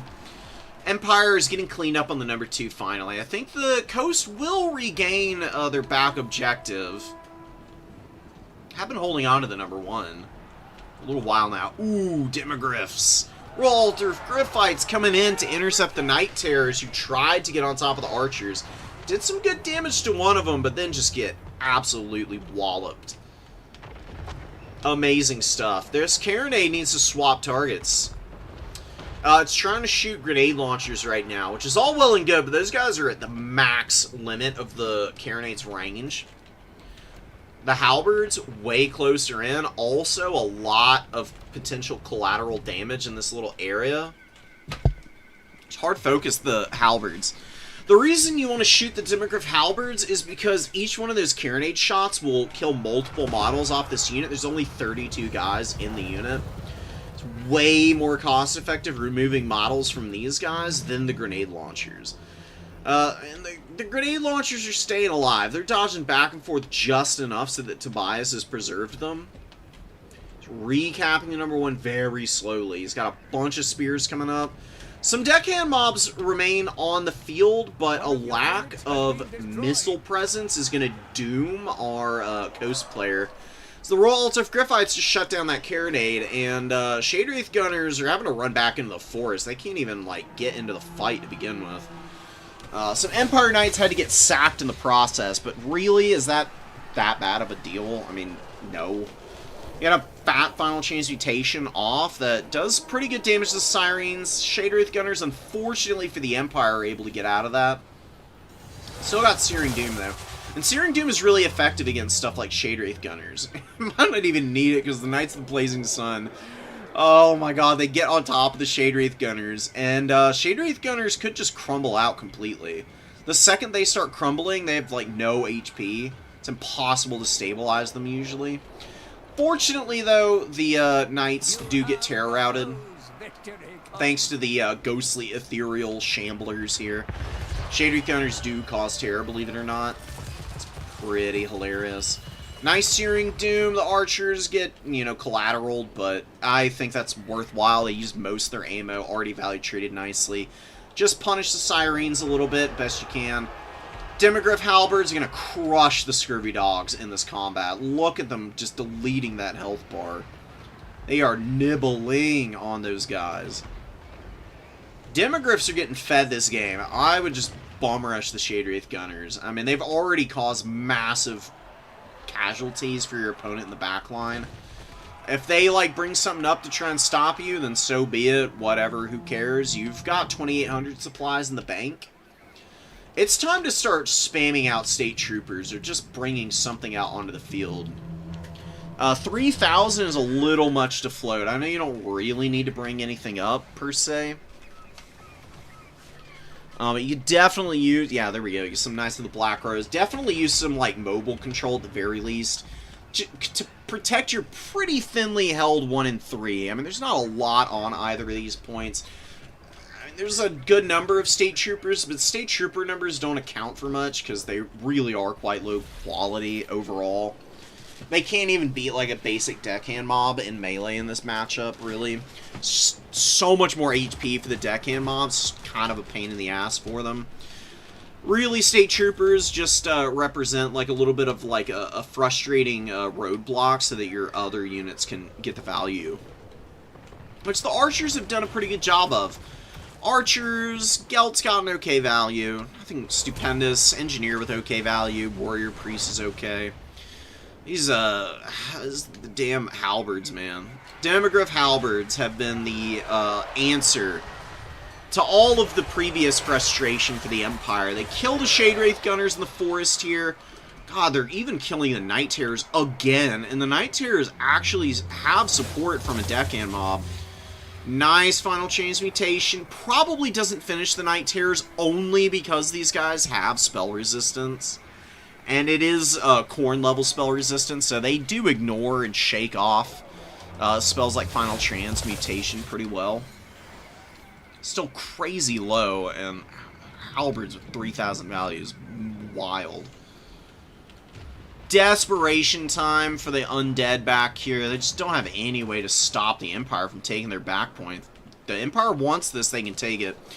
Rotting Prometheans have done really well. They've got 12 models still. Good value on them. Engineer those poking them, and that little that gun of his slowly but surely just picks everything apart. The only reason he didn't do more damage here is because he actually killed the model he was shooting at. Like, you account for all of the shots per volley that he's throwing out, he's doing almost 400 damage with each one of these volleys as he's firing in. I mean, he only hits about half the shots, but if he hit every single one, it would be pretty astronomical damage. That's why he's so good, especially against single entities. This guy just pokes everything down. Big Stuff hates getting shot by Empire Engineers. 1,500 gold. Rotting Prometheans going down here. They're all sort of Griffites disengaged out of the trees, looped all the way around, and then just immediately ran these guys down to finish them. Tobias has been maximizing the returns on beat-up units so incredibly well. Did move off this point. That was definitely a little silly. I mean, he had a bunch of stuff back here. There's no reason to abandon this point. Like, okay, you want to cap your opponent's back point, cool. You don't need to denude this #1 objective to do so. He had a ton of supplies he could have been using a little earlier to get stuff up there. He's in a dominant position, so it doesn't really matter. I'm pretty sure Tobias is aware of that. He doesn't really need to stress that hard, but, you know, just playing as sharp as possible, even in games that you're comfortably winning, can ensure that in really close games where decisions like this can lose you a match, can make all the difference to just be disciplined at all times and, like, just always be ready to defend your objectives. It's an objective-based game mode. I can't tell you how many times just playing points has won me games that I could have lost, honestly, otherwise. Especially on factions, especially on a faction like Khorne. Empire does want to value trade more than they want to just straight up hold points. But every faction's got to do it in some respect, in some regard.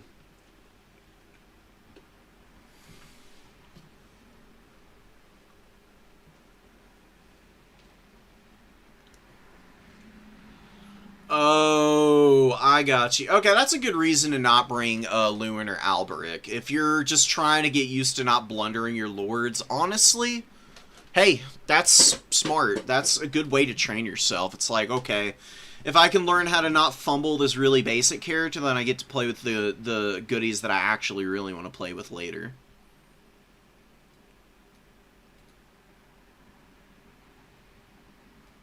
Yeah, the Enchantress is the right call if you're not running Lewin or Alberic, because the Enchantresses are stupidly cheap. They cost basically nothing. You put them on a Pegasus, and then you just, like, shove a few spells on them, and they can do a lot of work that way.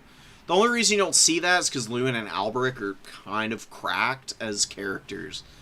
Lewin just offers like a ton of healing and good combat prowess, and then Alberic offers ridiculous mobile support. He turns Bretonnian knights of all kinds into mega murder machines in mobility engagements. Because they get a huge bonus versus large buff from his braid. I think it's 16. How much does he give again? Alberic does some really ridiculous business. Where is it? Oh, it's 12. Not 16, but he gives Strider, which is the other side of the benefit, because Strider on Bretonnian Knights, pretty disgusting, because then they can just fight in trees as much as they want, and they literally don't care one lick about it. So, on tree-covered maps, Alberic, Lewin on more open ground, because he heals, he can avoid a lot of gunfire. He's got Beloved Son of Bretonnia, which is a really good buff when he gets low. Sort of Khorne is a really good debuff.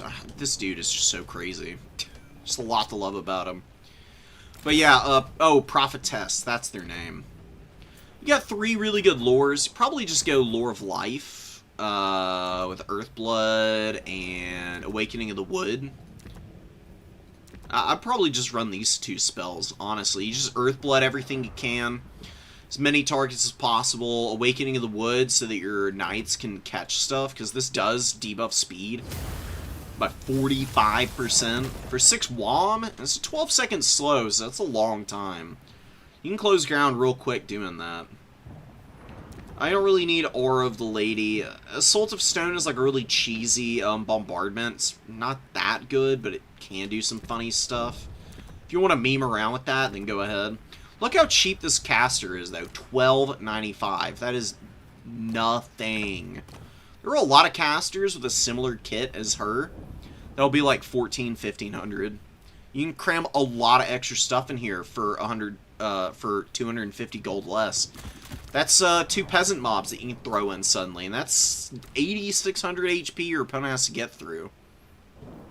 On top of the fact that, you know, peasant mobs, for being a crappy unit, can actually get a ton of leadership buffs. All you need is a knight unit near them, they get +8, and then you put a Grail Relic next to them, they get another +8. And then if there's a Lord near them, they get an Encourage aura, which is another +4. So they can actually end up with close to 60 leadership pretty fast. They'd be up to 56 with the +20 that they have pretty easy stacking access to, which is super cool. And they can be really annoying, trust me. Peasant mob spam as Bretonnia is actually a great idea.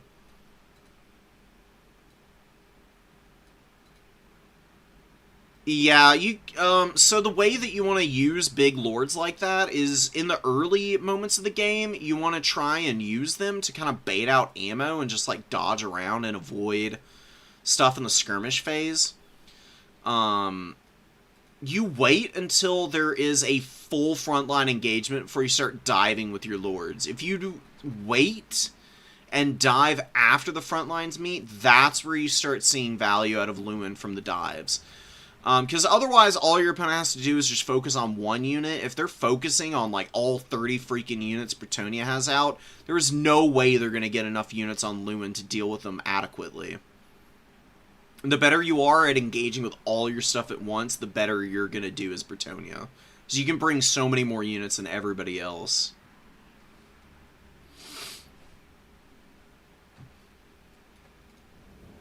Go with your strange choice then, brother. Like, by all means. I love the inclusion of that lord.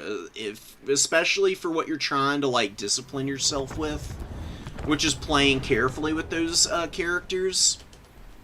It's smart. It's going to pay off big time once you get more familiar with multiplayer's pace. 1,000,000 Hawklands. No engineer. I have not seen Tobias ignore the engineer as much as he has this tournament. I think this is the first one where I've only seen him bring it in one game. Normally, he's got an engineer in every single one of his builds. It is genuinely interesting to see. And he's been playing so cleanly without it. With it and without it. Men of the Empire, I am no warrior priest blessed with the gift of making grand speeches. For the good of the Empire, fight! Bring me victory! Awesome. Welcome to Stallage, gentlemen. Sea Elemental against Empire is actually kind of insane. I mean, it's not like a bad monster to bring into Gunline, because it does have Physres, it does have Physres and missile resistance. Doing it against the Empire, though, I mean, if your opponent, like, gambles and brings a Templehof Luminarch, I mean, you're just, like, immediately hard countered, because that thing would just completely dunk on the Sea Elemental. It would literally, like, shoot it down in, like, 5 or 6 shots. It's a pretty expensive unit to be, thrown out there. Mist Mage has Mistress of the Deep, no Nullstone. So just going for the summons to shut down artillery. It's actually kind of brilliant. It's really good against dwarves, really good against Empire, really good against Cathay. Pretty much any unit that has access to good artillery can get hard countered by a Mistmage with the Oceanid summon. And you can do double of these guys, and it's actually fairly viable, because the summon is really not that expensive. You only get 2 on each guy, so if you bring 1 Mistmage, you're not going to be able to use all your WOM on summons. You'd have to unsummon this guy to get more uses as well. Running double Mistress of the Deeps is kind of gross, because you could theoretically, with this guy, fly back. You could fly 2 Mist Mages straight into the back line, drop summons on 2 Hawken Long Rifles, completely shut them down, force your opponent to dogpile Cavalry on top of all that, and then you can just have the Sea Elemental run in behind and just start rampaging through, either through the front line, which I don't think would be really worth it, or just go straight for the throat by trying to chase down all the Hawklins, who are suddenly, like, spreading out to every freaking corner of the map trying to stay alive. And then the High Elves can just spam Silverhelms. Silverhelms are really good against the Empire. Silverhelms dominate Empire Knights. Pistoliers are out in the open field, just poking, you know, doing their thing. There's nothing to really counter them. There's no archers. The magic is not suited for dealing with them, really. I mean, we got a Beastcaster, sure, but he doesn't have anything except Starwood Staff. It's really this Archmage. Archmage is Doom and Darkness and Spirit Leech. It's hiding in the trees. Does have Armor of the Stars, which is a really good item. Unspottable and Stalk is pretty crazy, and you can use that on the Eagle, actually. Archmage of Death with an Eagle and Armor of the Stars. With Fate of Buna could just, like, snipe out all the Hawken Long Rifles, because Fate of Buna one-shots units with, like, 32 models in it pretty consistently, especially something with only 3,800 HP would just get completely rolled by it. There is no reason that Galju should have given up this point. Just have your Illyrian Reaver Cav over here, just forcing these guys off this point, because you need this single cap. I promise you, before you take this dive, your opponent's going to be building up same as you. You don't want to give them so much leeway and free space. It's 2,500 in the bank here. What is Galju bringing out? I have no freaking clue. Really nice Spirit Leeches on Balthazar Gelt. He's getting worn out. This Archmage has just been sneaking around with Armor of the Stars and just long-range bombing Spirit Leeches out onto Balthazar. You might wonder how. I thought this is a 100-range spell. No, not when you overcast it. It goes up to 300 meters of range, which is some serious reach-out-and-touch-you business. Luckily for the Empire, this is a truly gargantuan map. I mean, it is one of the biggest of all of the regularly played ones, I think. Maybe even the biggest one of all the regularly played maps. Imperial Road might be a little bit bigger. I don't think Imperial Road, though, gets quite as much widespread play, though. Not in terms of, like, games played on it, but I mean just in terms of, like, utilizing the entire map. Imperial Road tends to be a little bit more of, like, a straight-up brawl over the center. Edge of the Darkwood, because of these big forests that flank right up onto the point. And I mean, literally, forest edge, objective. You don't have to go very far out of the cover, even, to grab those points. Because of that, you see a little bit more utilization of, like, the entire map on Edge, as opposed to Imperial Road, where it's maybe a little bit more limited on average. Starwood Staff is continuing to generate lots of WOM for the High Elves, but, dude, look how far behind on points they are. They have to get a triple cap. They're going to have to. I don't know if they're going to be able to do that, because, yeah, sure, the Empire, they're not getting any value right now. They're not really doing anything too crazy. That's fine for Tobias. All he needs to do at this point is just buy tons of time for his units to just hold on to the points and just make it impossible for the High Elves to, like, get the triple cap. If you really want my 2 cents, what you do here is push this swordsman and this spearman up onto the number 1.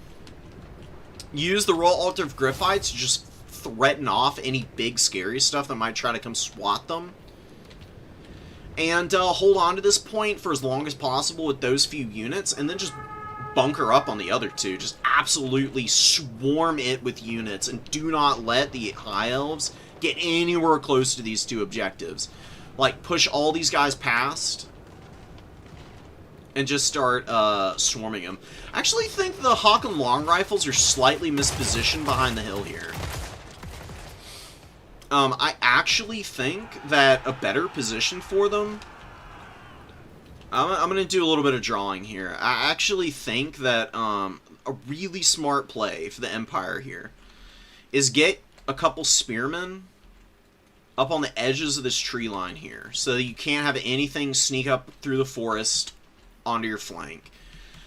You get another spearman here, you have like a swordsman over here, and then some knights behind, and then have 2 hawklands here to fire onto the flank side of this hill, up onto the high ground objective. So you can, like, cover the approach a little bit on this side. And you do the same on this side, and you can even fire onto the number 1. You have this position a little more far forward. This hawkland is in really good position to do that, and this other one, I think maybe that's a little too far forward. I actually think these 2 are well positioned. It's these other 2, I think, are a little out of place. I'd prefer to see the Hergi Jaeger Corps and the other Hawkland over here and here. And I think you can split fire a little bit better. You do have to really cover this forest edge to make sure nothing just sneaks around your backline here, but I think that is actually just something that plays into your own strengths, because you want some spearmen pushed off the edge anyways, just to keep units from walking onto it for free. We'll see if Galju has taken a little bit too long to move in. He's got a lot of supplies. He's got a few more units he can bring in. I wonder what it is. What is the Mistmage up to? Is just hovering up in the sky and has dropped the Oceanid summon back here. But the Hawklands recover. I mean, they just walk away, and then Halberds and Knights of the Black Rose just stuff the Oceanids off of them. So Hawklands immediately reconstitute their front and are ready to open up again. And look at the Oceanids over here. All the resistances in the world mean absolutely nothing when a million armor-piercing, high-impact missiles are just blasting you full in the face. I mean, there's nothing you can do to stop that. Hergi Jaeger Corps has their Black Powder Discipline active, which means that they're mega accurate, and they have some extra reload skill. They're going to pivot and start opening up on some ships company out here. State Troopers, they're going to take casualties. Kind of unavoidable, honestly, at this point for them. But it's not the end of the world if they start losing some models. And Galju just completely has forgotten about this point. And now he's doing... See, this is another reason why you should never let your opponent cap your home objective for free. You ignore it, and you're like, oh, I'll just capture it later. But the problem is your opponent has built up so much. You need these 2 units to continue your dive. But now they have to divert to cap in the late game. When you're at your most desperate to table your opponent, because that was the whole point, right? You did all this build-up to get into your opponent's backline and try and kill all their missiles with your summons and your Oceanid push and War Lions rushing back there. And you want the Fireborn and the Ranger back here, because you want the Rangers to start cleaning up some of these State Troopers, and you want the Fireborn to be able to push in around and start cleaning up like Royal Altar of Griffites and Knights of the Black Rose and whatnot. Instead, they can't do any of that. Like, look, they're having to go on another deep flank. They're having to go all the way around, and there's going to be Hawklands that can poke them as they do that. Hawklands are being very well protected by Tobias. Tobias is just absolutely destroying everybody today. He has been so freaking laser-focused. It's honestly a little perturbing. I mean, I don't think I've seen anybody with so many dominant performances so consistently over the course of an entire tournament. Like, normally, the way it goes for tournaments is it's a little up and down at times. You know, you have, like, a peak for a couple games, then you maybe have, like, a down one, you maybe squeak a win away in a really close game. And Tobias has just not stumbled a single time. I mean, he's been rock solid every single game. He just does not care. Everybody has fallen to him so far. Hawklands on this side of the field actually do get overwhelmed, but it just doesn't matter. High Elves are completely broken on the middle, and look at all the cap weight here. There's, what? 1, 2, 3, 4, 5, 6, 3 from the Empire. There's like 30 cap weight over here. There's maybe 30 cap weight on the entire field for the High Elves, and because they're so far down in objectives, because they let the Empire triple cap them early, there's just no time. There's no time to work with. It's not like Galju's even that far behind. I love build-ups. I see people pull it off all the time, but I think this was a little bit of an example of why you should be a little bit more aggressive in your build-ups. You know, hold your back point. Don't let the Empire just steamroll you off all the points. Play out of the trees if you have to. I mean, you got a huge tree line here right off your own home objective. Why don't you push up into it? If the Hawklands all rush up trying to get eyes onto your units holding the #1, then you just send everything in here, and then you also can just withdraw around the other side, and you can start trying to push into the open sides of the field where your opponent might not have enough defenses on this side of the field suddenly, because they're stripping everything over here to try and get the triple cap. You can then maybe punish on this side. Good game, though. Good game. I understand Galju's plan. I just think that there needs to be a little bit more refinement on the execution. There just wasn't enough time to adequately grapple with this big gun line of the Empire. I mean, there at the end, you saw the High Elves finally getting their hands on the Hawklands, and they were starting to pull them all down. The issue is that there were so many State Troopers holding the points that he didn't have time to get them all off the objectives. So then Tobias was just in a waiting game.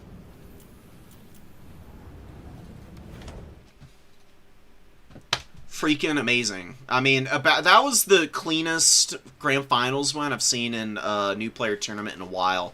And Tobias, you freaking earned it, dude. You earned it. With all of the trials and tribulations as you've been learning the game, dude. You've been one of my favorite players to watch in the new player tournaments in quite a while. And dude, and how did you do in your first tournament, Tobias? You're gonna have to remind me. Because you went from winning like 1 or 2 games every tournament to consistently showing up for finals to finally getting your win and looking incredible while doing it. And Galju is a great player. I've played Galju a handful of times now. He's beaten me before. He knows what he's doing with these builds. Being able to fluster and frustrate somebody who's as good as Galju is a great sign, especially on your main like this. So, dude, I'm looking forward to seeing what other faction you run in these tournaments, and also how you do in some of the more advanced level ones from here on out.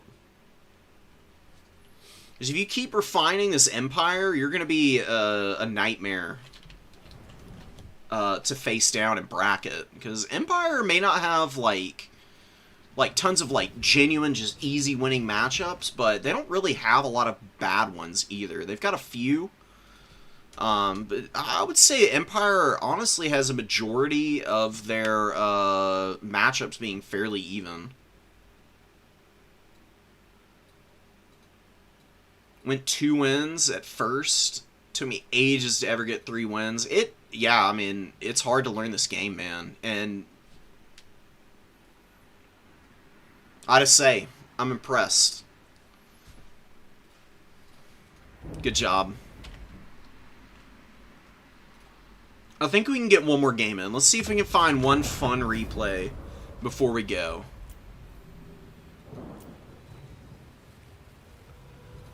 What have we not seen much of? Oh, they played earlier. Okay, that's kind of funny. Tobias and Gloopy, who played in the semis, played in bracket as well, it looks like. I'm gonna have to check that. I just deleted it on accident. Oh well. I'll find it again later. Who do you want to see? I actually kind of want... This is actually, I think, the perfect game to leave off on. Khorne versus High Elves. Honestly, pretty classic matchup. The matchup's not as good as for Khorne as it used to be. I'm going to tell you guys... Back when Immortal Empires first released, and before Skull Cannons got the vortex damage change, where their shots like spread a vortex onto the ground nowadays, used to not be that way. Double Skull Cannon into High Elves just basically made the matchup impossible for High Elves, because Skull Cannons used to shoot through entire cav units. They would kill like 6 or 7 models with each shot sometimes. It's freaking hilarious. I will to this day not understand how people didn't figure out Skull Cannons the way they used to be, as being one of the better units that Khorne had. I mean, Skull Cannons are really good now, they just don't do the same thing. And honestly, it made the matchup harder for Khorne, because they don't have such an easy counter to the heavy cav anymore. Or skirmish cav either. Because maybe is good for the game balance, but, anyways. It's a pretty even matchup. It's very skill-based. Like, Khorne has probably a 50-50 shot of winning. And so do the High Elves. We have a victory point. Everything comes into play here. Build, positioning, summons priority, like, off-meta mix-ups. I actually don't even hate Skarbrand against the High Elves, because while they do have good poke, you actually don't... excuse me, you actually don't see nearly as much, you don't see nearly as much magic damage out of the High Elves against Khorne as you would expect, because they can't really bring foot archers safely. Foot archers get absolutely face-rolled by, like, Chaos Warriors... Fury Dives, Chaos Warhounds can get into them.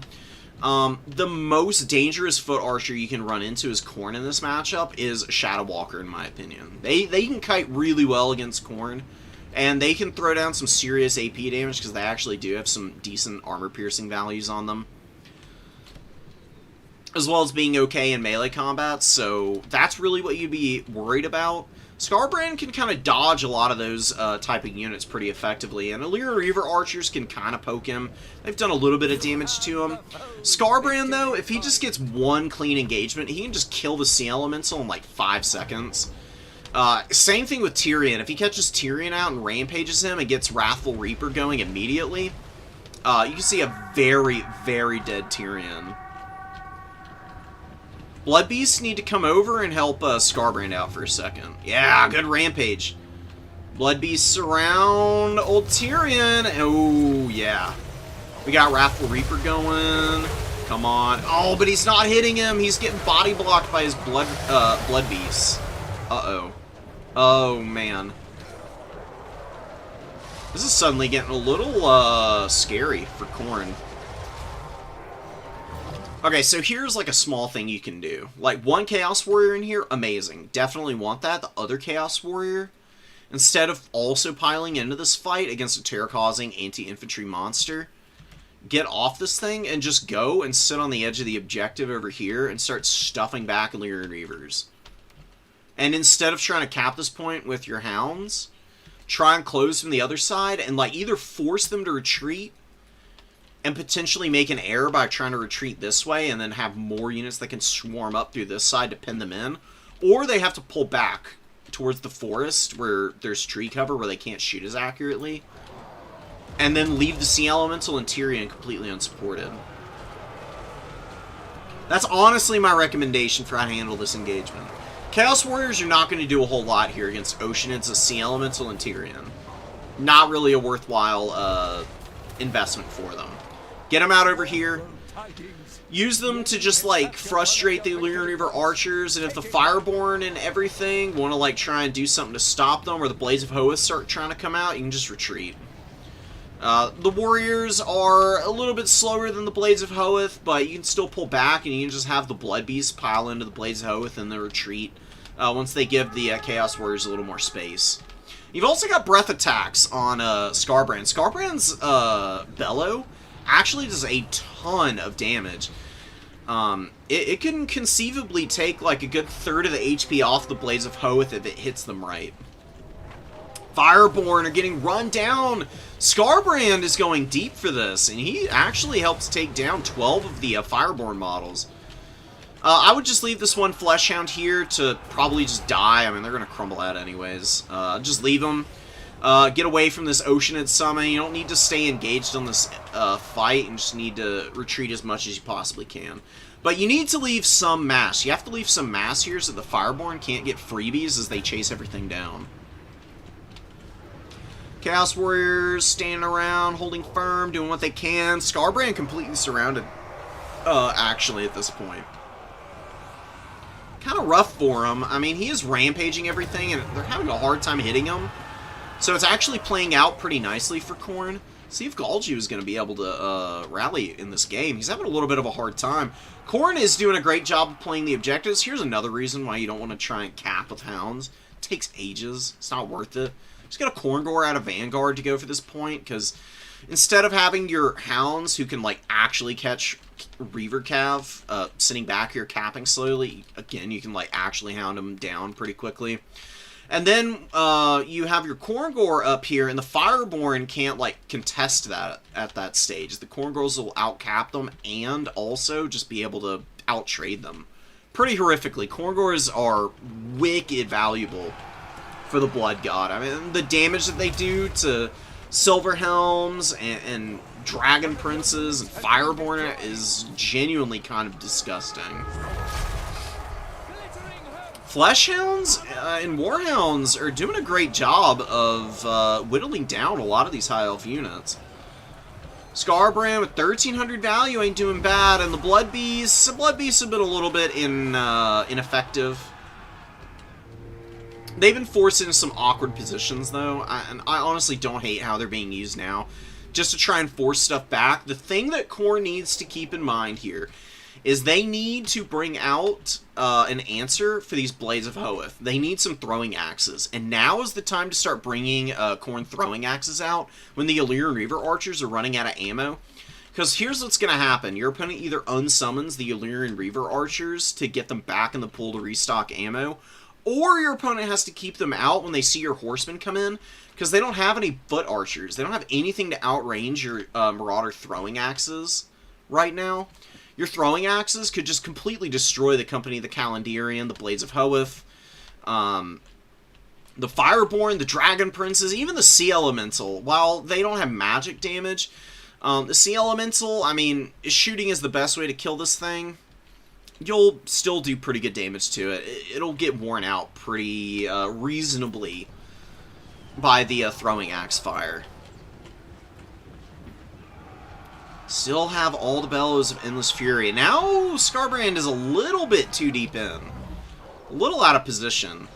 He needs to stay with his support. You know, Skarbrand, like, all by his lonesome, yeah, he's a great duelist and all, but Tyrion is a pretty damn good duelist in his own right. I mean, he's got some amazing stats, so If old buddy here, Tyrion, is getting on you and he's like ankle biting you and the Fireborn are there too, that's honestly pretty bad for our old boy Skarbrand here.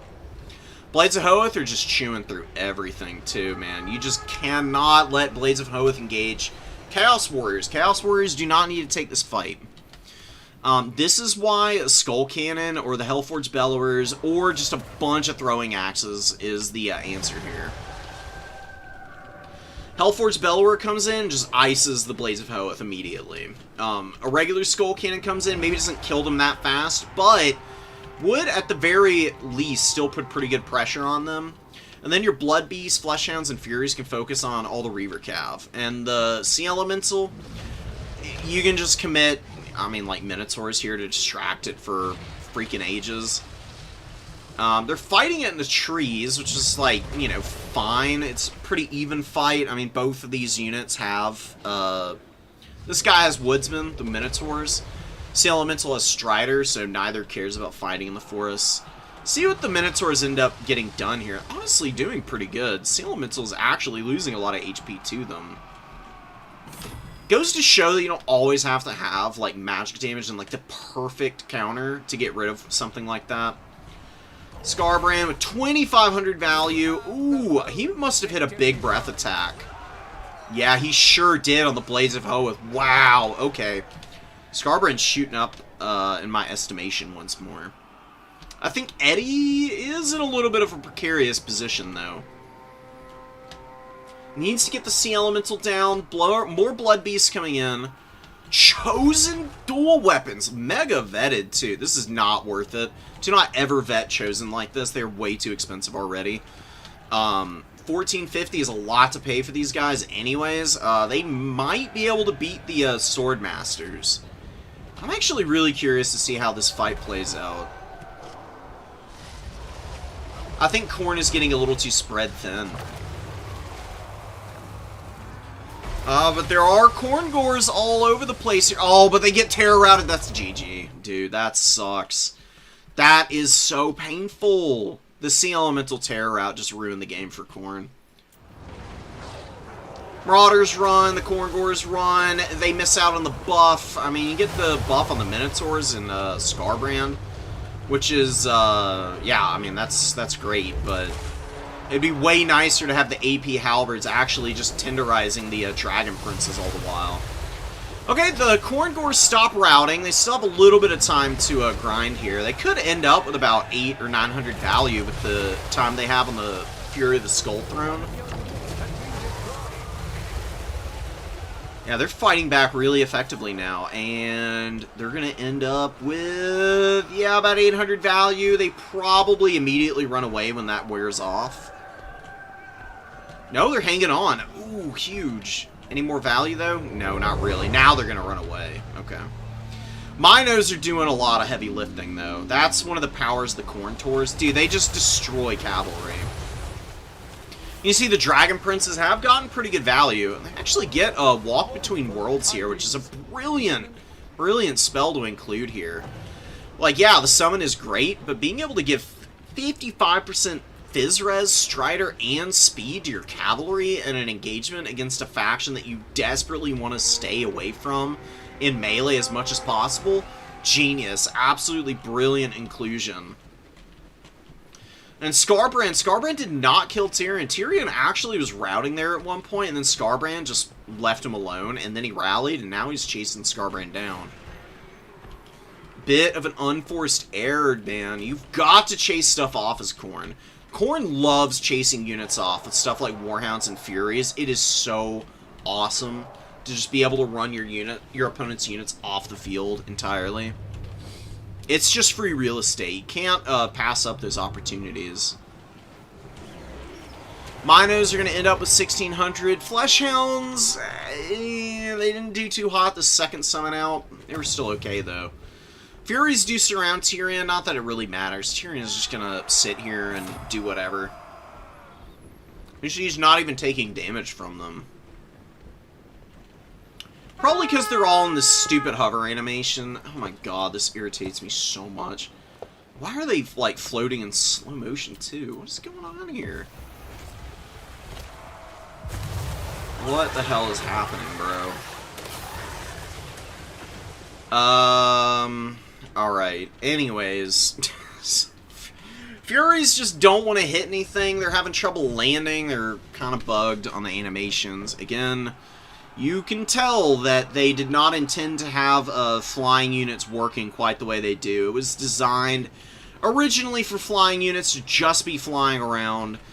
When they added them in to include, like, landing animations and to have an actual, like, grounded state, that just has really broken the way that a lot of flying units work in some scenarios. They have got to fix that for Total Warhammer, or, for, Total War 40k. It's a non-negotiable. That's, like, probably the biggest mechanical thing that has to get fixed. Flying units should land and actually engage when they have been given an attack order. There's no reason they should just be hovering around weirdly in the air, never actually doing anything. Skarbrand actually pays for himself. This is a fully kitted Skarbrand, by the way. Look at his weapon strength right now. 1k with Wrathful Reaper and Slaughter and Carnage going. He's only charged Slaughter and Carnage up about 40%. That's really all you need to get some pretty stupendous buffs out of it. It is pretty nice. I cannot lie. Skarbrand fully kitted out is pretty fun to play with. It's just really micro-intensive. You cannot really make mistakes with them. You gotta use your Bellows. If you bring Bellow of Endless Fury, then you need to use this freaking ability. You could jump out of the forest here, hit the Fireborn or something right now.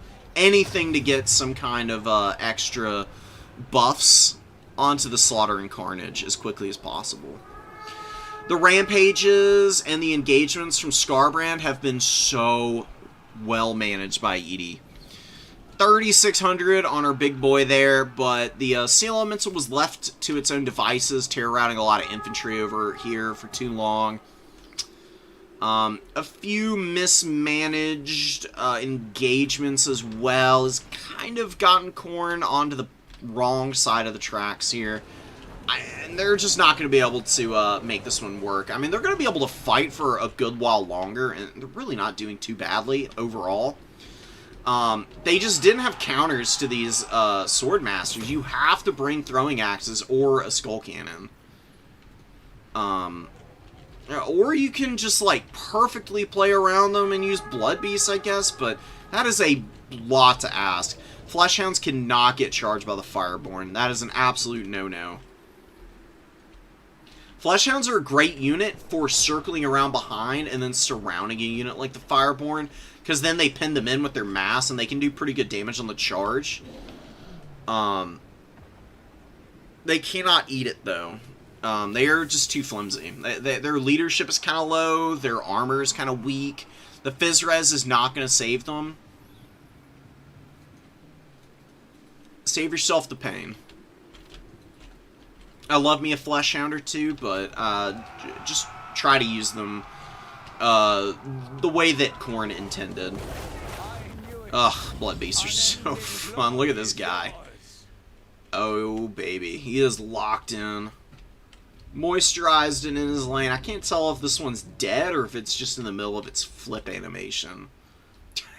God, does it really matter?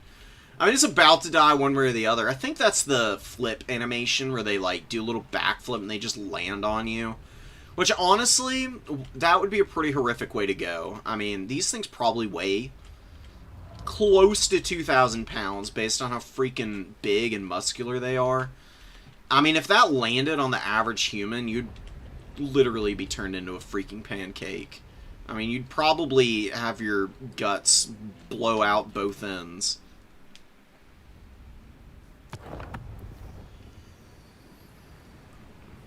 So an elf who's a little flimsier, probably doing even worse. 2,100 on the Blaze of Hoeth. Tyrion with 19, really not that impressive. Seal Elemental also didn't do that great. The Lear Reaver archers are really good, though. They all pay for themselves. Yeah, just a few standout performances here, and yeah, the Khorne infantry just fell apart because they were just not suited for fighting any of that stuff. I didn't even check on the Chosen, but they didn't do that well. Only got 900 value. That is an awful trade, because these guys are like 1,800 with this many chevrons. Maybe a little less. How much are they? Let's go take a look. Last thing before we go, because I am curious how much they are with the chevrons. 1723. Wow, okay.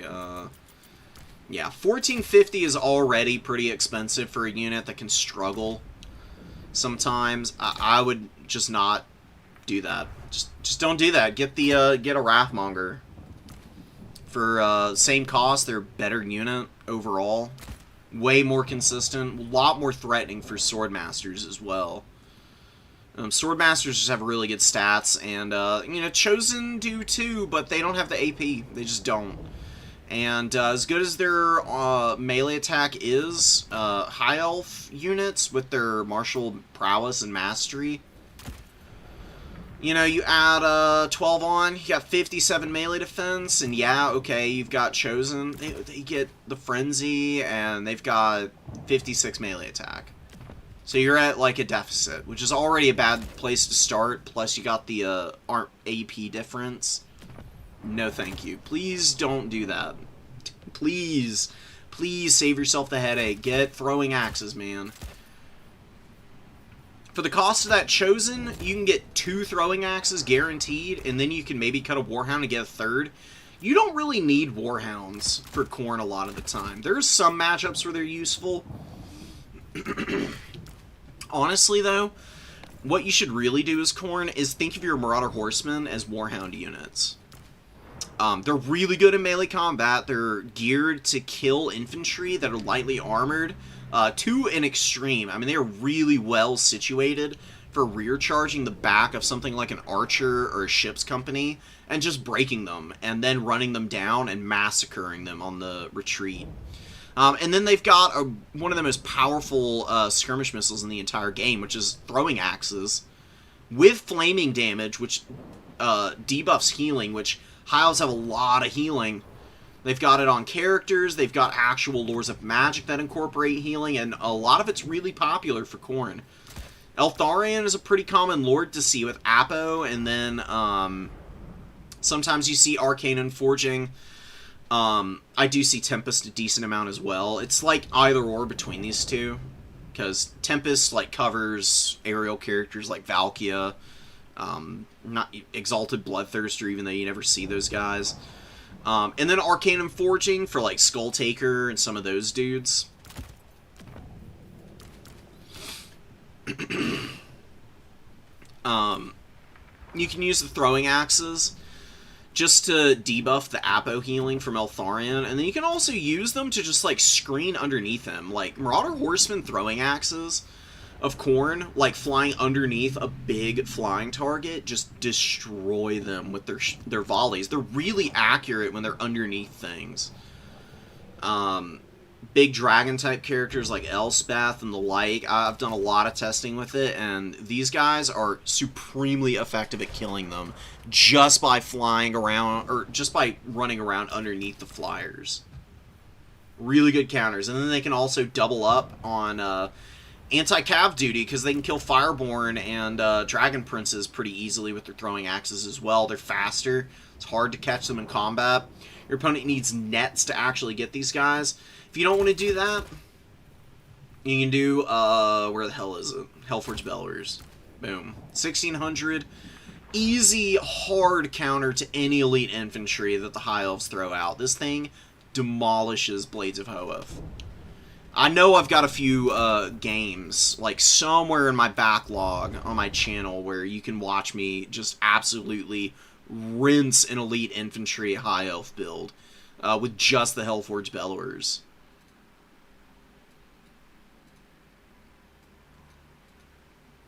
That's awesome, Tobias. I'm super happy to hear it, man.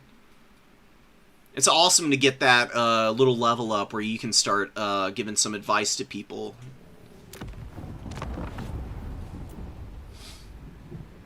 It's really cool because as more people join the multiplayer community, the knowledge base expands and the play styles become more diverse. Because I'm telling you, man, nobody plays this game the exact same way on the domination side of things. There's, like, meta ways to play factions in certain matchups for sure, but there's always little twists that people put on it. Little special secret stank sauce that can completely change the, what's the word? Completely change the dynamic of how matchups even play out on fundamental levels. Alright, that is it for stream, guys. We've been going for quite a while, so I hope you guys enjoyed it, because I certainly did. This is definitely one of the funner new player tournaments. I had a real blast watching this. I'll be back next Saturday at the very least, if I find some time. Maybe, good God, I hope. I can cast some of the Khorne games from that tournament I was in a couple weeks ago now. I'll see if I can, like, revert my patch and get a few of those online, because they were really good games. They were super fun. I'd love to show them off, but we'll see about it. Till next time, guys, y'all take care, please. You know, look out for the people around you. I beg you. It's like the least we can all do.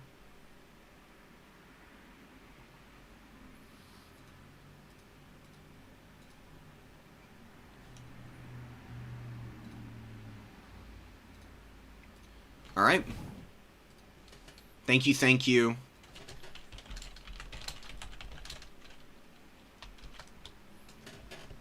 Deuces. Later, guys.